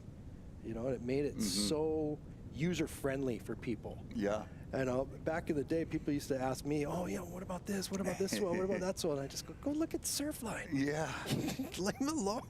Yeah. I think we saw one of our wahine paddling into that previous wave. So the women are starting to get in the mix here, which is great to see. You know what? Since the Olympics are going to come here, yes. There's no such thing as a wild card in the Olympics, is there? I don't think so. No, I was just going to throw it out there for Vahini Fierro. You know, you get the wild card. Yeah. Which a lot of people probably wouldn't be that excited about. Yeah, because she would be that and Moana a favorite, Jones. That and favorite. Moana Jones. Yeah. You know, Tatiana West will have something to say about that. But if it's literally, if this place gets to this size for the Olympics, whew, that's I want to say that was Vahini Fierro. Yeah, so that'll be next year. And the Summer Olympics, host country France, which means Tahiti is on the ballot for hosting the surf event, which would be great because, you know, you don't watch like the Winter Olympics or, you know, some of those other, at least they call them they used to call them the extreme sports. Now I think the proper term is like action sports. The X Games. Or like, yeah. So, you know, they don't show the guys like for the big ski jump, like jumping over like a little 3-foot speed bump. You know, they want to see the big air, you know, launches. So with we did get good swell in Japan for that previous Olympics in 2020, which was great. But, you know, I want to watch them compete on the big stage, on the big waves, and hopefully Teahupo'o will be doing its thing during that time. But just back to the analogy a little bit of, you know, you don't watch those sports to see them just, you know, do little rinky-dink stuff. You want to see the extreme. And so with surfing, I believe this will be a great venue to feature that. It can be. We'll see if she comes to play. It's yeah. It's going to be an interesting playing field. Even if it's small, it doesn't really turn into an airwave.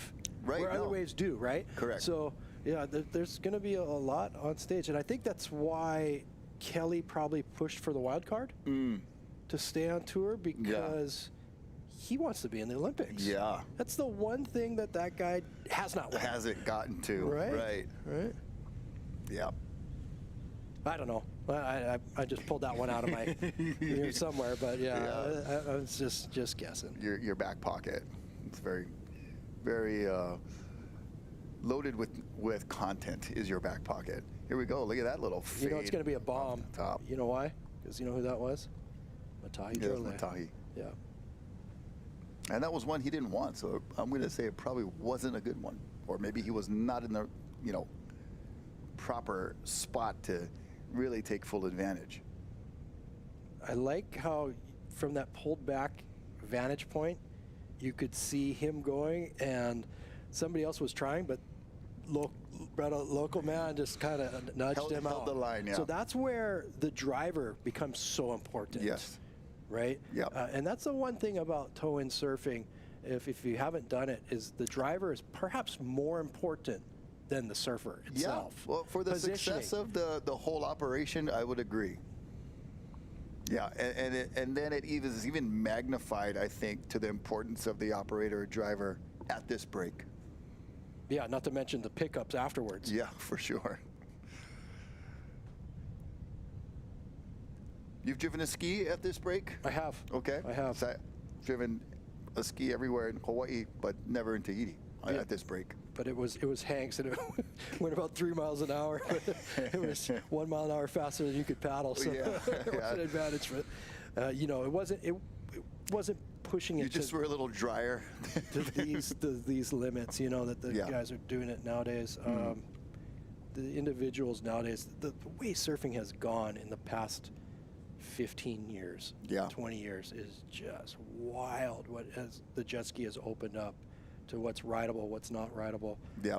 It gets to the point of ridiculousness, you know, and it comes. I often think without the skis in the lineup, okay, without Hawaiian Water Patrol at the Eddy, without Hawaiian Water Patrol at Jaws, would people be doing these things? Right. No, there's no way possible. So. You know, enough can't be said about the presence of them and the skill level of these individuals. Yep. You know, with this whole big wave risk assessment thing that's going on, you know, with the passing of Sion. You know, Sion was one of those guys that you talk to him about big wave surfing, I'd listen to him and I'd get scared. Like, oh my gosh, are you serious? And Kai Lenny just show up? The party just got started. Yeah. but because of his passing, this whole, you know, push towards safety in the water, and it's a great thing that's gone worldwide. Yeah. And thanks to Danilo Kauto and you know, Sion obviously above us, but and Cole Christensen for pushing forward with this. Yeah. And getting everybody on board. It's awesome. You know, when I used to go over and see Kai at Maui, there's a group of individuals. Kolomona, Curtis John Key were the best of the best coming in to grab you. You know, you're dealing with 50 to 60 foot surf in front of a cliff, boulders. Right. There's no way out of that alive without a jet ski. And so thanks to everybody for being there and doing that. Yeah, definitely affecting what surfers decide to do, or what these athletes decide to do or not do, is a lot of it contributed to the presence and the skill of the water safety teams that are in and around these surf breaks these days. Yep, and then, you know, guys like Vatea David Poto would have been the guy out here to start it and kick it off. And he ended up going into the fire department and running their water safety rescue, which is a very, very important thing in this surrounding. Yeah, how lucky the fire department was to have him come in. Right. But in a place that's surrounded by water, and down towards the end, this is where the road ends, but there's still a lot of people that live further down. It's funny, the school bus is a boat. Yeah. So everything depends on the water. Boat. Yeah. It's classic. So see just a little ruffle on the surface, if we're going to compare it to what we saw this morning, and a little more movement on the vessels as well. And we'll see if it holds up for long enough as Kaileni chugs a Red Bull. What do you think he's going to choose, tow or paddle? I would think he would tow. I don't know. It's Kaileni. He might go. He's probably kind of a rhetorical question. Is his first, second, third, or fourth? The first time I saw him out at Jaws, I went out there and caught a wave, and he was kite surfing, stand-up paddling, board surfing, tow surfing. Yeah. All in the same session. So yeah, you go ahead. He just throws things at the wall and see what sticks. Yeah. And that very shallow inside section, and it's so weird sometimes looking at these little waves, because like you don't see, like we talked about, there's no back, so you don't see like a wall stand up and then turn into whitewater. You see this like clear, smooth blue ocean all of a sudden just have a spot with whitewater on it, like it's folding over so inconspicuously. But then this whitewater just appears on this clear blue surface, and you're like, oh, there's a reef there. I wouldn't even seen that if the whitewater didn't start crumbling, and I didn't see a wave stand up either. I remember Rachelle earlier talking about how she was asking Dorian about taking off, and she'd look down the face and said, yeah, no, don't look down the face. Just look for the channel. Yeah. And on that note, we're going to take a short break and come right back with more action live from Tahiti. Stay with us. We'll be back.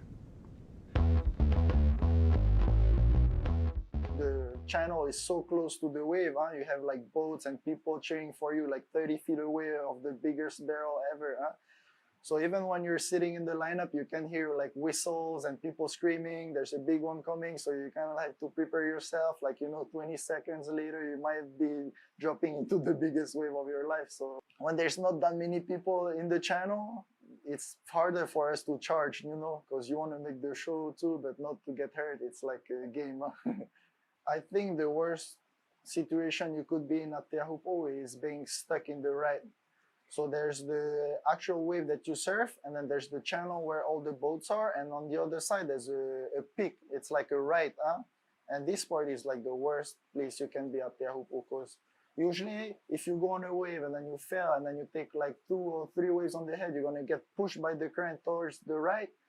And then once you're in there, you're just stuck, because the current is not going to push you in the lagoon. You're just going to get pounded at the impact zone and stay forever there. And you better hope for a good rescue guy to come pick you up with the jet ski. I think that's the worst situation.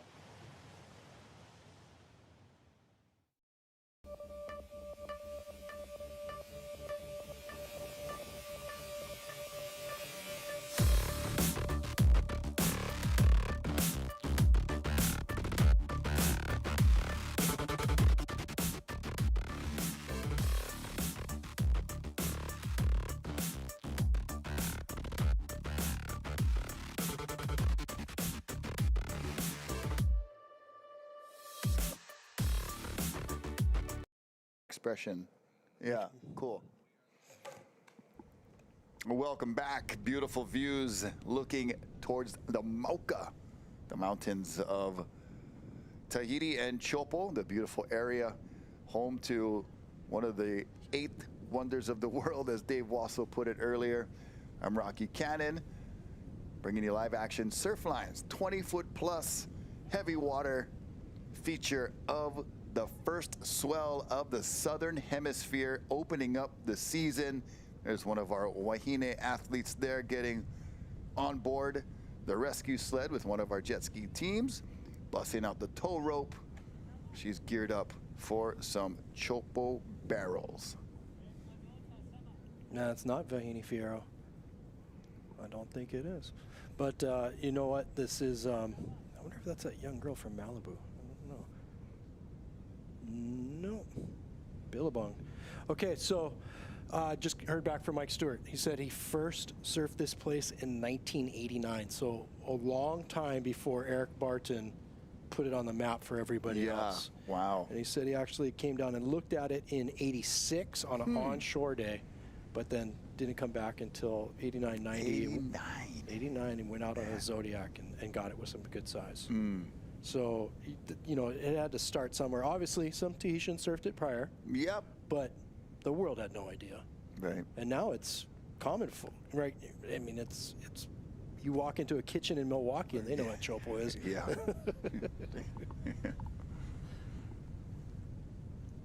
There we go. Look at that replay action of the young one of our female. toe surfers. This is our Wahine. Getting in the mix, riding on a nice wave at Teahupo'o, and there it is from surface level.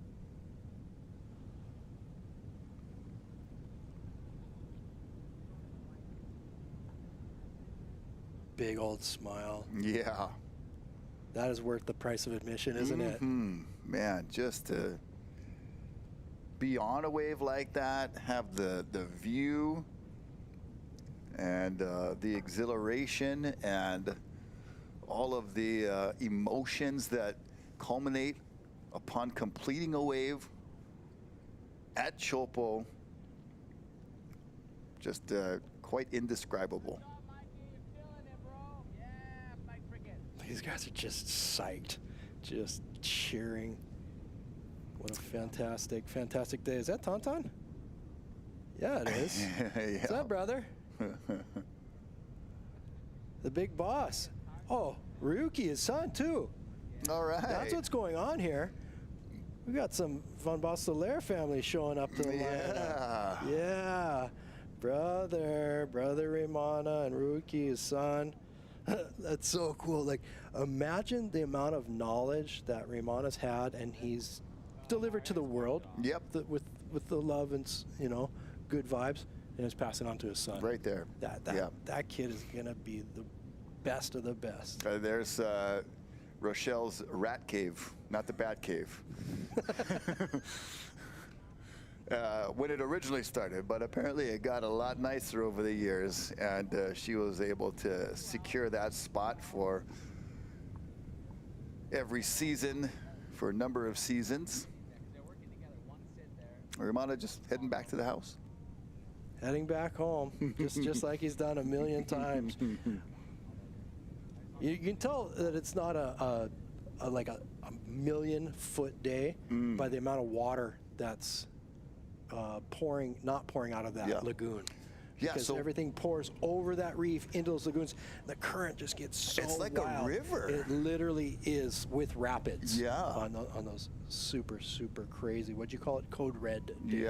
Yeah. I mean, it's still big by any means. Right. You know. I mean, but to what we've seen people do, I mean, that's literally more than enough right there. And Yeah, there's man. waves 4 times that size. Oh yeah. So. I mean, happy camper to get one of those. Look how south it is. Look how far it's coming. Yeah, up to the that's point. it's just really open. Look at Jake Mackey still doing the exact same. It's like, again? Another one? He's touching his head. He's surprised himself. You talk about good work ethic. I remember Jake Mackey when he wanted to come over here. Billy Kemper backing up scores. Yeah. Billy, you need a 4, 4, 5. Oh, yeah, how about a 7? But Jake Mackey wanted to come. He was living on the Hawaii Island. He wanted to come over here to Oahu to do, I think it was like the XL Pro or the Vocal Pipe Pro or something. His parents were like, okay, you earn your ticket.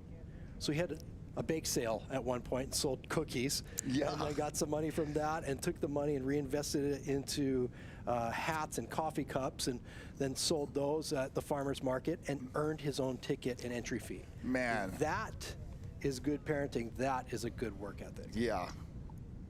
And I know when he was little, man, he was probably chomping on more of those cookies than he was selling. He was smart. He's a smart He kid. was rocking it, you know. But man, what a specimen he's turned into and made himself to be. And like you said, you know, great support system with the ohana, and now has his own ohana to support. Doing very well. And that's one thing also that we don't get, you know, watching on screen, is the vibe and the feeling there in the viewing gallery, in the channel, and the volume of chatter and then cheers and screams when these waves come through and there's a rider coming out of the barrel. It is intense. Yeah, I think one thing that we'll probably see down the line is miking up surfers and hearing the maybe the tow-in jet ski, the screams from the channel, and then when you get enveloped by the barrel, the silence. Right. And then as you escape the barrel, the screams and everything come back. All comes back. Yeah, that's so very insightful. I don't know, is that just going on in my head, or does that really happen? Well, you know, and the noise and the sound, something that you don't think about because you're so involved and overwhelmed by the visual and everything else that you can see and feel.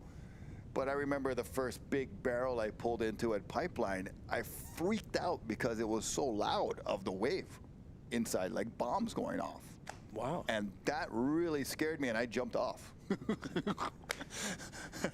I pulled in, I'm like, it's too loud.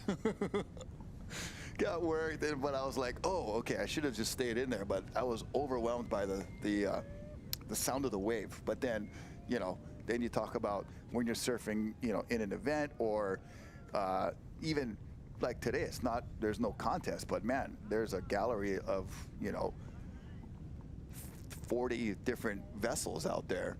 This is worse because the whole world is watching, and the whole world just watched this young lady get so barreled. Mm-hmm.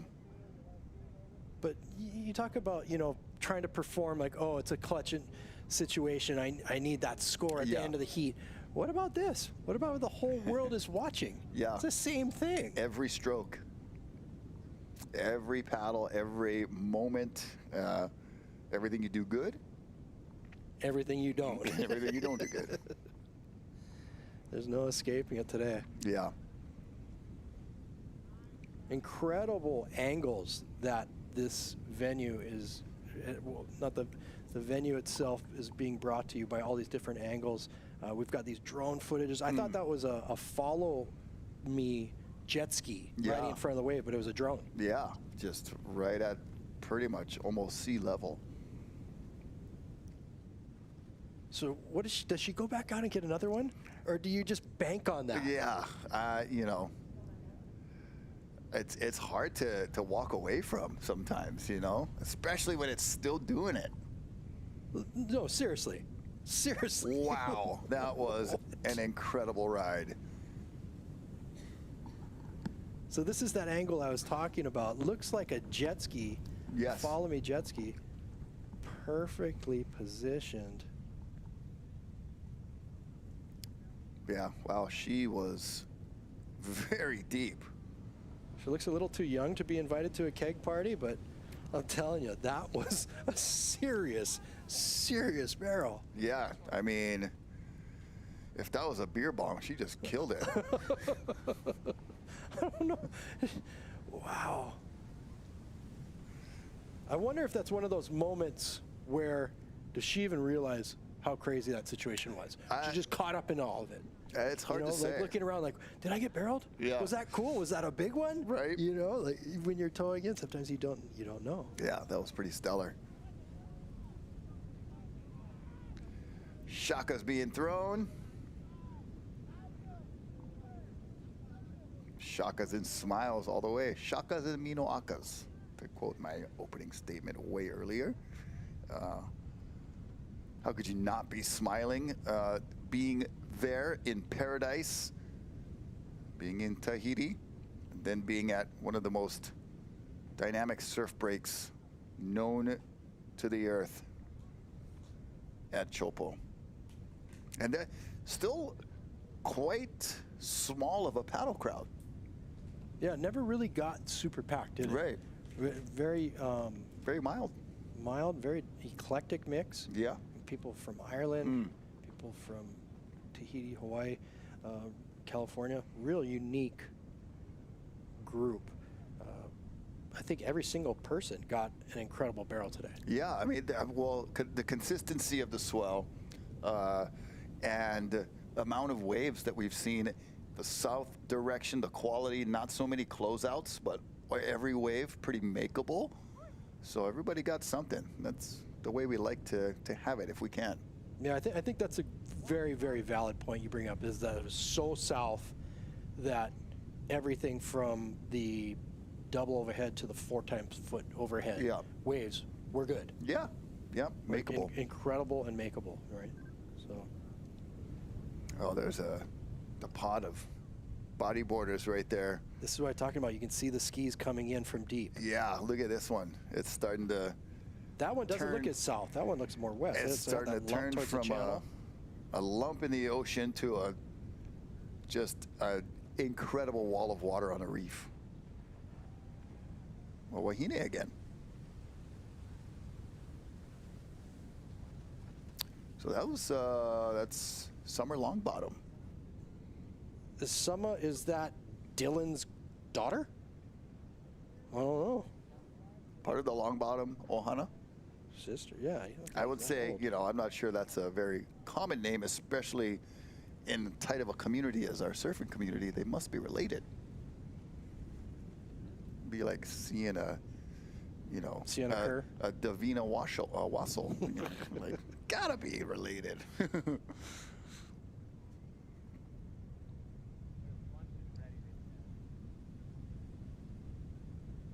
I don't know if I'd want to put my child out at Teahupo'o. Yeah. One of our bodyboarders right there. Santos on the Billabong board. So we've got Rachelle Ballard behind the scenes doing the hardcore digging up of information. Okay. Thanks so much. Of our Tahitian wahine.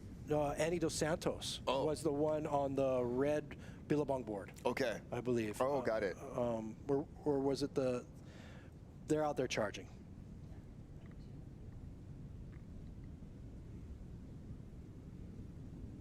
Yeah, that is Chumbo. Okay, I was mixing him up with the Australian lad earlier. So, Lucas Chianca, commonly known as Chumbo. Yep. Out there with Kai Lenny right now. Okay. Looks like Kai's going to toss him the tow rope, get him a few waves. Yeah, that's one aspect of the tow team is, what is it, like junking a pole, flip a coin, who's going to go first, second? Yeah, but Kai's got his tow board all strapped up and ready to go now, too. Yeah. What these two do on Waves of Consequences is second to none. I mean, they literally just toy with disastrous situations. Yeah. Whether it's Jaws, Mavericks, whatever you want to call that place in Portugal, Nazaré. Yeah. Oh, man. Yeah. Imminent death and destruction is what I like to call it. Right. But they were born to do it. Yeah, for sure. It's for sure their calling. There's no way around it. Yeah, and to have a place and a platform and, this thing we call surfing and we talked about earlier, the different disciplines that you can now take up or pursue in surfing has really opened up in the last 10, 15 years. And I think that has been great for a lot of surfing athletes that might otherwise be doing something else if it weren't for this. Yeah, so where's this wave pool going to go, right? As you're talking about that whole Waikai thing that we got over in Kapolei. Yeah. As we start bringing, the technology and wave riding ability of Kelly Slater's wave pool to the masses. Yeah. Think of how many like world championship surfers are going to come out of places that have never seen an ocean. Yeah, I mean, a place you mentioned, Milwaukee, who knows? You know, you can do these things indoors too, so you can do them during winter time. I mean, it's endless possibilities, but I like how it, you know, kind of is all still around the foundation of Mother Nature and what is naturally produced from the ocean and storms that will kind of always hold the line or always keep it grounded. As we watch a pretty gnarly ride right there. But, you know, the expansion of being able to take it 2 places without water, 2 places without an ocean is pretty exciting in itself too. You know, I wouldn't consider myself a ocean surfing purist. I like the fact that people are innovating and experimenting with other ways to bring surfing to different places.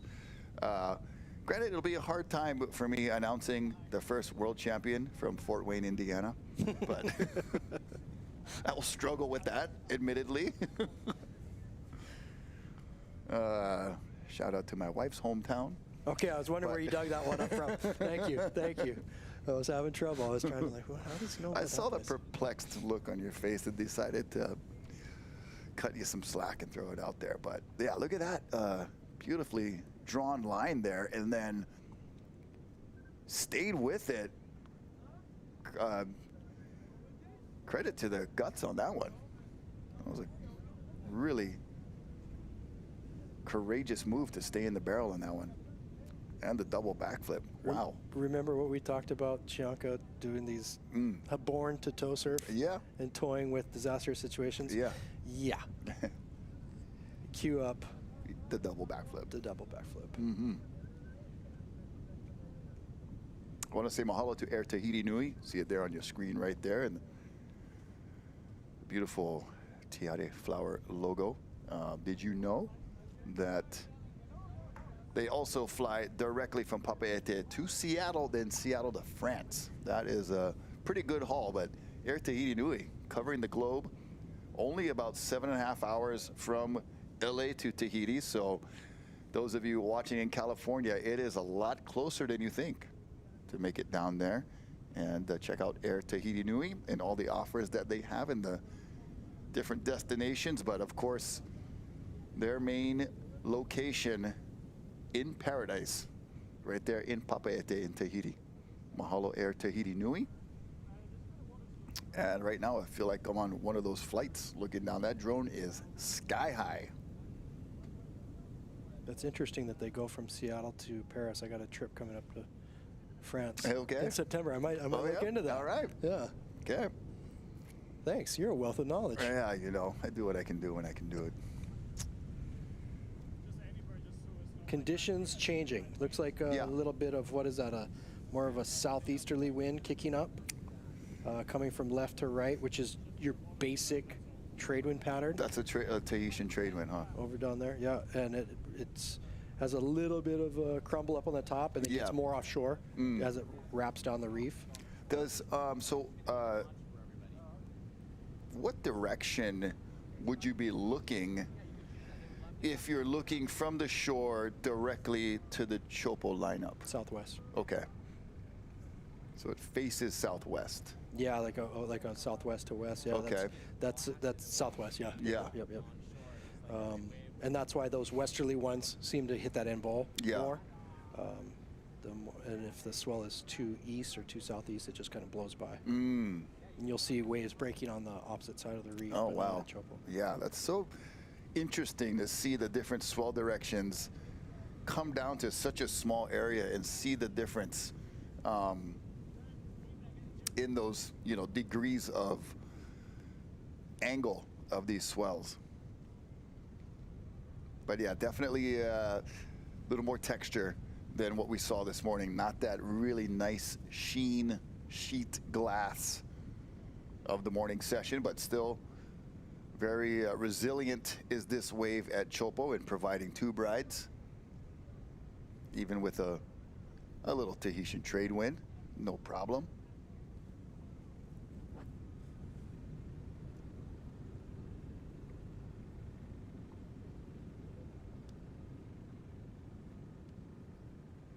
Well, if you guys are wondering what is on the slate for this 20-foot plus program, we've got the potential for more live events following these southerly storms. As Dave mentioned earlier, some great locations in South America.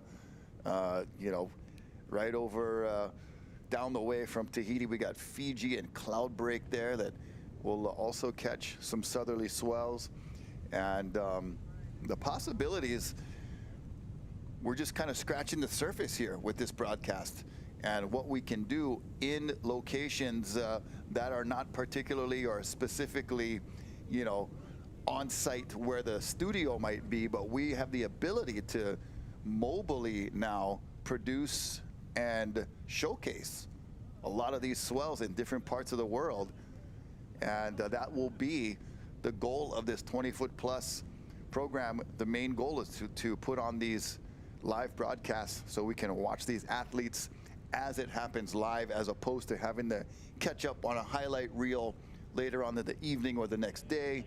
We'll be able to watch and get these events live. And, you know, hopefully you're enjoying the commentary and the banter of myself, Rocky Cannon, Dave Wassel, and Rachelle Ballard, and different personalities and individuals that could be joining or doing more live broadcasts in the future.